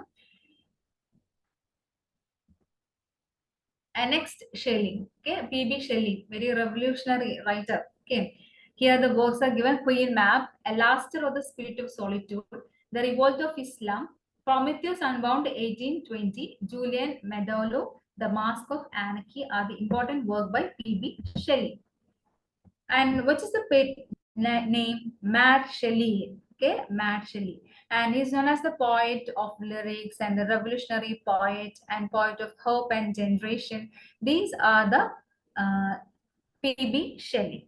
And the tragedy happened in his life, and he drowned in his own sailing boat, the Don Juan. Sailing boat by Don Juan. And the important works are here: Queen Mab. Like Queen Mab in a specialty, but this is a long poem. And here the declared, there is no God, and the declaration one of the Queen Mab land. And the necessity of atheism. Atheism and as a result of this, he expelled from university. Okay. And Revolt of Islam in 1817, Ode to the West Wind. Okay, a very famous poem, very important one that was published in 1819. And here is some famous lines like, "Oh, lift me as a wave, a leaf, a cloud." Okay, Oh, lift me as a wave, a leaf, a cloud. I fall upon the thorns of life. I bleed. This is the famous line in Ode to the West Wind. And the last line, which is the last line of Ode to the West Wind? If winter comes, can spring be far behind? If winter comes, can spring be far behind is the last line of the poem Ode to the West Wind written by P.B. Shelley. Okay, these are the famous lines. The first one is Oh, let me say അല്ലെ അതൊരു എന്താ പറയാ wind west വിൻഡിനെ describe ചെയ്യുന്നത് destroyer ആണ് അല്ലെ creator ആണെന്ന് പറയുന്നത്. അപ്പൊ എന്നെ ഒരു ലിഫ്റ്റ് ചെയ്യുന്നത് wave leaf a cloud I fall for the thorns of life I need. Okay, all these are the work. And then Adonis. Adonis, what's the special of Adonis? Adonis is a work by B.B. Shelley, and he wrote actually on the death of John Keats. John Keats in the Marnathil Adonis. Then other works are Ozymandias, The Mask of Anarchy. And he wrote one critical work, that is A Defense of Poetry. Defense of Poetry, it contains Shelley's famous claim that poets are unacknowledged legislators of the world, very famous quote by P.B. Shelley, and which appeared in his critical work, A Defense of Poetry.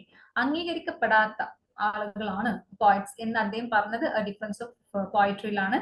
And he wrote this critical work, A Defense of Poetry, in response to Thomas Love Peacock's article. Thomas Love Peacock's article, The Four Ages of Poetry, okay, in 1820. അതിനെ response ചെയ്ത് എഴുതിയതാണ് A Defense of Poetry. But this work published posthumously, that means after his death in 1840 by his wife, who is a wife of P.B. Shelley, Mary Shelley. Okay, Mary Shelley, in essays, letters from abroad, translations and fragments. ഈ ഒരു വർക്കിലാണ് ഇത് publish ചെയ്യുന്നത്. വൈഫാണ് publish ചെയ്യുന്നത്. This is posthumously published in 1840. Which book? A Defense of Poetry. And this is the critical work. And Chenji, verse drama. Okay, one verse drama he has written, that is Chenji. Okay. Another important writer of romantic writing, the second generation, is a John Keats. Okay, John Keats, 1798. Okay, 1795 to 1821.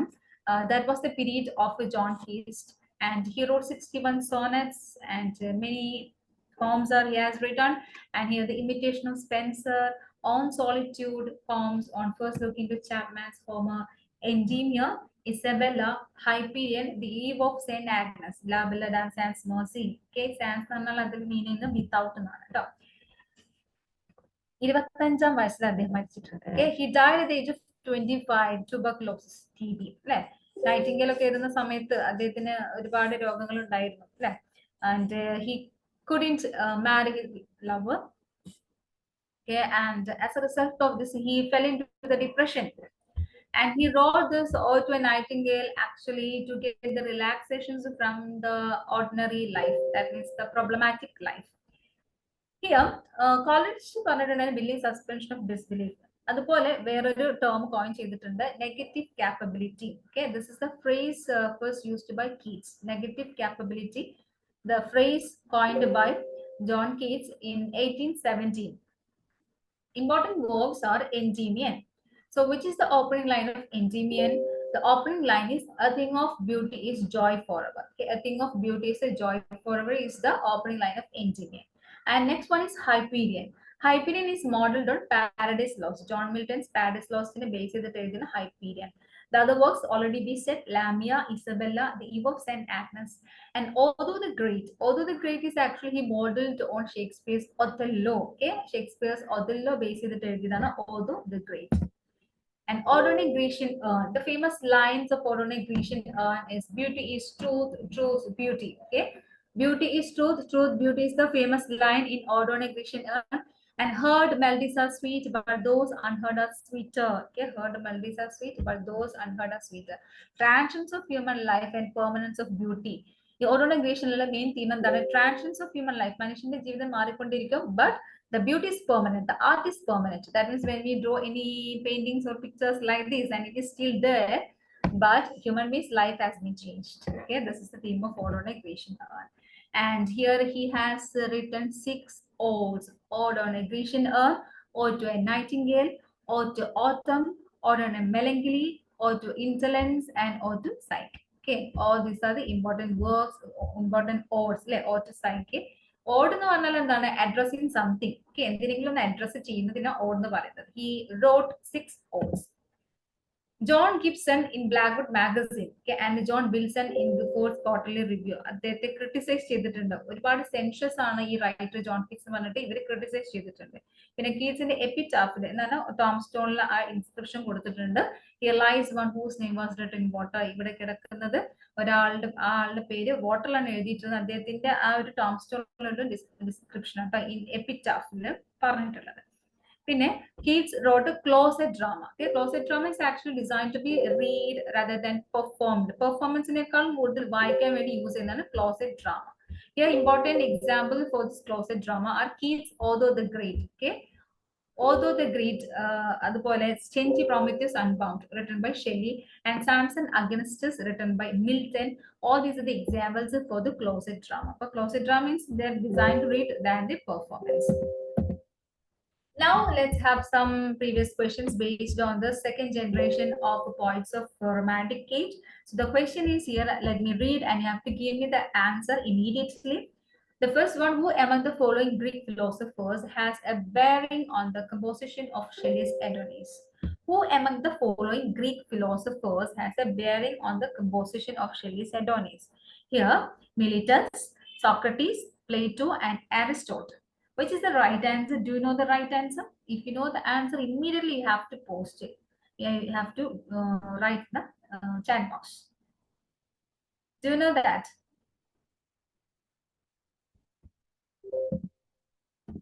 Plato. Okay, Plato is the Greek philosopher here. Now, which Byron poem begins in the following manner? Okay, start Byron. I want a hero. I want a hero. An uncommon want when every year and month sends forth a new one. Beppo, Child Harold's Pilgrimage. Don Juan, The Vision of Judgment. Which is the right answer? Okay. Do you know that? Here, Don Juan is the right answer. Now the third one, Keats' La Belle Dame Sans Mercy combines 2 poetic forms. Lyric, dramatic monologue, ballad, sonnet. Here the right combination according to the code is 2 and 3, 1 and 4, 1 and 3, 2 and 4. La Belle Dame Sans Mercy combines 2 poetic forms, whether it is lyric, dramatic monologue, ballad, or sonnet. Here answer is 1 and 3. Lyric aanu, adupole ballad aanu. Okay. And which of the following is not true of the Byronic hero? Here the moody, passionate, repentant, and remorse tone. Not true of Byronic hero. Here, repentant is the right answer. Next one, a rosy sanctuary will I dress with the wreathed trellis of the working brain. The above lines are quoted from E line 7 Adonis, Autopsy, Eve of St. Agnes, and Engineer. The answer is there. Here again, Manju's answer is here. Let's find out. Autopsy, very good. Okay, autopsy line and a rosy sanctuary will I dress with the wreathed trellis of the working brain. Arrange the following in chronological order. Mary Wollstonecraft's Vindication of the Rights of Women, Lyrical Ballads, French Revolution, Percy's Relics of Ancient English Poetry. Mary Wollstonecraft's Vindication of the Rights of Women, Lyrical Ballads, French Revolution, Percy's Relics of Ancient English Poetry. Arrange the following. Here A is the correct answer. The first one appeared Percy's Relics of Ancient English Poetry, then French Revolution, then Mary Wollstonecraft's Vindication of the Rights of Women, and Lyrical Ballads. Now, Confessions of an Opium Eater is a literary work by Confessions of an Opium Eater is a literary work by S.T. Coleridge, P.B. Shelley, Thomas Dickens, and Lord Byron. Here answers Manju and Ashwati. So, which is the right answer? Thomas Dickens. Thomas Dickens. So, they have given right answers. Some of them. Okay. Now, if dash comes, can dash be far behind? Shelley's Ode to the West Wind. ഇവിടെ എന്താണ് fill ചെയ്യേണ്ടത്? Winter, spring, ഓട്ടം, summer, winter, rain, spring, winter. If dash comes, can dash be far behind? Okay. Yeah. If winter comes, can spring be far behind? അല്ലെ, winter വന്ന തൊട്ട് പിന്നാലെ spring ഉണ്ടായിരിക്കും അല്ലെ. ഒരു വിഷമമെങ്കിൽ സന്തോഷം ഉണ്ടായിരിക്കും. Thomas Love Peacock classified poetry into 4 periods. They are carbon, gold, silver, and brass. Brass, silver, gold, and diamond. Iron, gold, silver, and brass. Gold, platinum, silver, and diamond. Thomas Love Peacock classified poetry into 2 periods. They are. A difficult question. Say iron, gold, silver, brass. Iron, gold, silver, brass. Okay. Who among the following is not an Irish writer? Oscar Wilde, Oliver Goldsmith, Edmund Burke, Thomas Gray. Who among the following is not an Irish writer? Irish writer അല്ലാത്തത് ആരാ?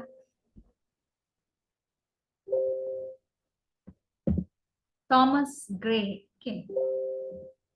Others are Irish writers. Oscar Wilde, Oliver Goldsmith, Edmund Burke. When Keats writes about the beaker full of the blushful hypocrite, hypocrite means the fountain of hosts, a spring sacred to the muses, Mount Helicon produced from a blow of Pegasus, both A and B. Okay, here the Keats description. So that's a phrase. Beaker full of the blushful hypocrite. The hypocrite means what? This is in the Ode to a Nightingale. Okay. Both A and B, the fountain of hosts, a spring sacred to the muses. Both A and B is the right answer. This is appeared in his poem Ode to a Nightingale. Now, next question. Which of the following statement on the Prelude by William Wordsworth is or are not true? Okay, Prelude is the autobiographical work by William Wordsworth. Okay, let's find out which are the statements regarding the Prelude. First one. The Prelude was published posthumously. 2. In this poem, Wordsworth records his development as a poet. Posthumously published the poet development. And the poem runs to 14 books. At crucial stages, the poet celebrates the sublime natural scenery in developing his spiritual, moral, imaginative nature. 14 books under the stages, the crucial stages. Okay, and the last one, poems like Michael, the old Cumberland beggar, she dwelt among the untrodden ways, nothing, etc. are the highlights of this volume. Here the options are A to D are true. Option B, A is not true. Option C, D is not true. And option D, only C is true. Which is your right answer?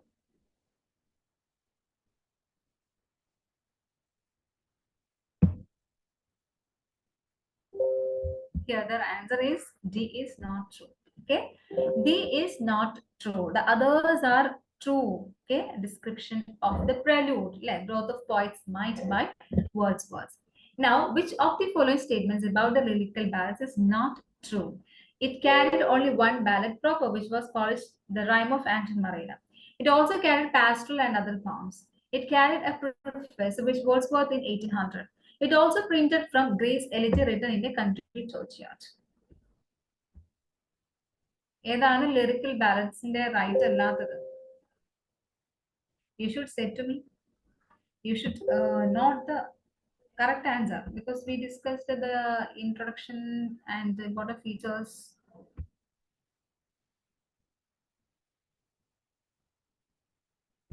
Not true. Carried only one ballad. That's true. The Rime of Anton Marina. It also carried pastoral and other poems, and it carried a preface which Wordsworth in 1800. Is it true? The lyrical ballads. The lyrical ballads. It also printed from. Yes, 1800 preface added. അതുപോലെ ഇതിൽ correct അല്ലാത്തത് ഏതാണ്? Printed from Gray's Elegy written in a country churchyard. അതാണ് correct അല്ലാത്തത്. അപ്പോൾ ഇവിടെ നിങ്ങൾ തന്ന ആൻസർ എന്താണ്? Right. Okay, very good. I don't know the exact name of that person. Okay, who of the following was not a contemporary of Wordsworth and Coleridge? Okay, who of the following was not a contemporary of Wordsworth and Coleridge? Robert Southey, Sir Walter Scott, William Hazlitt, and A.C. Swinburne.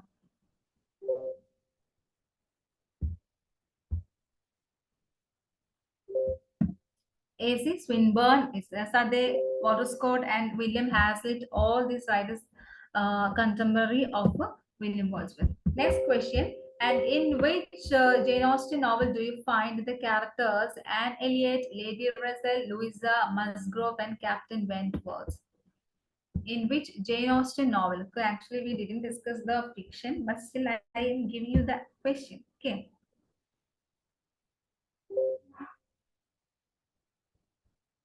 Okay, Manju. Okay. It's okay. In which Jane Austen novel do you find the characters Anne Elliot, Lady Russell, Louisa Musgrove, and Captain Wentworth? Yeah, Persuasion. Okay, Persuasion is the novel by Jane Austen.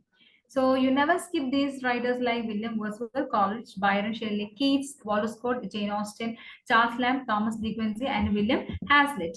And we discussed what the poets, okay, first generation and second generation poets we discussed, and late poets we discussed. Now we are moving on to the fiction of this period. Okay, fiction of this period ആണ് നമ്മൾ പറയാൻ പോകുന്നത്. So നമ്മൾ ഇതിന്റെ features ഒക്കെ നമ്മൾ പറഞ്ഞതാണ്.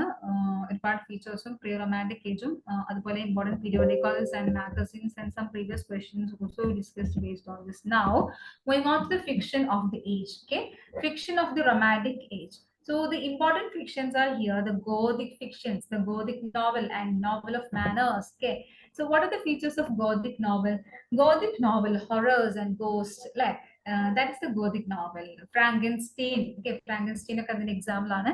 ഇതിന്റെ പ്രത്യേകത, Gothic novel set in ancient times and isolated places. Okay, that means castles or ruins. നമ്മൾ ഒറ്റപ്പെട്ട സ്ഥലത്തൊക്കെ ആയിരിക്കും ഇതിന്റെ സെറ്റിംഗ്സ് വരും, അല്ലെ, സെറ്റ് ചെയ്യുന്നത് ആ ഒരു novel. And the feature is terror and darkness and exaggerated characters. Heroine who runs away from villain, hero who defends presence of ghosts, monsters, പ്രേതത്തിന്റെയും മോൺസ്റ്ററിന്റെയും അപ്പിയറൻസും ഹീറോയിനെ രക്ഷപ്പെടുത്തുന്നതും, അങ്ങനെ ഗോതിക് തന്നെ കുറച്ച് ഹൊറർ ആയിട്ട് നമുക്ക് ഫീൽ ചെയ്യുന്ന ഒന്നാണ്. Other type of novel in this period is novel of manners. In the novel of manners, bourgeois novel, this is also called bourgeois novel because it's set upper middle class or middle class, and that means it talks about the manners of the society and manner of the upper class society, and it was influenced by manners of society.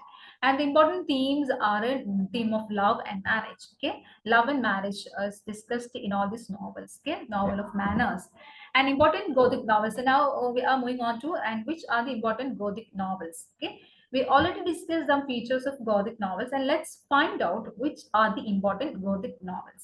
So here it's given. Castle of Otranto. Castle of Otranto എന്നാണ് published in 1765.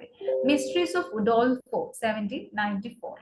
And Italian 1797. ഈ ഒരു novels ഒക്കെ കണ്ടു കഴിഞ്ഞാൽ നിങ്ങൾക്ക് മനസ്സിലാവും ഇതൊക്കെ Gothic novels ആണ്. ചിലപ്പോൾ ക്വസ്റ്റ്യൻസ് ചോദിക്കാം which are not belong to this Gothic novels. Italian, The Monk 1796, Bathik in 1786, Frankenstein 1818, and Dracula 1897. These are the Gothic novels. Okay, Gothic novels. Then നമുക്ക് കുറച്ച് questions നോക്കാം. Haunted castles, strange noises, and an acceptance of supernatural with all its trappings mark. Okay, haunted castles, പേടിപ്പെടുത്തുന്ന castles, strange noises, and acceptance of supernatural with all its trappings mark what here? Metafiction, fantasy fiction, epistolary fiction, Gothic fiction. So which is the right answer? Which is the answer of this question? This is a PYQ. Yes, answer is in the chat box. Let's find out.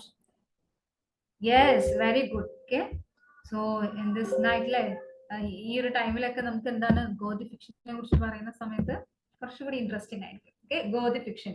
Haunted castles and strange noises are the features of Gothic fiction. And second one, the most sophisticated Gothic novels blend with two elements. Okay, most sophisticated Gothic novels blended with two elements. ഏത് രണ്ട് elements ആണ്? The supernatural and psychological, the old and the new, violence and machinery, reason and religion. Okay, reason here Anjita has given the answer. Is it right, Anjita? Let's find out. Yes, very good. The supernatural and the psychological. These are the two elements of Gothic novels. Supernatural things and psychological things. Okay, now, who are the major novelists of the period of Romantic age? First of all, Gothic novels. Like Gothic novelist of the period, Horace Walpole. Horace Walpole, 1717 to 1797. So he actually wrote the novels in the Strawberry Hills. The Gothic novels are Strawberry Hills. And Horace Walpole is known as father of Gothic novels. Who is the father of Gothic novels? Horace Walpole. Okay, Horace Walpole is the father of Gothic novels.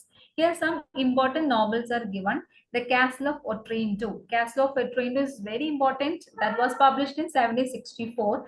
The other works are The Mysterious Mother, 1768, Three Princes of Serendip, Life and Reign of King Richard III, On Modern Gardening, a description of the villa, Mr. Horace Walpole. So the Castle of Otranto, you have to remember that.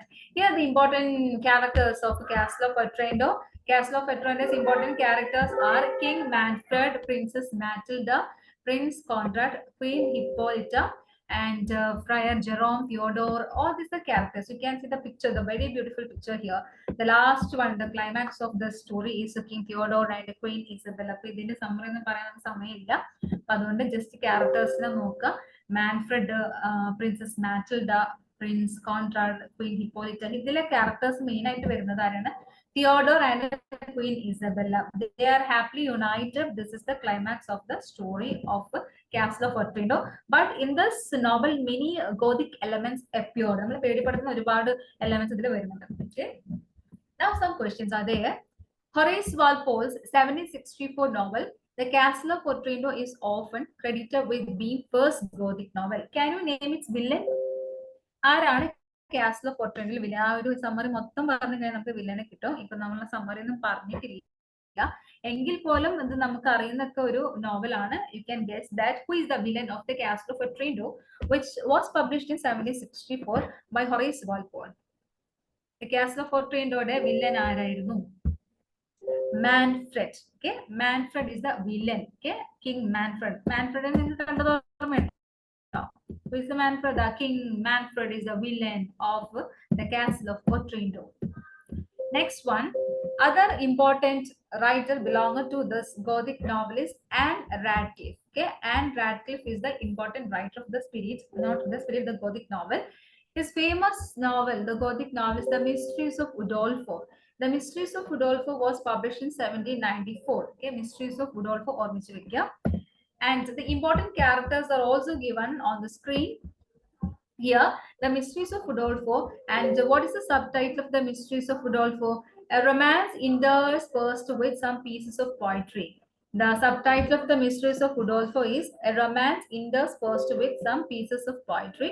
The characters are Saint Aubert, Emily, Valancourt, Sister Agnes, Dupont, Count Moreno. Okay, Count Moreno, Sister Agnes, Dupont, Saint Aubert, Emily, Valancourt are the characters of this one. Okay, that is The Mysteries of Udolpho. Blanche and Saint Foix and Cavici, Verese, Bertolini are the other characters. Annette and Ludovico. All these are the characters of this novel, The Mysteries of Udolpho. And now, other writer is Matthew Gregory Lewis. The Monk is the Gothic novel. The Monk, 1796, the Gothic novel written by Matthew Gregory Lewis. The Gregory Lewis period is starting from 1775 and entering 1880. Okay. And The Monk, what's the subtitle of The Monk? A romance. Okay, subtitle of Monk is A Romance. So the important characters are given on the screen with pictures, beautiful pictures. Ambrosio, Monkine peranand Ambrosio, Elvira, Antonia, Lucifer, Matilda or Rosario. Other disguised ആണ് Rosario. Ambrosio, Elvira, Antonia, Lucifer, Matilda and Rosario. Others are Don Lorenzo, Agnes, Don Raymond, and Theodore, Donna, and all these are the other characters. Okay, and Virgin or Virginia. Okay, all these are the other, and Mother of Saint Ursula. Other writer of Gothic fiction is Mary Shelley. Mary Shelley, the famous title Frankenstein or the Prometheus, the Modern Prometheus, Frankenstein or the Modern Prometheus, that was published in 1818. അദ്ദേഹത്തിന്റെ മറ്റു works ആണ് Matilda and Walpurga, The Last Man, Perkin Warbeck, Lodore and Faulkner. Okay, here William Godwin and feminist radical Mary Wollstonecraft. Okay, Mary Shelley. Here the wife of P.B. Shelley. Frankenstein, that means subtitle ആണ് The Modern Prometheus. So the speciality of Frankenstein, this is the frame story. ഇതൊരു എപ്പിസ്റ്റലറി form ആണ്. ഇത് frame ചെയ്തിട്ടുള്ളതാണ്. Means അതിന്റെ narrative mode അങ്ങനെയാണ്. എപ്പിസ്റ്റലറി form എന്ന് പറഞ്ഞു കഴിഞ്ഞാൽ this is written in the letter form. Letter ഫോമിലാണ് ഇത് എഴുതിയിട്ടുള്ളത്. പിന്നെ സയൻസ് ഫിക്ഷൻ ഇതിൽ വരുന്നത്. കാരണം ഒരു മോൺസ്റ്ററിനെ ക്രിയേറ്റ് ചെയ്യുന്നുണ്ടല്ലോ. And important characters are given. Important characters are Captain Robert Walton. Okay, Walton വരുന്നുണ്ട്. അദ്ദേഹത്തിന്റെ സിസ്റ്റർ ലെറ്ററിലൂടെയാണ് ഇത് കഥ പോകുന്നത്. പിന്നെ ഒരു ക്രീച്ചർ മോൺസ്റ്റർ ക്രിയേറ്റ് ചെയ്യുന്നുണ്ട്. Victor Frankenstein was interested in creating this different scientific innovative things like വളരെ ഇൻട്രസ്റ്റ് ആയിട്ടുള്ള ആളാണ്. And he created this monster, this creature, and his wife is Elizabeth, and William and Justin Mortis, D. Lacey, and his friend Henry Clerval. Okay, Victor Frankenstein, the friend and Henry Clerval. All these are the characters of Frankenstein or the Modern Prometheus. Now we discussed some Gothic fictions. Okay, Gothic fictions and the Gothic writers. Okay, അതിലാദ്യം പറഞ്ഞത് The Castle of Otranto by Horace Walpole. And after we discussed Anne Radcliffe, The Mysteries of Udolpho, and then we discussed The Monk by Matthew Gregory Lewis, and the other one Mary Shelley's Frankenstein or the Modern Prometheus. Okay, now we have some questions based on this. Here, the monster in Frankenstein is not responsible for the death of. The monster in Frankenstein is not responsible for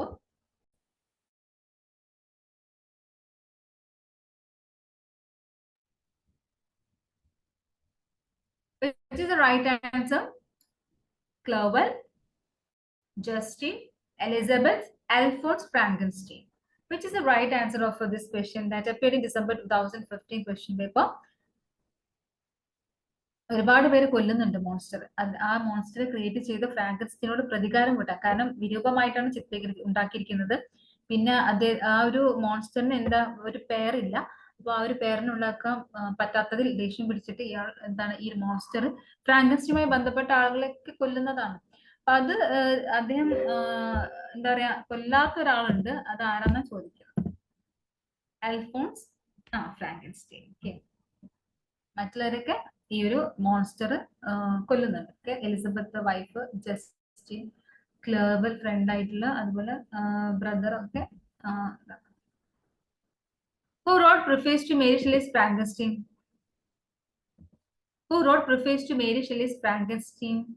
ആരാണ് preface ചെയ്തത്? Mary Shelley's Frankenstein preface ആരെഴുതി? Wordsworth, Godwin, P.B. Shelley and Edwards.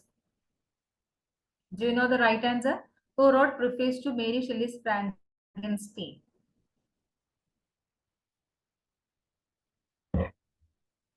No idea. P.B. Shelley. Okay, Shelley wrote preface to Mary Shelley's. അറിയാലോ, Shelly, P.B. ഷെല്ലിയുടെ വൈഫാണ് Mary Shelley. അപ്പോൾ അദ്ദേഹമാണ് അത് എഴുതിയിട്ടുണ്ടായിരിക്കുക. Now we discussed the fiction of romantic age, so that completely based on the Gothic fictions. Now, novel of manners. Okay, novel of manners, major novelist.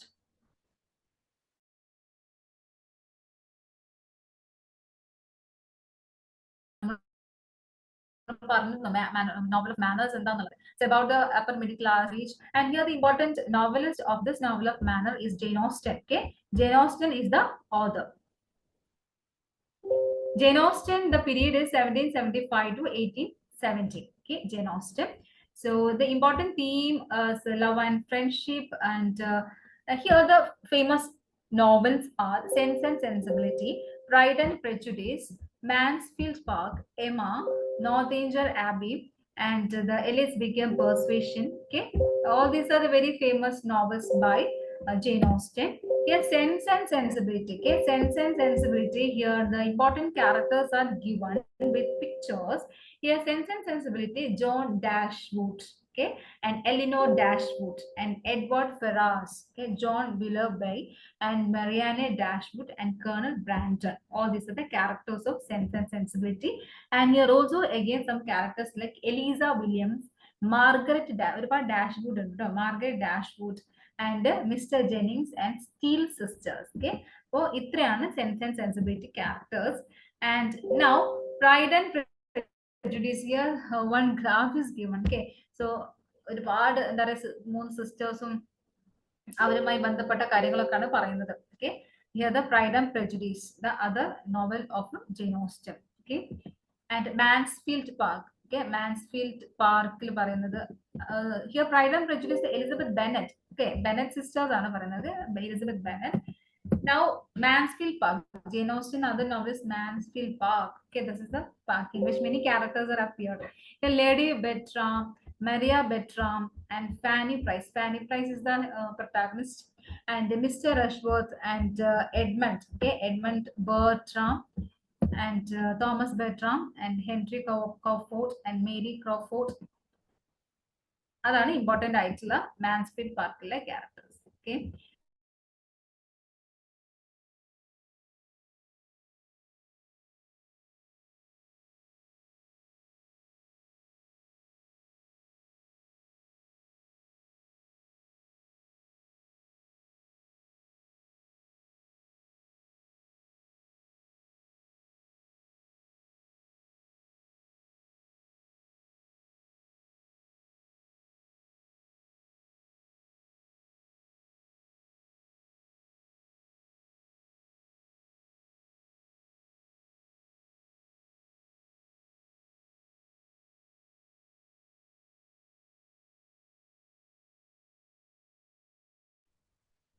okay, let me share this.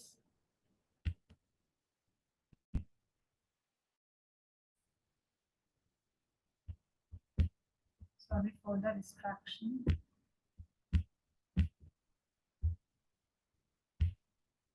Okay, I think I'm audible to you. Yes, Persuasion. The other work is Persuasion is a novel by Jane Austen. And Eliot, Captain Frederick Wentworth, Sir Walter Eliot, Charles Musgrove, and Mary Musgrove are the characters of this. And Mrs. Smith, and Admiral Croft and Sophia Croft, Lady Russell. Okay. But Jane Austen, the novel of manners, Persuasion, Pride and Prejudice, Sense and Sensibility, Mansfield Park. Any questions now? Pick out two Austen heroines from the following who are right-minded. The heroines in the Austen, Jane Austen, were right-minded but neglected. Okay, nalla right-minded ana, but they are neglected in the beginning, but gradually are acknowledged to be correct by characters who have previously looked down on them. Okay, adike endana avare enda paraya neglected ayinu, pinnീട് gradually acknowledged to be correct. Okay, Elizabeth Bennet, Fanny Price, Emma Woodhouse, and Eliot is the right answer. Okay, your answer is given by Nadia. Okay, but here the combinations are given 1 and 3, 2 and 4, 3 and 4, 1 and 4. Which is the right one? ഇവിടെ ഹീറോയിൻസിനെ കുറിച്ചാണ് ചോദിച്ചിട്ടുള്ളത്, രണ്ടാളെയും ചോദിച്ചിട്ടുള്ളത്. Right minder ആണ്, പിന്നീട് അവര് neglect ചെയ്യപ്പെടുന്നുണ്ട്, പിന്നീട് ഗ്രാജുവലി അവര് കറക്റ്റ് ആയിട്ട് വരുന്നുണ്ട്. So 2 characters are you have to mention. One, here the right answer is D, 1 and 4. Elizabeth Bennet and Anne Elliot. Okay, Elizabeth Bennet and Anne Elliot are the characters. From among the following, who are the Dashwood sisters in Jane Austen Sense and Sensibility? Dashwood sisters in the pera choikkunde Eleanor, Marianne, Mary, Amanda. 1 and 3, 1 and 2, 2 and 3, 3 and 4. Who are the Dashwood sisters in Sense and Sensibility of Jane Austen? Do you know that? 1 and 2, Eleanor and Marianne. Eleanor Dashwood and Marianne Dashwood. And which among the following is not written by Jane Austen? Which among the following is not written by Jane Austen? The English Male Coach, Sense and Sensibility, Emma, Confessions of an English Opium Eater. Which is the right answer? Which among the following is not written by Jane Austen? Yes, answers are coming. Yes, very good. Like, happy moment.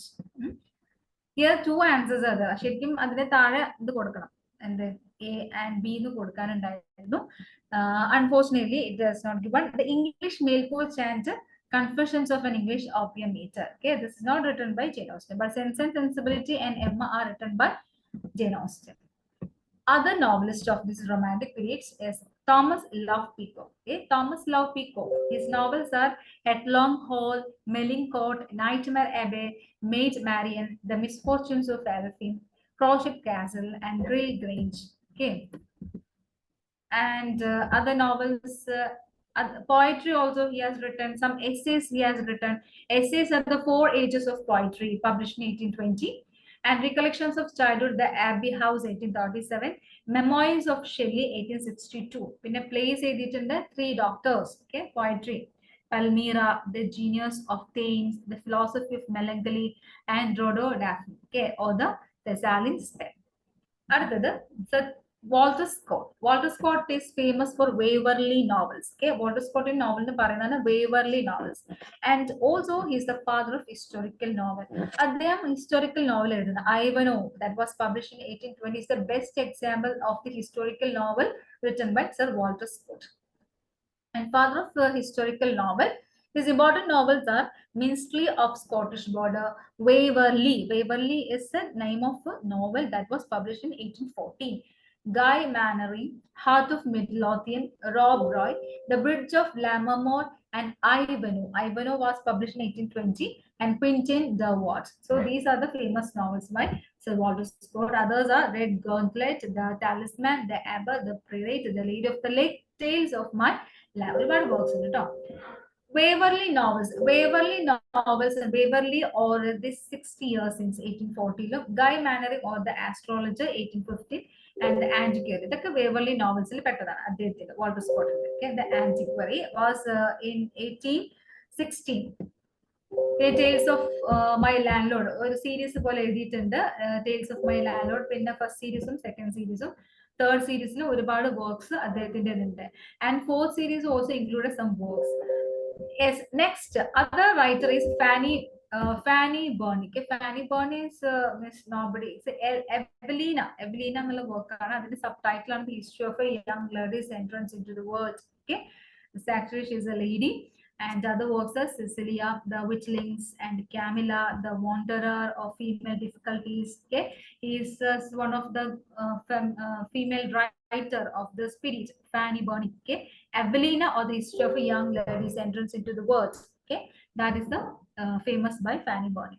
Next, Maria Edgeworth. Okay, Maria Edgeworth, The Letters to Literary Ladies, The Parents' Assistant, and Castle Rackrent, Belinda. Okay, Essay on Irish Birds, and Leonora, Tales of Fashionable Life, Envy, The Absentee. Okay, all these are by Mary Edgeworth. Okay, and Washington Irving dana mattu books oda kodutittulladu, History of New York, The Sketchbook, and Bracebridge Hall, Tales of a Traveler, Legends of Alhambra, Life, History of the Life and Voyages of Columbus, The Conquest of Granada, Life of Washington, The Conquest of Canada, published in 1829, Washington Irving. You have to note it down.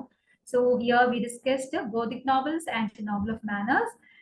Okay, all this about the fiction of this age, and we discussed the introduction of romantic age and pre-romantic age features and graveyard poets. After we discussed important poets, first generation, second generation poets of romantic age, and then we discussed some fictional writers, novelists of romantic age. So here are also some descriptions like Gothic novels and novel of manners. Now we have writers of prose. Okay, prose writers in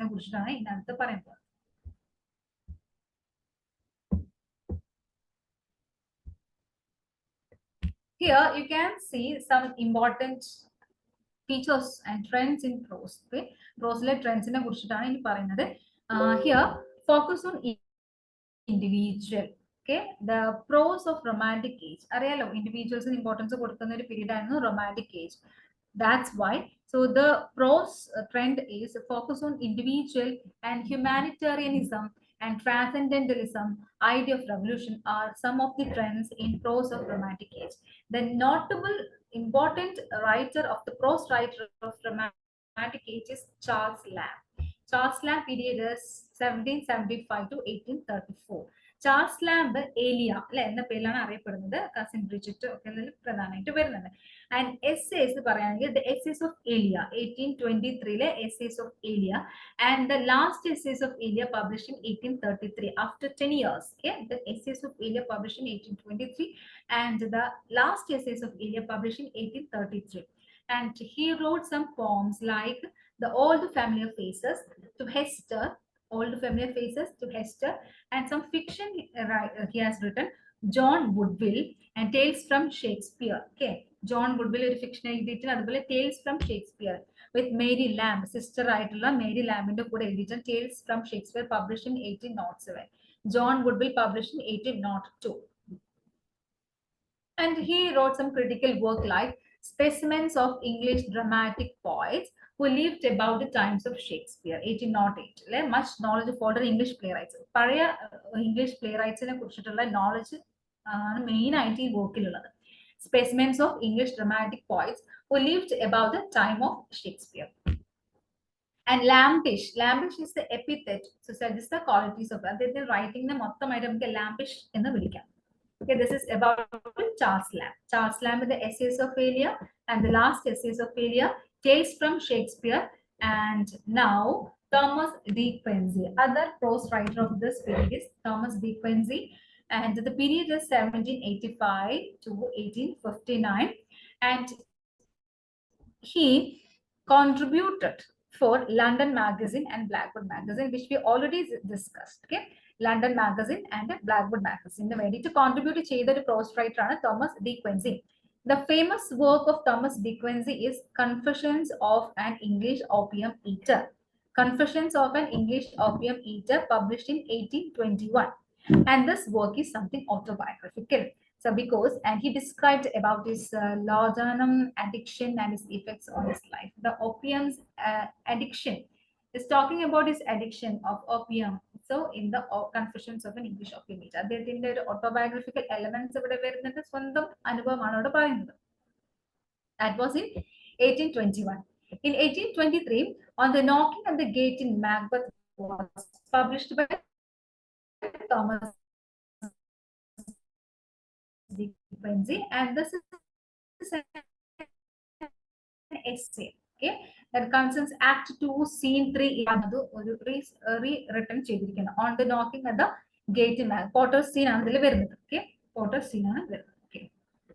And the English Mail Coach in 1849, the English Mail Coach by Thomas de Quincey, and Suspiria de Profundis in 1845. On Murder, considered as one of the fine arts in 1827. Recollections of the Lake Poets, 1839. So these are the works of Thomas de Quincey. Thomas de Quincey's famous works are Confessions of an English Opium Eater, On the Knocking at the Gate in Macbeth, English Mail Coach, Suspiria de Profundis. And next one is William Hazlitt. And William Hazlitt from 1778 to 1830. William Hazlitt contributed to Edinburgh Review. Thomas de Quincey contributed for London magazines and Blackwood magazine. But William Hazlitt contributed to Edinburgh Review, the Examiner, the Times, and the London magazine. London magazine, William Hazlitt contributed to the Times, the Examiner, the Edinburgh Review. All these are the magazines in which the contribution by William Hazlitt. And he delivered some lectures and characters, Shakespeare's plays, the English poets, the English comic writers, the dramatic literatures of the age of Elizabeth. In an essays collection under an essay on the principle of human action, the round table, table talk or the original essays on men and manners, the spirit of the age or the contemporary portraits. And he published an unsuccessful biography of Napoleon between 1828 and 1830. Okay, biography Napoleon, biography edited, but not successful between 1828 to 1830. Another prose writer of this period is Leigh Hunt. Okay, Leigh Hunt lived by his pen. Okay, hasty work, quick wit, abundant. That's style. And he ranks below Hazlitt and Lamb. Hazlitt and Leigh Hunt. His work is autobiography. Okay. Now let's have some questions based on this. Which among the following is not written by de Quincey? Okay, which among the following is not written by De Quincey? Here the options are Thomas De Quincey, The English Male Coach, Suspiria de Profundis, To Hester, Confessions of an English Opium Eater. So which is the right answer?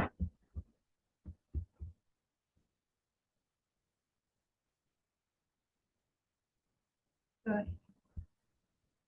So very happy to see you this late night. Many interested persons are here with answer. Okay. Here the correct answer, very good. Okay, very good. So this is to Hester. Okay, to Hester. Here the answer given by Ashwati Anjida.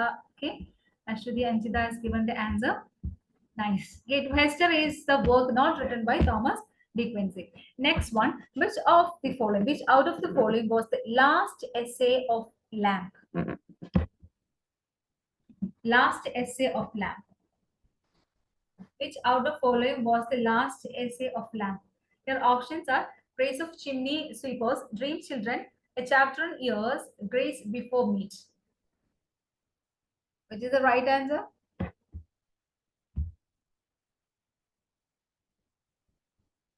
Yes, they are interested.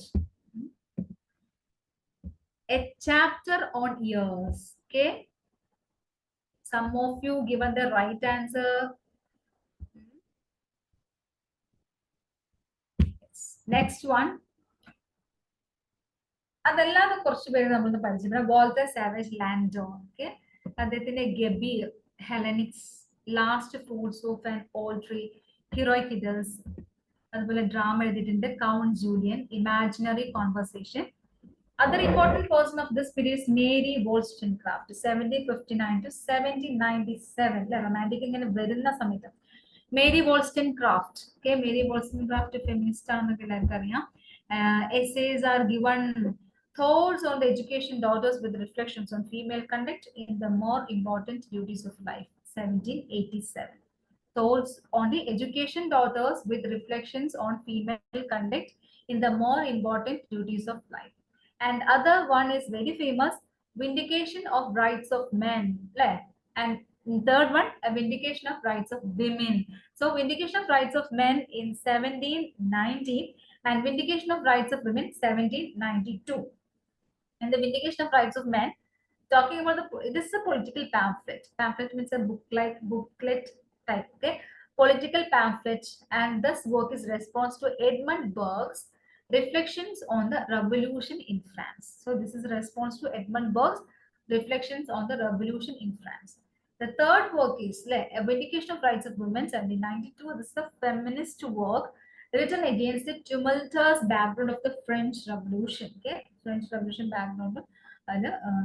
Feminist ആയിട്ടൊക്കെ ആ ഒരു ബാക്ക്ഗ്രൗണ്ടിൽ വരുന്ന കാര്യങ്ങൾ പറയുന്നത്. Okay, and ആന്തോളജിയിൽ നമ്മൾ പറയുന്നത് the female reader. അതിന്റെ ഒരു long title miscellaneous pieces in prose and verse selected from the best writers and disposed under proper health for the improvement of young women. ടൈറ്റിലൊക്കെ വിമൻ എന്ന് പറയുന്നത്. She wrote some novels like Mary, Fiction at Maria, or The Wrongs of Woman, Mary. Okay, and other one, original stories from real life with conversations calculated to regulate the affections and form the mind, truth, and goodness. Mary Wollstonecraft. Mary Wollstonecraft, A Vindication of Rights of Women, Vindication of the Rights of Men. Only novels also written. Okay, all these are the prose writers. Okay, prose writers now important prose writers we discussed that Charles Lamb. Okay, Charles Lamb Charles Lamb in the Essays of India, and Thomas De Quincey. Thomas De Quincey's Confessions of an English Opium Eater, autobiographical work. And on the Knocking at the Gate in Macbeth, this is based on Act 2, Scene 3 of Macbeth. And English Male Coach, William Hazlitt. Okay, we discussed William Hazlitt, the English comic writers.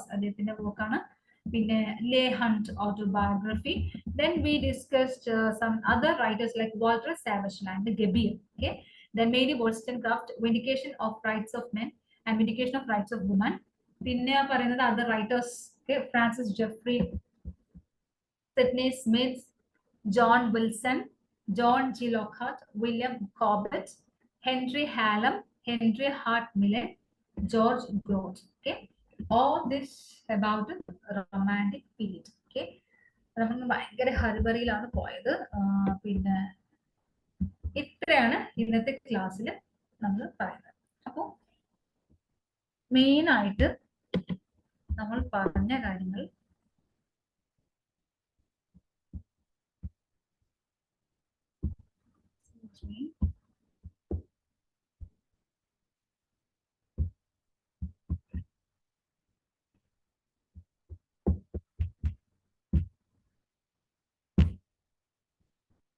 So let me rewind once again.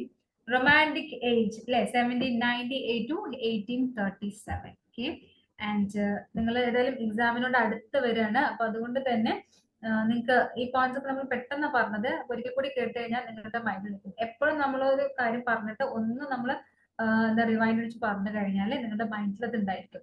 Romanticism, what is that? It's a style in painting in England and America. And when we discuss this romantic age, we have to discuss the period before this romantic period, that was pre-romantic and transitional period. Okay, here the important thing we have to remember: graveyard school of poetry. Graveyard school of poetry, their main theme is melancholy, death. The main writer is Thomas Gray. Thomas Gray famous book is Elegy Written in a Country Churchyard. And then we discuss what is an elegy and what is an epitaph. Okay, and other writers: William Cooper, Robert Burns, James Thomson, Edward Young, Robert Blair, and Thomas Parnell. All these are the other writers of the graveyard school of poetry. And when we discuss this romantic age, the romantic period is officially started with the publication of lyrical ballads in 1798 by William Wordsworth and Coleridge, which includes 23 poems. The second edition was published in 1800. The preface is added, but it was published by Wordsworth himself. Okay. Then Thomas Poe's Relics of Ancient English Poetry we discussed, and the features: the freedom of expression and common people's language and symbol language, and it is a reaction against the neoclassical period, and the important influence of French Revolution and the American Revolution. And now liberty, equality, fraternity is the slogan. പിന്നെ William ബ്ലേക്കിന്റെ ഒരു quote നമ്മൾ പറഞ്ഞു: to generalise is to be an idiot, to particularise alone distinction of merit. To particularise, particularisation കൊടുക്കാൻ is the alone distinction of merit. And Rousseau's work, freedom of expression കാണിക്കാൻ നമ്മൾ ഷെല്ലിയുടെയും വേർഡ്സ്വർത്തിന്റെയും ബ്ലേക്കിന്റെ എല്ലാം coat പറഞ്ഞു. പിന്നെ now the differences between romanticism and neoclassicism, we discuss: one is emotion and other one is not emotion, reason ആണ് ട്ടോ. Neoclassical one is subjective and other one is objective. Periodicals like Morning Post, Morning Chronicle, Times, the Times, and some literary magazines like the Edinburgh Review, the Quarterly Review, Blackwood's Magazine, London Magazine, and Westminster Review. And some specialities of Edinburgh. Edinburgh is actually promoted Whig politics, and Quarterly Review is supported Tories. Blackwood Magazine, the other title is MAGA, and it was by William Blackwood. London magazines they support rival to the Tory. Okay, and Thomas Dickens's Confessions of an English Opium Eater appears in the magazine, London Magazine. And other important contributors are Thomas Heywood, William Hazlitt, and Charles Lamb. അതൊക്കെ important ആയിട്ടുള്ള contributors ആണ്. പിന്നെ കുറച്ച് questions ഒക്കെ നമ്മൾ discussion നടത്തിയിട്ടുണ്ടായിരുന്നു. Then fiction പറയുകയാണെങ്കിൽ Gothic and novel of manners, ഈ രണ്ടെണ്ണമാണ് നിങ്ങൾ മൈൻഡിലേക്ക് കൊണ്ടുവരേണ്ടത്. ഗോതിക്കിന്റെ സ്പെഷ്യാലിറ്റി ഹൊറർ ആണ്, ടെറർ ആണ്, അതുപോലെ ghost appearance and monster appearance. Novel of manners means it's about the upper middle class and the manner of society. An important Gothic novelist, Castle of Otranto ഒക്കെ പറഞ്ഞിട്ടുണ്ടായിരുന്നു. Important Gothic novelist, father of Gothic novelist Horace Walpole. അദ്ദേഹത്തിന്റെ Castle of Otranto famous novel. Other one is Anne Radcliffe. Anne Radcliffe is actually the pioneer of this Gothic novel. The Mysteries of Udolpho is the main novel. And Matthew Gregory Lewis, the monk, Ambrosio, the monk, Then Mary Shelley's Frankenstein or the modern Prometheus, and then Frankenstein modern Prometheus parno. Pinne some previous questions. Manner of novel of manners like Jane Austen. Jane Austen's famous novels are Sense and Sensibility, Pride and Prejudice. And year of Sense and Sensibility 1795, Pride and Prejudice 1830, and Max Bard 1814, Emma 1816, Northanger 1880, Persuasion 1818. Okay, and we discussed previous questions based on Jane Austen and characters. Now Thomas Love Peacock's some books we discussed. Then Sir Walter Scott is known for Waverley novels and father of historical novel. And after that, Fanny Burney. Okay, Fanny Burney is a female writer, and Evelina. Well, Maria Egworth in the Belinda. In Washington Irving Parno, Washington Irving, the Conquest of Granada. Now some prose writers. Prose writers is Charles Lamb. Charles Lamb, the Essays of Elia. And the last essays of Elia. In the Thomas Dickens's Confessions of English Optimeter on the Knock at the Gates of Macbeth. William Hazlitt, English poets, English comic writers. Leigh Hunt's autobiography. Then some PYQ discussed. And Mary Wollstonecraft, Vindication of Rights of Women. Okay, very important. Romantic poets and discussing about two sections are the first generation, second generation. And first generation, William Blake and William Wordsworth, Coleridge and Robert Southey. Second generation, Byron, Shelley and Keats. The first generation, Blake in a works and the famous and notable one is the Songs of Innocence and Songs of Experience. And Songs of Innocence in 1789, French Revolution as Samantha. Songs of Experience 1794. Tiger, Burning Bright. Lake poets, poets belong to Lake District. Francis Jeffrey Anna either term coined. And Wordsworth in the Lyrical Ballads 1798. Second edition, Preface to Lyrical Ballads 1800. The Prelude autobiographical work. Then Poet Laureate 1843 to 1850. Some important lines and some important poems we discussed. And the child is the father of man. That was from My Heart Leaps Up and The Rainbow. And College, Christabel, Lyrical Ballads, Kubla Khan. അതൊക്കെ നമ്മൾ പറഞ്ഞു കഴിഞ്ഞതാണ്. I Richard പറഞ്ഞിട്ടുണ്ട് കോളേജിനെ കുറിച്ച്, founding father of all modern criticism. And the biography and literary, and he discussed the fancy and imagination, and he described what the differences between primary imagination and secondary imagination. Some other poems like the Rhyme of Aunt Marina, which is appeared in Lyrical Ballads, Kubla Khan, Rejection and Ode. സദനെ കുറിച്ച് പറഞ്ഞു. Poet Laureate ആയിരുന്നു വേർഡ്സ്വർത്തിന് തൊട്ട് മുൻപ് 1813 to 1843. Then we had some previous questions based on the first generation poets. Then second generation, Lord Byron, Childe Harold's Pilgrimage. Okay, Byron hero. പിന്നെ ഏതായിരുന്നു The Vision of Judgment. പിന്നെ അദ്ദേഹത്തിന്റെ Byron എന്ന് പറഞ്ഞാൽ only satirist of the romantic age. Autobiographical poem ആണ് Childe Harold's Pilgrimage. പിന്നെ satire realism ആണ് Don Juan. Shelley revolutionary writer ആണ്. അദ്ദേഹത്തിന്റെ പോയറ്റ് ഓഫ് ലിറിക്സ് ആണ്, റെവല്യൂഷണറി പോയറ്റ് ആണ്, poet of hope and generation ആണ്. അദ്ദേഹത്തെ യൂണിവേഴ്സിറ്റിനെ എക്സ്പ്ലെയിൻ കാരണം the necessity of atheism. Then important poem as Ode to the West Wind. The important lines of Ode to the West Wind we discussed. Critical work is a defense of poetry. Actually, he wrote in response to Thomas Love Peacock's article, The Four Ages of Poetry. And one verse drama written, that is the Chinchi. Okay.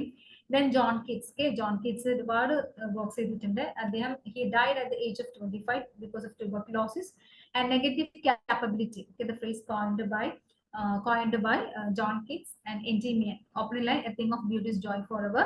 Hyperion, Lamia, Isabella. Otho the Great is actually modeled on Shakespeare's Othello. പിന്നെ ഓടോണ ഗ്രീഷ്ണൻ, important lines നമ്മൾ പറഞ്ഞു. And 6 overs എഴുതിയിട്ടുണ്ട്. ഓടോണ ഗ്രീഷ്ണൻ, ഓ to Nightingale, oh to ഓട്ടം, ഓടോണ melancholy and Ode to Indolence, പിന്നെ Ode to Psyche. പിന്നെ Blackwood മാഗസിനിലൊക്കെ അദ്ദേഹത്തെ criticise ചെയ്തിട്ടുണ്ടെന്ന് പറഞ്ഞു. പിന്നെ ക്ലോസറ്റ് ഡ്രാമ അദ്ദേഹം എഴുതിയിട്ടുണ്ട്, Although the Great. അത് closet drama means it is designed to read rather than performed. All this about romantic age. Do you have any doubt? If you have any doubt regarding romantic age, okay, you can raise your hand. Here, this is all about a romantic age. So, any doubt regarding today's class? If you have any doubt, you can ask to me. You can ask in chat box.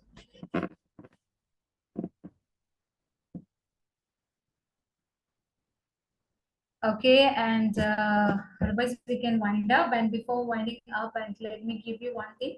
And you are moving towards the examinations. Like, your mind is filled with tensions and confusions. You don't worry about the confusions and tensions, because if you have the tension regarding the examination, that means you are in the right path. Like, നിങ്ങൾ കറക്റ്റായി വഴിയിലാന്ന് കാണിക്കുകയാണ് നിങ്ങളുടെ tension. കാരണം ഒരു നന്നായിട്ട് പഠിക്കുന്ന ഒരാൾക്കാണ് എന്തുണ്ടാകുന്നത്, tension ഉണ്ടാകുന്നത്. അപ്പൊ you don't bothered about the tension which is common to all the students of the NET examinations. As it is a tough exam, or as it is as the questions contains complicated options, so you don't worry. And when you go through these points and repeat it ചെയ്ത് വായിക്കും. Okay, again and again you have to go through the points. Okay, ആ സമയത്ത് നിങ്ങൾക്ക് ഓർമ്മയുണ്ടോ, പിന്നെ മറക്കും, പിന്നെ ഓർമ്മയുണ്ടോ, പിന്നെ നിങ്ങൾ forget ചെയ്യും. And don't worry. And in your examination hall, when you go through the questions and when you go through the options, and you will get the answer, because repeat നമ്മൾ വായിച്ചിട്ടുണ്ടെങ്കിൽ നമ്മുടെ മൈൻഡ് അത് അവിടെ കിടക്കുന്നുണ്ട്. നമ്മൾ ഓർത്തെടുക്കാൻ പറ്റില്ല, പക്ഷെ ക്വസ്റ്റ്യൻ പേപ്പർ കാണുമ്പോൾ, ഓപ്ഷൻസ് കാണുമ്പോൾ something will click in your mind. Okay, അപ്പൊ അതുകൊണ്ട് ടെൻഷൻ ഉണ്ടെങ്കിൽ തന്നെ ഡോണ്ട് വറി. ആ ടെൻഷനൊക്കെ ഒരു കോമൺ മാന്റെ ഒരു ഫീച്ചർ ആണ് എന്ന് വിചാരിച്ചുകൊണ്ട്, and you with your study or learning, okay, നന്നായിട്ട് പഠിക്കുക. ഇപ്രാവശ്യം തന്നെ നെറ്റ് ക്വാളിഫൈ ചെയ്യുക. ഇന്നത്തെ നിങ്ങളുടെ class, okay, ഏഫറിന്റെ class, okay, 2 classes we have got regarding the English literature. One is regarding the British literature, the one is the criticism, very important part of your question paper. And now I'm sure, and you will get some questions based on these 2 classes. Okay, I'm damn sure, and you will get some questions from this, and you will get a good mark also. Okay, all the very best for your examinations. Thank you, everyone. Thank you very much, and good night. Thank you, Ashwini, and welcome Fazila and Anjina. Okay, let me wind.